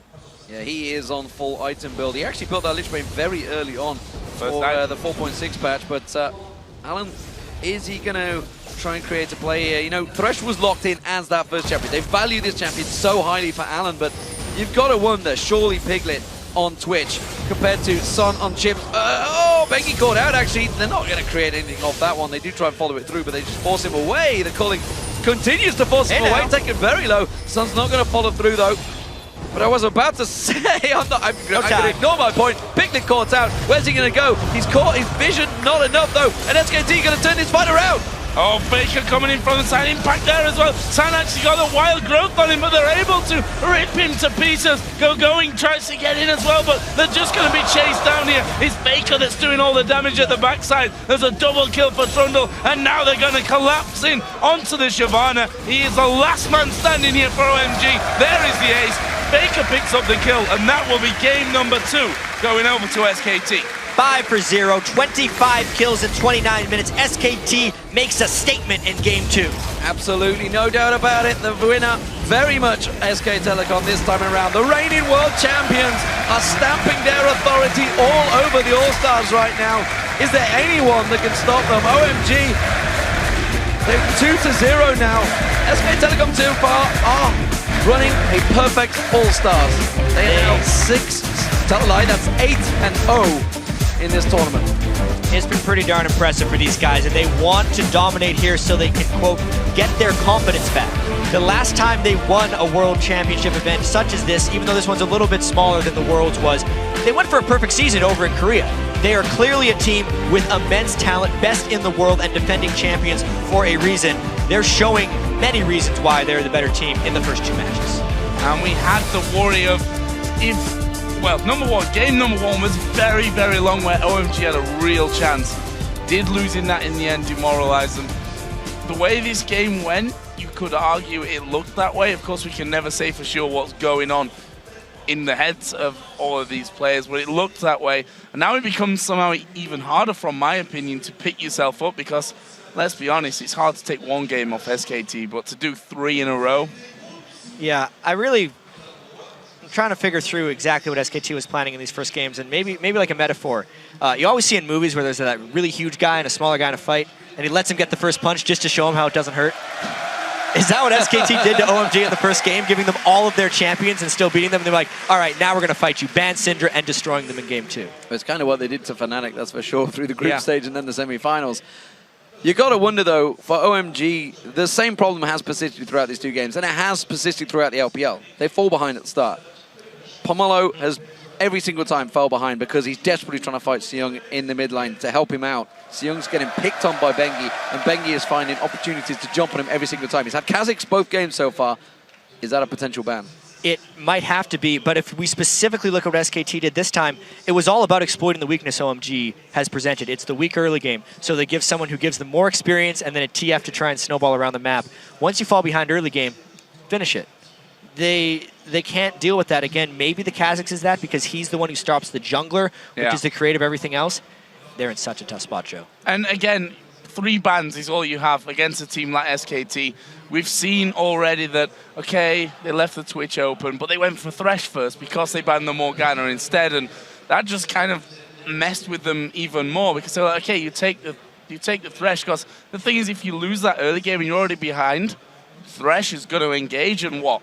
You're going to die anyway in a team fight because you fell behind. If we think all the way back, it was completely planned, the Leona ban, into letting them get Thresh because they didn't care about how many supports are banned because they had the Zilean in their back pocket. It's what they've been able to save until this moment because they've been so dominant in the group stages and in the semifinals. They didn't have to pull it out until now. Well, 2-1-15 was Zilean's. Fantastic stuff. 7-1-7 again for Twitch. 7-1-5, I believe, was Sun's Twitch. So yeah. It's got to be a potential ban, but we're going to see the real guys over at the analyst desk to figure out what will happen next. Thank you very much, gentlemen. The question of what will happen next, I'm pretty sure we all know. Welcome back to the analyst desk. Earlier today, we did talk about Bengi and Pomelo. Just before we went into that match, we were highlighting the 2 junglers. I do want to point out that Pomelo has given up first blood to Bengi in both games of the series, both times playing Pantheon, and both times Bengi getting his hands on that Kha'Zix. It's something that SKT have first picked on the first rotation on both sides of red, so we'll have to see what they do in this next game. The composition SKT ran now, vastly different from game 1, I would say. Heavily focusing around finding picks, running people down. Monty, what was your thoughts on the champions and seeing Zilean as well? Well, the Zilean pick was very good in this situation, and if we take a look at SK Telecom T1K's composition, it's actually very similar at its core to the composition they used in the one game they won against Samsung Ozone in the quarterfinals of Champion Spring. Of course, Ozone went on to win that best-of-5 3-1, but it was the TF and the Twitch combination that really made the big difference because you are able to make plays and picks so easily you don't know where it is. The Zilean comes in, especially with the speed boost that he gives, and it's nearly impossible to run away from. You've got the Twitch, a ghosting TF, and potentially a speed-boosted invisible Twitch, coming in. There's no way you can prevent yourself from dying effectively. And so as long as SK Telecom has a strong early laning phase, there's really no recourse for OMG because they're going to get chased around the map. And we really saw the difference, from teams here. Also, last game, SKT had the late game comp. They took it easy early game. OMG was in the game, actually got a lot of kills. This time around, when there was a strong early game comp here and strong pick comp from SKT, OMG had absolutely no chance. And that's what we saw. And to be fair, if SKT can just pick the same thing again here, obviously now they're on blue side, so they can't do the same thing where they give you one of the strong picks and take 2 of them. So possibly banning away the Kha'Zix or Twitch, but we'll see. It almost felt like SKT was a little less serious here. If you have a Zilean support and he's allowed to go Spell Thieves into tier, first 2 items, and then survive. And while I agree with what the Zilean offered, but then in my mind, Karma does exactly the same and is way more conventional and offers even better poke early. So I think it doesn't matter what Pumandu would have picked. The cornerstones of those composition really was like the TF Twitch, and then just the way they played it out. They just played it smarter. And every game we've seen so far, OMG keeps tunnel visioning on these kills, but they don't calculate in what am I gonna do with this kill. Am I gonna get an objective off the back of that one? No, we're just gonna go keep killing, and then we'll look around. Can we get something? Yeah, there's a tower, but somebody's on bot lane, so let's go kill that guy instead. Thinking far enough ahead. Yeah, I want to actually respond to your point real quick, because it seems like the way that the Chinese teams are playing actually is they'll just get kills when there's kills to power up their individual members, because the objectives they play for are timed on the map. It's blue buffs and dragons. Okay, yes, they could get turrets, and I think that's actually correct that OMG could look for turrets more often, but the objective these guys go for is, well, we're timing our cooldowns based off of dragon respawn or blue buff respawn, and that's the objective gameplay they go for. And then you were talking about the comps playing out properly, and there was so much focus placed on the mid lane and getting Faker ahead that, like, yeah, TF gets to go roam for free, right? They already bolster the source of the global, and Faker can do everything he wants. Yeah, not only that, just to talk about the Zilean pick a little bit more, if you know that OMG is going to be going after these kills, and you've got a couple of globals on the side of SK Telecom, yeah, Karma's great. Of course, you can disengage with the speed, but part of that, too, is that you can instantly revive somebody if the Pantheon comes in, and then the double globals will come in and turn the tables while that person revives. So I think there is actually a very interesting logic to picking the Zilean against the playstyle of OMG. So I want to talk a little bit more about some of OMG's players. Let's start with Xiang. On champions like Ziggs and Syndra, he is mechanically equal on par with Faker, I would say, at that level of control on those specific champions. However, when we've seen him on Lulu, for example, I'm thoroughly uninspired. He doesn't have anywhere near the same level of impact. Of course, yes, Lulu's not the same level of play. You don't have as many options to make plays. But regardless, I never felt like his Lulu was super positive or super reinforcing for his team. Deficio, what's your take on Xiang and the different champions he plays? Well, so it seems a bit, I wouldn't say he's holding the team down in the case he can only play certain champions, but the whole playstyle of OMG is built around him winning his mid lane. And for him, when he wins the mid lane, they can then go into the enemy jungle, they can set up picks, whatever they want, go for objectives. However, as you just said, whenever he's not playing Ziggs or Syndra, he's falling behind in CS, he's maybe even dying in lane. Link beat him as well with Nidalee on CS in the game, Cloud9 versus OMG. Like, you're never supposed to do that. And it just seems like he needs to expand his champion pool. And in general, he needs to have more options to play. I mean, you look at Faker, he can play Assassins, he can play, late game champions, he can play everything. Xiang, he can pretty much only play these two champions, and if they're banned away, or at least one of them is banned away and the Ziggs is not really an option for him, he's not doing anything. Yeah, I completely agree with you, and actually I'm glad you talked about Ziggs at the very end there, because I think Ziggs is actually super key for them, because it actually, I don't want to say like hard counters, but it's very, very well against the SKT playstyle, where SKT predictably shows up to a big minion wave on a turret. And we actually saw in SKT's game against OMG, it was Ziggs to my knowledge, right? They would stop a push, the team would group up because SKT would stay for the second wave and then just get engaged on. And that was something that worked reliably well for OMG in that game. They nearly won that back in the group stage.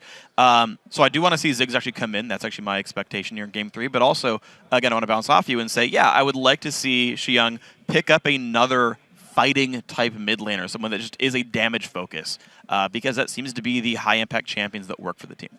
Aside from picks and strategy, I just wonder what the morale is like now for OMG, because they've been very successful within their league. They've played it the same style over and over, and they've been successful in doing so.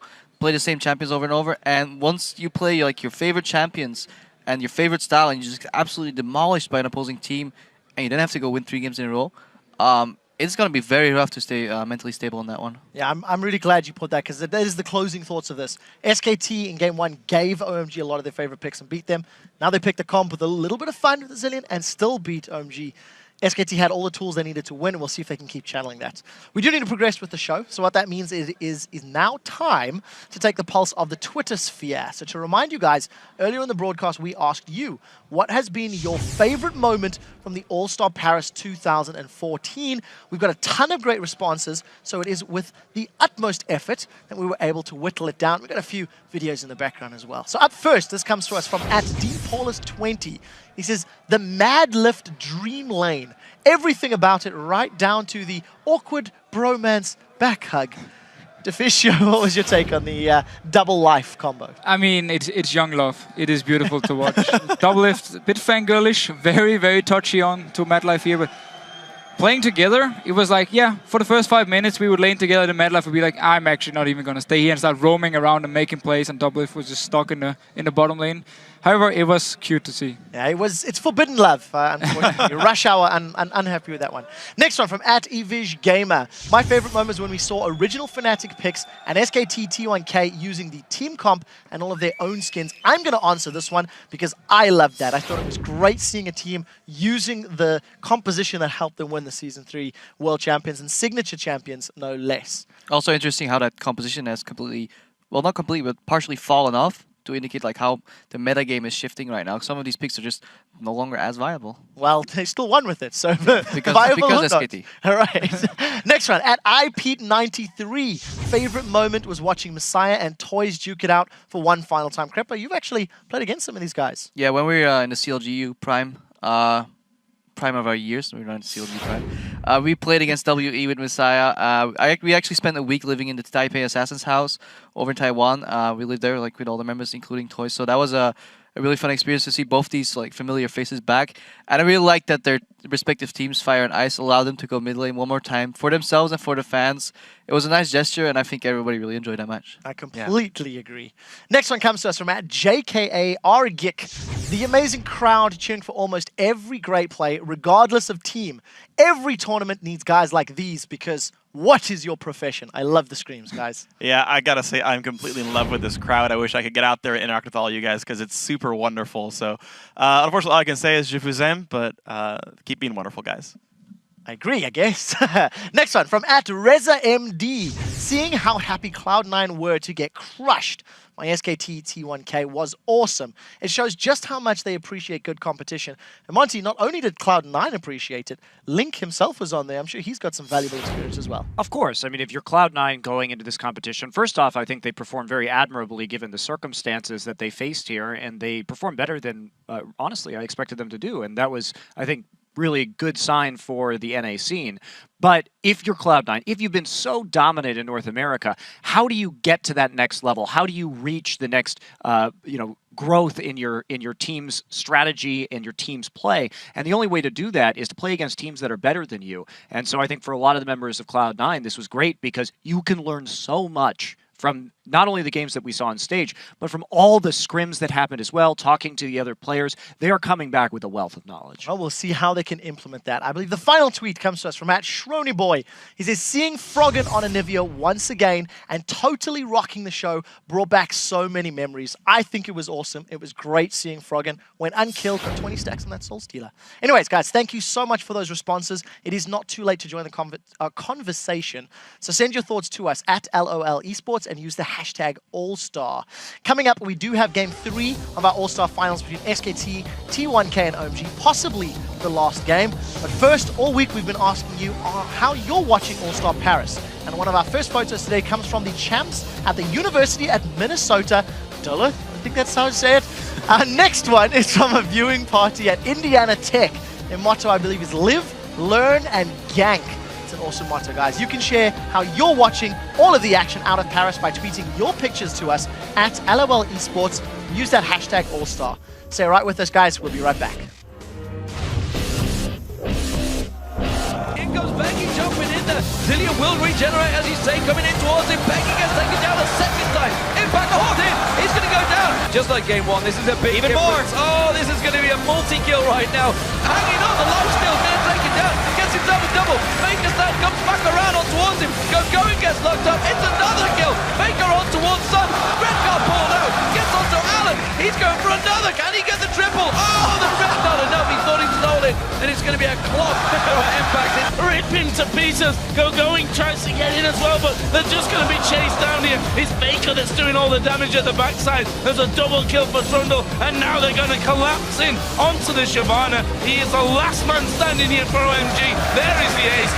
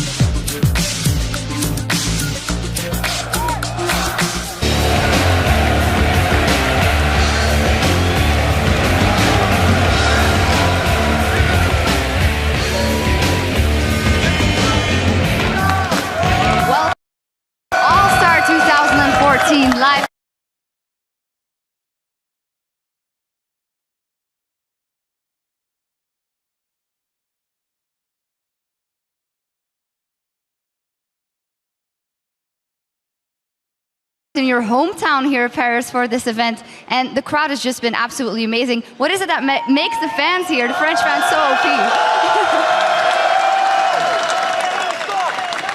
Well, they're just the best. I mean, they are really passionate and they cheer for us mainly. I know because I noticed, but because we're two Frenchies, so we play at home. But mainly when there is any big plays or any good action, they just cheer for it because they just love the game. And this is what makes the community really great. Yeah, absolutely. You couldn't have said it better. Our amazing community and a lot of support for you as well. But we're going to go back over to the guys at the desk. Thank you very much, Sharks, and thank you to everybody in the venue.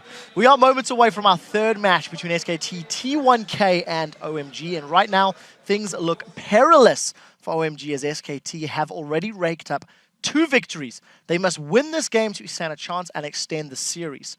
I do want to touch on the fact that as it is game 3, this is the game that SKT opted to play on the blue side. So they will be first pick, first ban. It also means that OMG has the potential to grab 2 champions on that second wave. But SKT are playing with such confidence.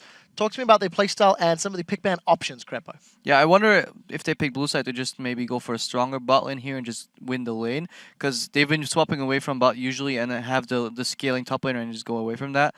As well as, is OMG going to go for the swap on purple side? A lot of these teams have been going for a lane swap. Or is OMG going to say, well, we're good at fighting, we'll just brawl you 2v2, meet you in the bot lane, meet you in the top lane, go for this like early game composition again, and just maybe if they ban the Kha'Zix, find something that can brawl better in the jungle 1v1. Because every time Pomelo and Bengi met so far, Bengi got on the better end. Even at one point, he was level 6 against a level 4 Pantheon and killed him. And that just killed the entire momentum OMG could have in the early game.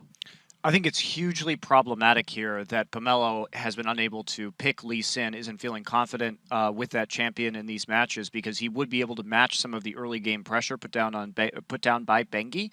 But they banned it. OMG banned it in game 1, didn't pick it in game 2, and that makes me a little bit worried. I think if I was OMG going into this match, as strange as it sounds, I'd start banning out AD carries, force Piglet onto something that's not Twitch, maybe that's not Lucian or that's not Vayne, and see if you can. That's the free ban. See if you can get him onto something that isn't as good in this current meta like Sivir, or is a little more immobile and takes some time to scale like Kog'Maw, because you're not really going to ban out anybody else here, and you need to be able to slow him down. He has been over the last few months performing, but I talked about this going in. You can't let him have the pick compositions. You let them get TF Twitch, which is exactly the composition that they were most successful with in Korea. The mind boggles. Well, we'll have to see what they decide to do. On the other side of Piglet, of course, is Sun. He has been playing very well against Cloud9 in particular. He stepped up extremely. He went 14-1 and 11 in their semi-final series. He's currently 9-6-6 out of the 2 previous games. Defisho, what does Sun need to do in order to shut down Piglet or at least compete with him? Well, first of all, he needs to get in a lane against him, in a 2v2 lane. Not a lane swap here. OMG honestly should just try and go for the 2v2 if they can. Try and win the bot lane, him and Alan together. Try and shut down Piglet this way, get a lead for OMG, and then try and transition this into the mid game, and hopefully just keep Piglet down. If they do decide to go with all the AD carry bans, and Piglet is on Kog'Maw, for instance, it's going to take him time to build up. Shut him down early. You have a lot of time now where your AD carry is a lot stronger, and that's what OMG can use to win, because we've now seen 2 games. One of them was a very early game comp. Didn't do anything for them. Yes, they got some kills, but never really got ahead of SKT. And now, when SKT had the strong early game pick comp, there was just nothing OMG could do. They honestly need to try something completely different. If it is banning 3 AD carries and let's try and go against Piglet in 2v2, let it be. Closing thoughts on Freak? Yeah, I agree with you that I think if OMG finds 2v2 lanes, it works a lot better for them. You know, this game we had Lucian versus Twitch, but it was only after the lane swap, after these guys got some levels. Levels 1 through 3, Lucian will destroy Twitch, but he didn't get that matchup, of course, right? Also, the fact that GoGoing's been doing well against Impact in the mid game. If you let him start doing that earlier on, you saw Impact gifted him a kill early on in this game as well. Like, you get those heads-up matchups, find a way to relieve pressure off Xiang because Bengi's destroying him, and then OMG has a good chance. All right, we'll see if they can make that happen. OMG are on the red side this time. We're going to send it back over to the caster desk for the play-by-play of Game 3. Thank you very much. Quick shot. So here we go. Game number 3 in the books. How will this one go down? Game 1, fantastic stuff. Game 2, definitely not the way OMG fans wanted it to go. It's looking like another SKT 3-0 by all indications, but that's the time when you swap the maps over, you try something completely different, and you just try and pull something out, because if you can do that once, who's to say you can't do it 2 more times after? And I think maybe the switch now going onto the red side, whether that's going to help them or not, it's at least different, and it might add some variety in there where they can get a jump on SKT. I think that some things are going to have to change, because we've seen already that although they did get some of their favorites, in fact pretty much all their favorites through in game number 1, they couldn't win. I'm not sure how, if you get your ideal perfect champions and don't win, what you really do from that point. Exactly. I mean, Monty said he wanted to see 380 carry bands. Definitely not seeing that. LeBlanc, Kha'Zix are what OMG has taken away. At least they got rid of the Kha'Zix. That's what you wanted them to do after game number 2, D-Man. Absolutely. It's something that Bengi's been running happily. Jax was also taken away, this time by SKT. We haven't seen going towards that one just yet. We'll see whether any AD carries even get banned out. Remember, SKT1 could first pick Twitch this time around, but Xiang has got the added advantage that he can second guess what Faker's going to play. Yeah, that is the red side. That's basically what SKT wanted to take away from them in the first 2. Something absolutely has to be left up here. The Twitch, if they ban it right now, means SKT takes Thresh away, I would imagine. There's a lot of power up right now. The Twitch ban, you'd think that would be the first pick that SKT would go for sure. Well, OMG running things out late. Nunu was a final ban here for SKT. And OMG's ban going to be coming up here in just a second. And it is Twitch. So Twitch out of the game for this one. That's at least, I think, taking away something from the round and picks, like the less hotly contested. I'd say not what I expected from a first pick, actually. And you can see the Thresh get instantly taken, plus the Lucian, which is the number 280 carry. This swings wildly in the favor at the moment of OMG, I have to say. Yeah, that is not the setup we expected. We saw how heavily OMG favored that Thresh pick. Not going to be a high rating, guys. We saw it in the European LCS, but obviously has been changes since then. They're going to rotate through. Will we see the Vayne coming out here? We just heard, obviously, Monte Cristo talking about the number of big 80 carries that Piglet can pull out. Vayne is absolutely in there, but that is not what I was expecting. Faker going to show Xiang what you do with Syndra. It was very interesting how Syndra was left completely unbanned, and then OMG would have had to give up the Lucian or the Thresh in order to get their own hands on it. It's a bit of a strategy loss there for OMG, but they can try the exact same matchup that SKT did to them. It did go in the favor of Xiang Syndra when they played that out, but that was more the rest of the team helping him out. Still, I'm a bit perplexed by Shyvana as the first pick. Like, Me too. If you wanted to take the Syndra, like, first pick it in that position, especially since he plays Trundle. If Going would have played that Shyvana, then he could have just picked the Trundle. Either way, moving on from that one, because it's OMG here on the pick, looking at a possible Orianna Elise for this round. Yeah, I mean, so far they've just picked their own positions, SK Telecom. They are that confident, it seems. Mundo being hovered over right now. It's actually Champion Impact's played a hell of a lot over in Champions. And it is going to get locked in, it seems, along with Orianna. So a similar matchup, a mirror match of game 1 in the mid lane. Yeah, the Mundo was a 6-0 record in the regular season for OMG, but that was also early on in the season before the nerfs to the Perseverance Mastery. Not nearly as good now. SKT having some fun with these last few picks. They have played actually a lot of support Zyra when they've been down on those things, but Zyra versus Thresh is a hook and you're dead. The Leona seems like the pick we would expect to follow up on Syndra initiations. With an AD carry. Will it be Zyra? The good old bottom lane once again for SK Telecom. They have the skins. It's 3 out of 5 so far. There it is. Yeah. There it is, locked in.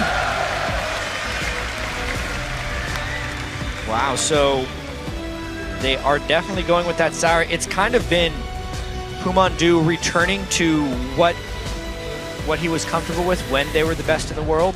It's not something other people have been playing much support on. I know Crepo was talking about why he doesn't like the Zyra pick into a Thresh is because when you do get hit by that one death sentence, you're probably dead. And it's a no, you cannot make a mistake in that lane, especially with Vayne. Especially with Elise as well. I mean, that's a double skill shot dodge you have to make there when Pomelo comes out of the jungle, which often he has. But how do we see this mid lane? This was our featured matchup at the start. It went fairly even between the two. I think it's safe to say Syndra obviously was a big player for Seyoung, but they both know exactly what they're going up against here. I really feel like it's going to be heavy jungle camping once again. If Pomelo can stay ahead of Bengi, or at least break even, then we might get to see a progression into the late game. Looking at how they have the Mundo, the Orianna, they actually scale a little bit better than SKT here, assuming they can keep Piglet under wraps because of a difficult laning phase. That's not how SKT plays, though. They don't play with the laning phase when it doesn't benefit them. I do actually think, though, considering they lost the first 2 games, got heavily outpicked banned in Game 2, coming into Game 3, OMG's done an admirable job in Champ Select. Well, as we head into Game 3, let us know who you think will take this match. Tweet your answers using the hashtag SKTWin or hashtag OMGWin to @LOL Esports and to let us know your predictions. We'll be checking them shortly. It's going to be about 90% SKT, I'm quite sure. I mean, it's been steadily rising around the 80% Freak mark. is desperately tweeting right now. Yeah, please, More guys. OMG, please. He does have a lot of followers, so. He does have a lot of followers. He could try and swing that vote. We'll see. Not quite sure they're all convinced, though. These games have been completely in the side of SKT. Game 1 was close. It was the best fight we saw OMG put up. But Game 2, coming back from that one, takes some strong-willed players. Here we go, ladies and gentlemen. Game 3. Will it be the final match? SK Telecom 2-0 up as the blue team this time around. And they are up against OMG, the Chinese LPL champions, as the red team. So, getting off then into position. OMG, last game, let's not forget, I went on a bit of a hike around the map, trying out a couple of little things, which didn't really get them much in the end. We saw a simple swap of the blue buffs and then across the river to take their own reds straight away after that. See what goes this time around. Piglet already down there in that tri-bush. They're actually picking the bottom lane. Looks like they may be stacking up in the bottom brushes here. Interesting move there by OMG. It's a bit of a KT Bullets move here, actually, until Extreme Masters Katowice, where they sneak in towards that bush. They're instead, Piglet not going to see them. Oh, he did that. Just got a vision. He just got a glimpse, quickly tumbled away. They know exactly where they are now, and SKT are free to roam in towards the enemy jungle, knowing exactly that it's clear. That was an almost catch there by OMG. Very strange that Piglet would actually walk around that edge. He was trying to rush down actually to prevent that very thing against a Thresh. If you only waited in that brush, you would be vulnerable to a Thresh hook, so that he ran straight through the lane. He actually did catch them at the very last moment before it would have been disaster. Still OMG way 83%, so around the 80% mark. So I was a little bit off, but still, most of you guys believing that SKT are going to be taking this one. It's kind of hard to argue after Game 2 with that kind of percentage vote as well. Right now, though, OMG are moving to the enemy red, and it's a very edgy movement to the enemy red. On the other side of the map, though, SKT, of course, are already in position to level out the buff score. Yeah, that's going to be a red buff for both junglers. Pomelo, of course, there. Tri-bush ward will give vision, but it is going to be standard meta matchup, or more to the point, what used to be the standard meta matchup, or what everybody at home plays, let's put it that way. Going's a little bit late to top lane, but that's worth it because Sun and Allen with Thresh and Lucian should by all means be able to win this lane down bottom. Pretty sure Seyoung just missed the bush there actually with that ward towards the river. I'm not sure if it's quite stealth into that bush, but we saw the first little exchange between them. We'll see whether Bengi decides to focus on Seyoung again once he comes out of this top half of the jungle. He's trying to take everything away from that half of the jungle. Down in the bottom, Allen already taken a bit of a beating somewhat, but going to get in there for the play, and look at the damage there on towards Allen. He's going to be forced out of lane once again, down to less than half here. We already saw that the Ignite was used by Mondu. And that could have a big impact on this game if SKT decides to stay aggressive in that lane. Elise did just walk all the way around the backside. The flashes are up. They'd have to land the stun and hook perfectly. Well, there's the spider coming out. Which way is he going to throw the cocoon? Teleport's coming in here. They've got to be careful. They managed to land the Death Sentence on Mandu. Impact has joined the party. Allen's so low. He goes now first blood, and that was a terrible, terrible engage by OMG. Well, that's the thing. When Going burned his teleport to get that 1v1 in the top lane, once they went in, they were all in or dead, and they got the dead one. They probably would have had one person fall down anyway. I don't know where I'm going with that one, because they were screwed as soon as that teleport came in behind him. Alan missed his flash, right? Yes. Yes. Tried the flay. He tried the flash flay and kind of just played where he was and flashed on top of himself, which obviously didn't help the setup for that one. Would have given a bit more control. Sun needs to be careful down there. Zyra doing deceptive amount of damage, and well, basically what shouldn't ever happen in these 2v2 lanes when it's a Vayne is the Vayne should get first blood and get going. Or, I mean, obviously it can happen. You don't ever want it to. One thing is safe here.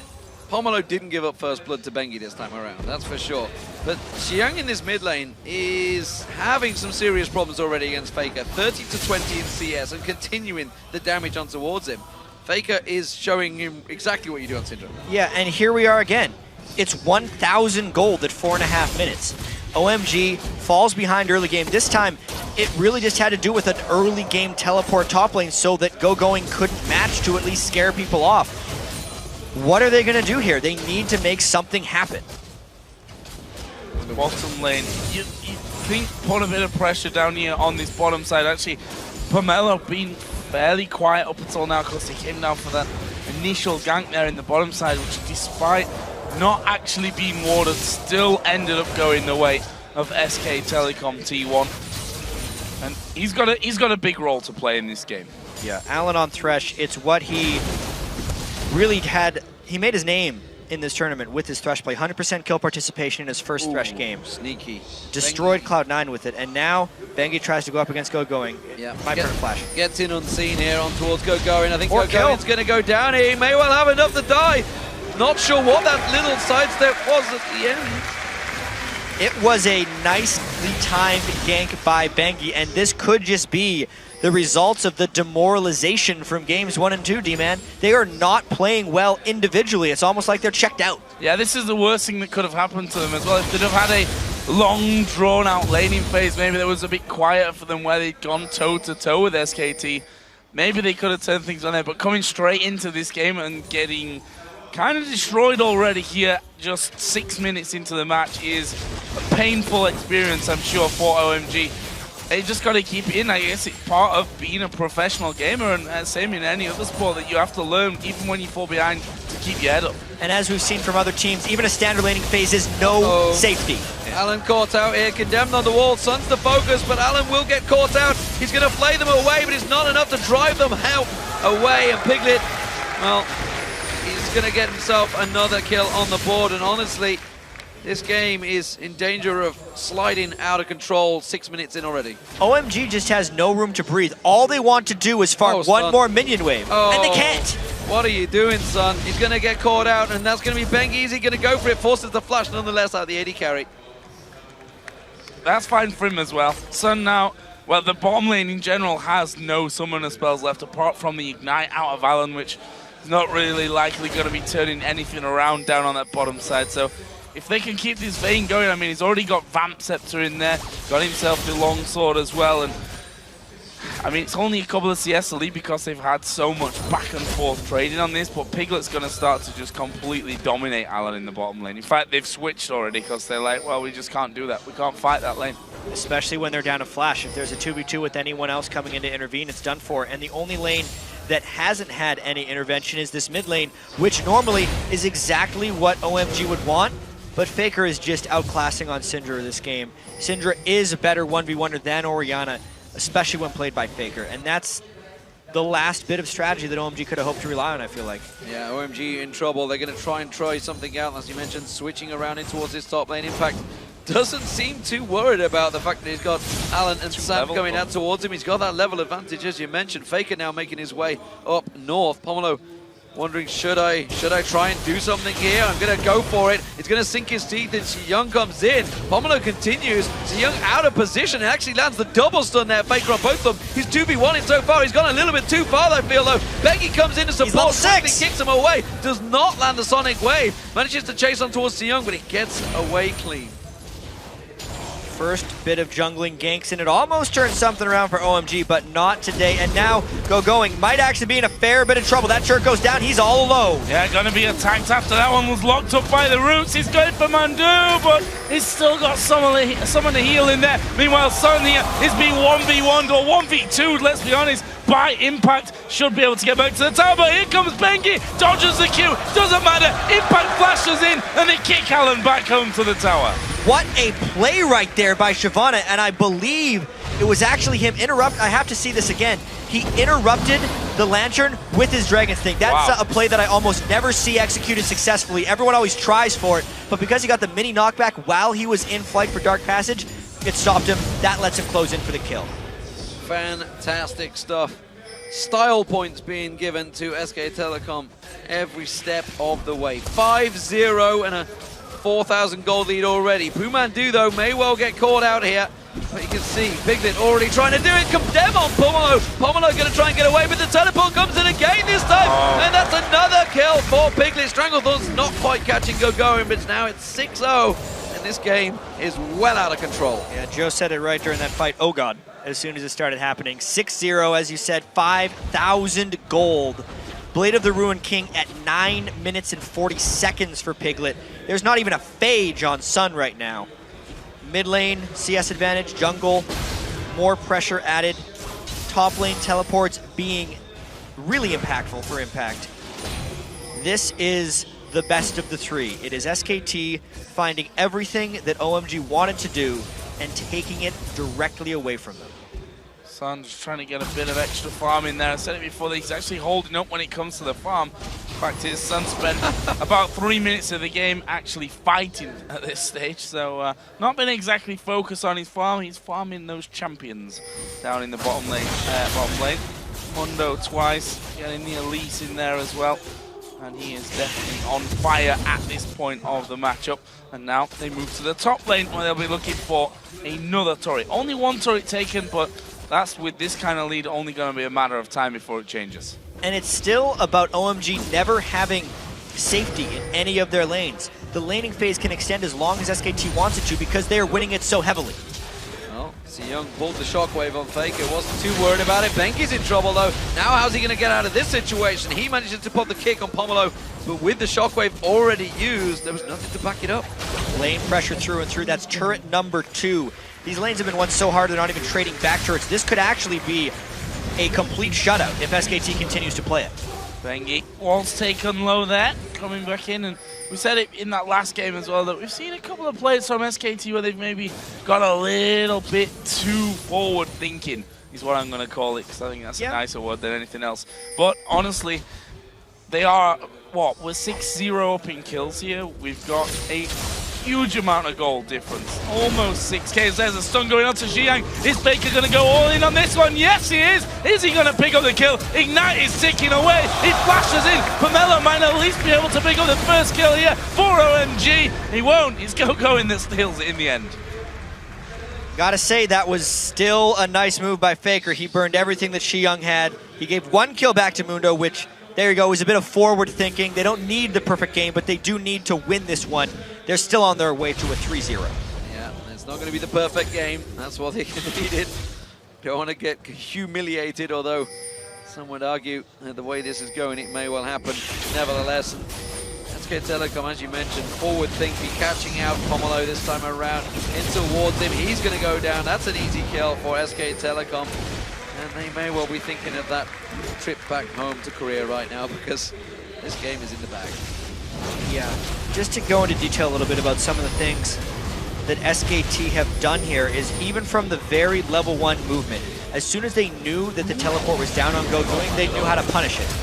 And Alan here having to flash away everything thrown out by Mondu while the rest of his team were actually finishing off that dragon. Faker in the meanwhile pushing straight up this mid lane. Nothing that Xiang can really do to hold on to him now in terms of damage.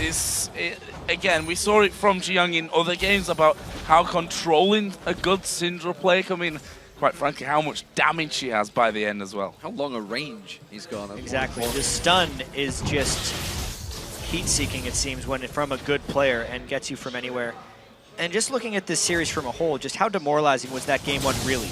looking back, because OMG did look so good, but they were gifted everything they wanted in that one. It was a bit of a gamut by SKT to say, all right, and I'm willing to say it based on the results of these last 2 games, they were giving OMG what they wanted in that one, just so they could guarantee a 3-0 if they won. If they lost that game, all right, then they knew exactly what their best shot is, and they can adjust from there, because SKT is great at adjusting mid-best-of-5s.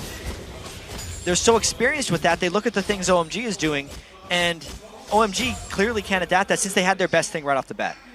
One team has played a lot of best-of-5s. It is SK Telecom, that's for sure. They've been in the highest of pressure situations as we have a glitch in the matrix there. Yeah, skipping out of 5-second delay right there, unfortunately. Everything is fine, do not worry. All good. Actually, down in the bottom, there's a fight going on, but we're not seeing it. No, they're both dead. Well, it was 2 more kills for SKT. We will get that replay for you shortly. Fight in the top lane, though. And Alan's going down. Piglet going to go on the rampage from that one. The kills are coming so quick. We're missing them, and frankly, we're not missing much because they are just flying down right now. 3 kills for SK Telecom there, 11-1 already, and already it's a 9,000 gold advantage. Make that a 10,000 gold advantage. Just going, gone. 12 kills to 1. SKT has taken it all the way home at this point. Rounded the bases. They're only 15 minutes in, and a 10,000 gold lead. So at Worlds, it was a 12-minute inhibitor. We saw that clip earlier on with Monty at the Telestrator. While this has not had the intricacy of that specific move they pulled off, it's had a lot more in a way. I mean, we're 15 minutes in, it's 12 warning kills. This is even more one-sided. And I think there's multiple things at work here. It's not just SK Telecom playing amazingly, it's OMG being on tilt. Yeah. They have made many individual mistakes from the very early game. Just Alan missing his flash play. Hooking him a plant, I mean, I guess there was nothing you could do about that one. But they're not seeing things coming. They're teleporting into the wrong situations, and when you're down at this point after you've made a few mistakes and already lost 2 games, who can really blame them? These are all incredibly young guys, and there's so much pressure on them to perform, especially nationally. It's an unfortunate situation for them to be in. And the problem is, SK Telecom, you know, while everybody else was, and us included, oh, Bengi caught out hit, nope, safeguards away, he's going to get repelled on. The Culling catching on towards him, it's just not enough damage coming through there. They will get the kill, but at what cost? Sun's going to get caught out. Faker pounces in and Impact gets himself the kill. And now Shiyang's caught, pinned on the wall, condemned in there. Shockwave pulls Impact and Faker back to him, but Shiyang's got nowhere to go. And Impact just simply burns his way through the opposition. They just keep on going. Impact and the stun from Faker. Double stun from Faker. Alan down to less than half HP. Piglet gets in there. Impact actually getting that one in the end. A 3-for-1. Bengi playing the blind monk, which is what it did. Went straight into the brush, came back out, baited them into pushing out, and SKT are going to get another inner turret. There's only the base left for OMG. 16 minutes 40 in. Destruction derby right here, 6 turrets as you mentioned, but what I was about to say is the fact that SKT did not fear Alan on Thresh. Not in the slightest. The main reason being that he hasn't been able to be aggressive on it. SKT have been shoving him down. Every time they let him on Thresh, they've gone full-on aggression, whereas OMG work their best when they are being the aggressive ones, and simply put, they just don't get a chance to be against SK Telecom. Wow, okay, yeah. Report for feeding. That was just a ridiculous move by SKT right there. Look at how many of them there are. OMG has nothing left. They're trying desperately to make plays. Big smiles on Gogoin's face. I think he's already realized the goose is cooked. And Boomandu, he's going to get pulled on. Can he have enough damage? Nope, he's going to get bounced. And actually, OMG getting away from what I thought was going to be another, come on guys, you come and get me if you like. But in the end wasn't. We've got Impact on the bottom inhibitor turret. The other 4 from SKT here are on the middle inhibitor turret. Call it what you want, this game is pretty much over. We're not quite 20 minutes into it just yet, but SKT, let's move the spotter. They can't even surrender right now, but, you know, honestly, they may as well put their hands up, because as it stands, the first inhibitor's going to go down. Oh, not quite though. 18 minutes into this game, it is domination at its finest, and honestly you could compare this game straight to Royal's 3rd game in the World Finals in Season 3, because SK Telecom are just showing their dominance right now. Exactly. There's actually not too much to analyze about this game in particular because it all comes down to the series in a whole. And you did bring it up earlier, but the fear that they can instill in their opponents. They literally let OMG hit them with their best shot, and once they beat that, OMG, they lost it. Teams have never, especially in OMG's history as a team, given them their best things and had them lose with it. That was the first competitive loss of Xiyoung's career. He doesn't know what to do with that. Going had only ever lost twice on Renekton. Now it's 3 times. And once that happened, and an even more demoralizing game 2 with SKT just kind of showing off their TF Twitch play, what is left to go? You can have all the analysts in the world right there, but when you know what your best thing is and you actually get it to try and jump ahead in a best of 5 series and it breaks apart, you don't expect a game 3 like this, but it's not too far gone. Now SKT pushing in. You have to feel close to the victory. Inhibitor going down, and there's a stun on towards Xiyoung. Here comes the Dragon right into the middle of the team. Oh, Bengi kicks him out. Oh, Shockwave goes down as well, but this should be a one-way destruction. Going got his ultimate running, but Piglet is hammering down. Another great stun by Faker. Sam's not going to get away. He is dead. Pomelo is dead, and that is a whitewash for SKT. They could win this before 20 minutes. 20-minute game, as you mentioned, 19 minutes 48 on the clock. The Nexus turrets are falling. Pumandu is tanking this one up, but the minions are coming through right now. And SK Telecom, T1K are the clear all-star champions. They have been unbeaten here in Paris, and it has been a demonstration of force against OMG. They might actually fall away from this one, but this one is all but sealed. Going, trying to teleport in and get something done. They're just toying with their opponents right now, I feel. I think they're pretty sure they could have finished that. They all want to get a kill on Faker. It's not going to happen. Who wouldn't want to get another kill on Faker? Or Piglet, for that matter. With the way they performed so far at this All-Star Invitational. Completely sweeping the event. Every single game has fallen their way. They've had a couple of close ones. But that at this point, it honestly feels like it was their own choice that those were close. Piglet's got a Zephyr now. Genji would be proud. Stinger, which is exactly what it is now, for now. It might get it by the end of this game though. 21 minutes in, well on his way up. Son, of course, not well.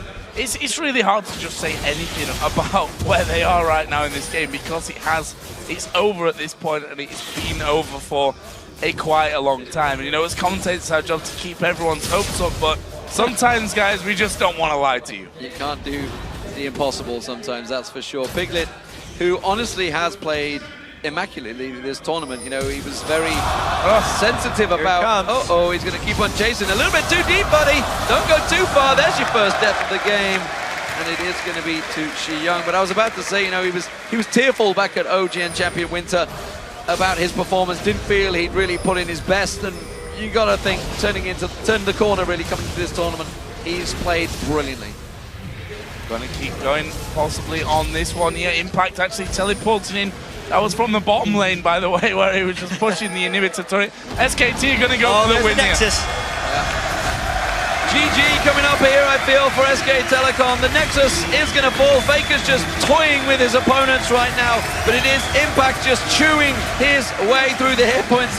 Faker, he's continuing to toy with his opponents off the side. SK Telecom, T1K of the All-Star 2014 champions.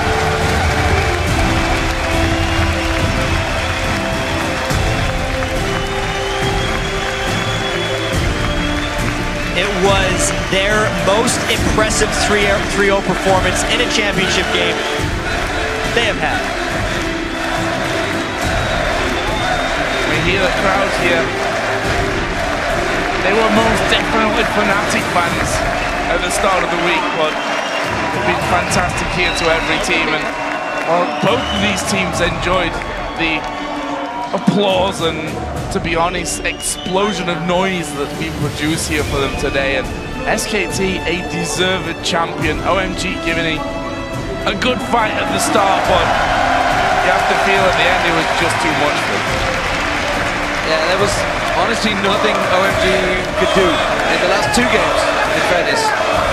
Still the support from the crowd, however. This crowd is an experience for all of these guys to play together with. We have to wonder from this point forward how SKT is going to do their next season in Korea.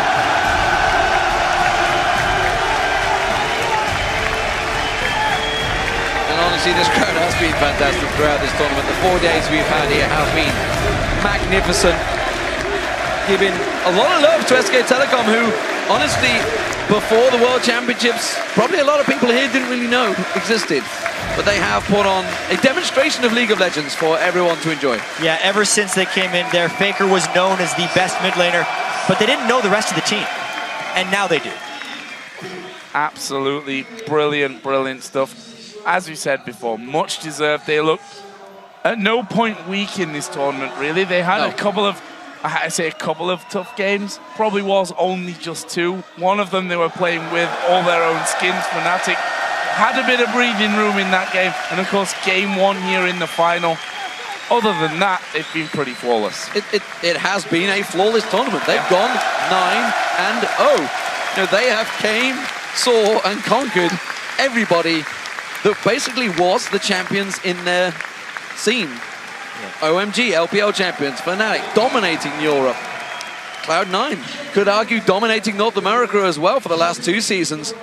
And they've been swept aside. Taipei Assassins, of course, as well. And then everybody swept aside. Not even close, honestly. OMG have came the closest. They were in the finals, and it was a very close group game and game 1. But other than that, that's all you wrote for SKT. They have been fantastic, and you got to look, maybe moving towards Champions Winter over in the OGN in Korea. This is going to give them a hell of a lot of confidence. And we'll see if they're able to carry that through when they get there and maybe make it back to Worlds where they can try and defend their title. They're well on their way to defending that title with all the circuit points they've already taken. No one's ever been able to do it. Maybe SKT could be the team. I want to know what the rest of the world takes back from this. You know, Cloud9 got the experience of playing against it, so did Fnatic. Specifically just the way that SKT stops the enemy team from farming. They completely have it in the bag from the start. The other team wants to do something. SKT knows what they want to do, and they prevent it from happening. And the picks, the diversity in the SK Telecom game, you see it here in all 3 games. Different setups with different aims in the end of them. The Zilean comp obviously was promised to us a little bit. Oh, yesterday I think that interview came out, and they delivered with that one. Stronger in the early game. The point exactly where OMG are weakest. Brilliant. They knew exactly what to do. It's an incredibly difficult thing to play against when you can't farm your own lane. The chance for Riot there, I believe, coming out of the Parisian fans here. And they have been magnificent, this crowd. We've mentioned it before, but everybody at home has also been commenting on it. And, you know, we were asked last year, if you were to have this in Europe, where would you want it? And after Lille, we just had to say France, because it was magnificent here. They've proved once again that it is a really good place to hold an esports event, that's for sure. Yeah, I mean, there's no doubt about it. They've been here, fully packed arena for the last 4 days. Honestly think maybe you can double the size of the arena, you double the noise, and we get even crazier. And even the whole weekend, we got to keep in mind there were 2 things going on here, the All-Star Invitational and the All-Star Challenge. Yeah. The start of the days were ridiculously entertaining as well. The challenge has been fantastic, and you guys at home, I know you watched it, we were surprised at how good some of those games were. They were amazing. Obviously, Bjergsen going crazy in his game. We saw the Hexakill, which was absolutely bonkers, and of course the 10 and then the skill matches today. Fantastic tournament overall, but for now, we are going to send it down to the main stage to meet the All-Star Paris 2014 champions, SK Telecom T1K. Now I would like to officially welcome the League of Legends All-Stars Paris 2014 Invitational Champions, SK Telecom T1K.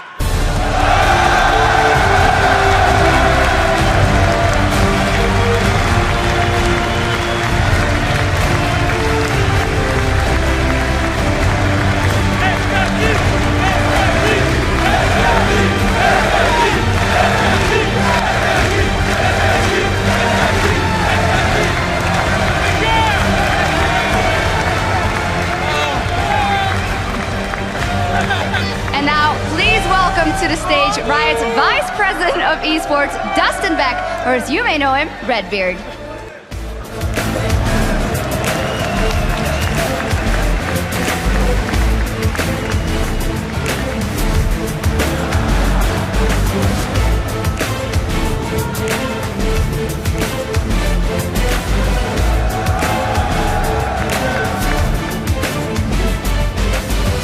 In just 1 second.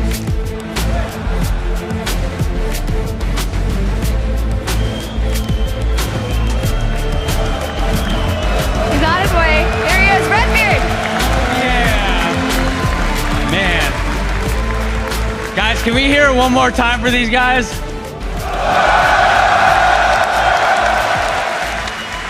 What a fun and exciting week it's been. You guys have faced the toughest teams from all across the globe, and you guys won, of course. Very, very convincing victory, and I want to personally congratulate you on behalf of Riot for being the 2014 Paris All-Star Game champions.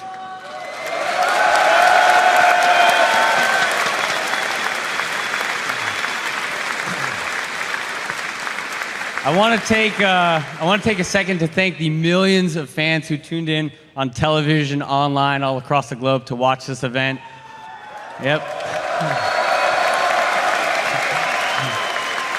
I want to thank the epic city of Paris, and of course, I think it goes without saying, I want to thank all you guys here today. You are some of the most awesome, wild, and crazy fans we've ever had.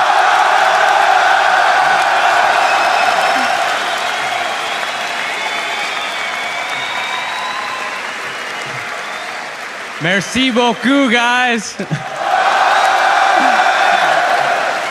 Best fans ever. Well, thank you guys. Thank you, SKT1, and take it from there. Thank you very much, Dustin. And now, before we head back over to the guys at the desk, let's take a look back at SKT's journey to the top.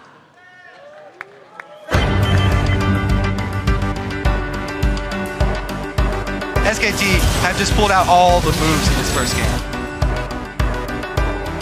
Got for Cyanide, he wants to try and pop it down. Maybe enough, he gets Cyanide down before the power drop. That is why you don't pick the world champion skins against them.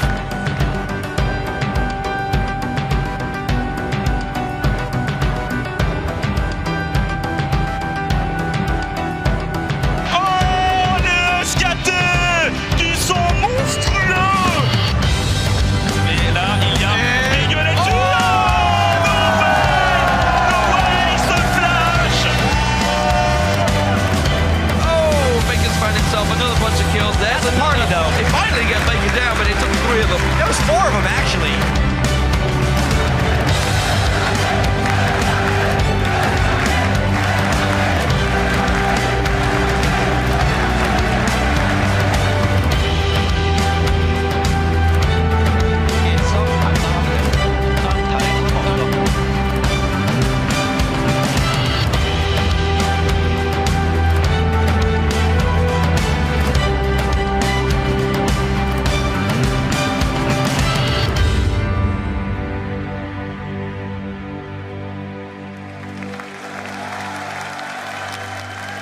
Welcome back. Congratulations to SK Telecom T1K, who are leaving All-Stars Paris 2014 without a single loss. They went 9-0, and fact of the matter is, they simply outclassed all of their opponents, from individual play to team decision-making to rotations. They simply had a better performance. As the resident Korean on the table, Monty, how do you think they looked? I think they looked great. I mean, it's refreshing to see them. I think they've been playing better here than they have, for the most part, in Korea. But I think it is a bit disturbing, and I think it shows that before Worlds, it's going to take a lot for the Western teams to kind of catch up at this point. Just looking at the standings, yes, SKT is playing in Masters, but the KT Bullets and SK Telecom T1K are effectively playing for 7th and 8th place in terms of circuit points for this season, and both of these teams have gone undefeated at the last 2 international tournaments. So it's a lot of work to be done, but At the same time, it's great that the teams all got practice against them. They're going to take this international experience back. You learn a lot more by losing than you do by winning. So hopefully we can see some better games, closer games at Worlds. And this is definitely one of the ways forward for the Western teams, playing against the Korean teams in these international tournaments. Get some practice, see what they do, and then take it back home. Maybe try and improve it yourself, show it to some of the other teams in your region. And then, of course, we talked about it so many times. We need coaches, we need analysts, we need people, we need better people around the teams to help them. We need better dedication for the teams in the Western world. And I think actually Cloud9, credit to them in this tournament, they're really showing what hard work does. And I agree. They have Charlie, who's the analyst, who's really, really good, and the people around them, Dan Din and Jack, of course, around them in Cloud9. There's a lot of people helping them out.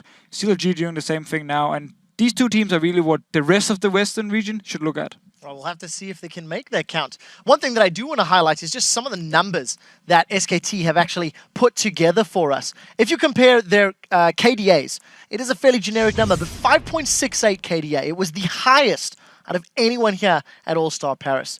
The next team was, in fact, OMG, down at 3.3. Some others, just to, again, highlight some of the individual players. In this series, Faker had an average CS at 10 minutes of 97 across the 3 games. Put that into contrast against Si Young, who had destroyed many of the other mid laners at this tournament. He was in 70 CS. I mean, you've got all of these statistics and numbers that you can look at, and as we've said, at the end of the day, it just feels like SKT are on a completely other level. Freak? Yeah, they're individually performing consistently at an extremely top level, right? Like 100 minutes at 10 minutes is like something that regular dudes like me and even regular pros will get occasionally. But the fact that he went through an entire tournament against the world's best, got kills in his lane, roamed to other lanes and killed other people, and is still getting about 10 CS a minute consistently is phenomenally strong. Well, we'll come back to Crepo in just a moment. We do actually have to throw ourselves over to the arena where Shox is standing by with SKT T1K's Faker. Thank you very much, Quickshot, Faker, and Bengi here, the champions here at the All-Star event 2014 Paris with SK Telecom T1K. And of course, I want to ask Faker about that matchup versus Xiang in the mid lane. In the end, a mirror matchup there. How did it go overall playing versus him? 우선 올스타전 우승을 축하드리고요. 첫 번째 질문으로 이제 OMG의 미들라인은 시양 선수와 1경기는 신드라 오리아나고 2경기 때는 바꿔서 했잖아요. 그거에 대해서 좀 얘기 좀 해주세요. 일단 시양 선수가 저희랑 연습 게임을 할 때 되게 훌륭한 플레이를 많이 하고 또 특히 직스를 할 때 스킬샷이 정말 잘 맞추더라고요. 그래서 그 스크림 할 때 좀 애를 많이 먹었었는데 대회 때는 좀 긴장해서 잘 안 나오시는 것 같더라고요. 그리고 오늘 미드라인 대결은 제가 이긴 것 같아요. So when we were practicing with OMG, I had a very hard time playing against him, and especially his Ziggs play was really good. His skill shots were amazing, but I think today during our final match, he was a bit nervous, so he didn't actually play his full potential. So I think today I was a better mid laner. All right. A question I want to direct to Bengi is, in the beginning of the season, there was some criticism of your play, but you've done exceptionally well here. How do you reflect on your play here in the tournament? 이번 시즌 초기에 이제 뱅기 선수의 플레이에 대해서 몇 가지 이제 안 좋은 이런 글들이 여러 개 있었어요, 인터넷에. 근데 이번 올스타전 때 이제 매우 잘하셨잖아요. 본인의 활약에 대해 어떻게 생각하세요? 일단 저는 이번 올스타전에서는 충분히 만족하고 간 것 같고 몇몇 좀 아쉬운 장면은 제가 좀 많이 느끼지만 그래도 앞으로도 발전해 갈 거기 때문에 전 지금 올스타전에서 매우 만족하고 돌아가는 것 같아요. I'm very satisfied with my own performance during All-Star games. There are a few moments where I made some small mistakes, but other than that, I think I'm gonna keep on improving, and I'm very satisfied. Yeah, it was actually a very good performance from the entire team, dominating even. And well, Faker, in the first interview, you said how this could be a turning point for your team. So what do you take from this fantastic win here at All-Star going into the rest of the season? 페이커 선수 첫 번째 인터뷰 때 이번 올스타전이 전환점이 될 거라고 이제 얘기하셨었는데 이번 올스타전 때 완전히 정말 최강 팀으로 군림하고 전승 우승하셨는데 이제 앞으로의 포부에 대해서 얘기해 주세요. 네, 제가 일단 목표로 말했던 이번 올스타전의 전환점으로 만드는 거는 거의 성공한 것 같고요. 이번 일을 계기로 한국에 돌아가서도 한국 여러 대회 그리고 시즌3 롤드컵까지 승승장구하면서 이번에 올스타전에 보여줬던 것처럼 잘할 수 있게 노력하는 모습 보여드릴 테니까 많이 지켜봐 주세요. So I'm glad that, as I said during my first interview, that it was a very successful turning point for us. And so I would like, once we go back to Korea, I want to keep on winning and winning all the remaining tournaments. And eventually we want to win the Season 4 World Championship. So please keep cheering for us, and we'll keep on trying to win the remaining games. All right. Well, is there anything else you would like to say to your fans? Because they were cheering really hard for you guys here. 마지막으로 이제 오늘 열심히 응원해준 현지의 팬들과 이제 그 영상을 통해 봐주신 팬들한테 한마디 좀 해주세요. 일단 파리 팬분들에게 정말 고맙게 여기고 있어요. 뭐 파리 팬들이 정말 막 함성이 엄청 크고 호응도 엄청 잘해주셔서 막 제 게임하는데 막 희열이 그런 느낌이 계속 좀 단어 선택이 안 좋을지 모르겠는데 그런 느낌이 들어요. 그래서 파리 팬분들에게 항상 감사하게 생각하고 그리고 현지 팬분들에게도 뭐 항상 응원해주신 분들이 있어요. 계속 저희가 지금 부진한 모습 보여주고 있지만 앞으로 계속 열심히 할 거고 올라갈 거기 때문에 좋게 봐주셨으면 좋겠습니다. First, I want to thank all the French fans and all the fans who came here today to cheer for us. I could even feel like the vibration of the stage even when I was playing, and it was really such a good moment for me. And I would like to also thank all the fans who are over the world. And even though we were doing poorly during spring season, we're going to keep trying to regain our strength as the Season 3 World Champions. And yeah, so please keep cheering for us. We're getting up there. All right, well, thank you very much. And they are cheering for you already. Congratulations once again. And now we're going to head back over to the analyst desk to wrap up our coverage of All-Star Paris 2014.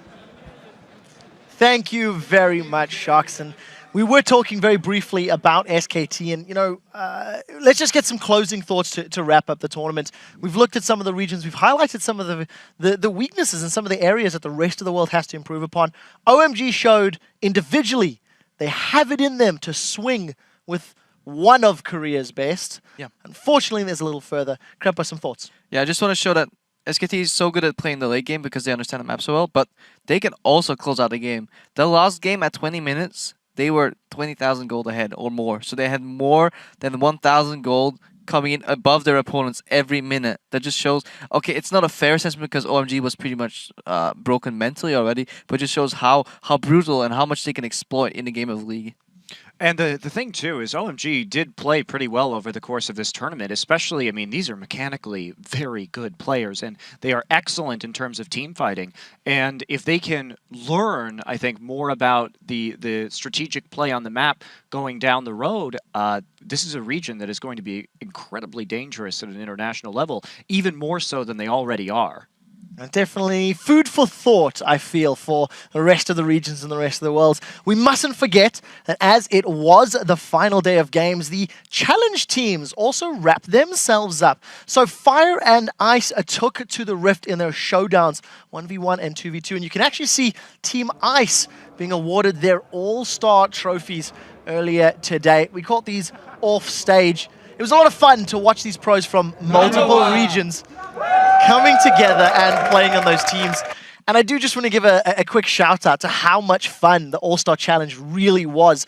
I underestimated how much it was going to deliver. Yeah, there were some great games there, and I just want to apologize to everybody that ended up tweeting at me because I didn't choose Froggen, I didn't choose Mad Life, I didn't you. Yeah, I didn't choose all three of them at once for MVP, so I'm terribly sorry. No, nobody tweeted me that I should have taken Double Lift, so that was fine. Nobody but Monty, right? Yeah. They had to delete that one. It was a lot of fun. I'm actually quite happy you bring that up because we've been tracking what you guys have been picking and choosing over the course of the week. So let's take a look how you fared in the prediction game, because we do have the final standings to see who put Zillion's heightened learning to the best usage here on the analyst desk. Now, I do have to highlight, unfortunately, because of Freak supporting OMG all the way to the end, you are our first loser, so congratulations on that side. But the man who had Jat's crystal ball this week was Krepo.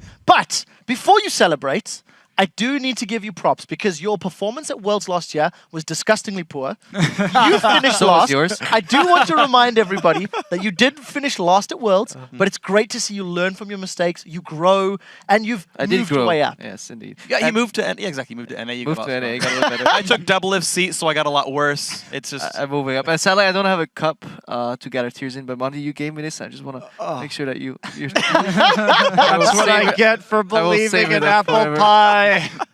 It's a problem. It's a problem. I've gone on a diet. I really have.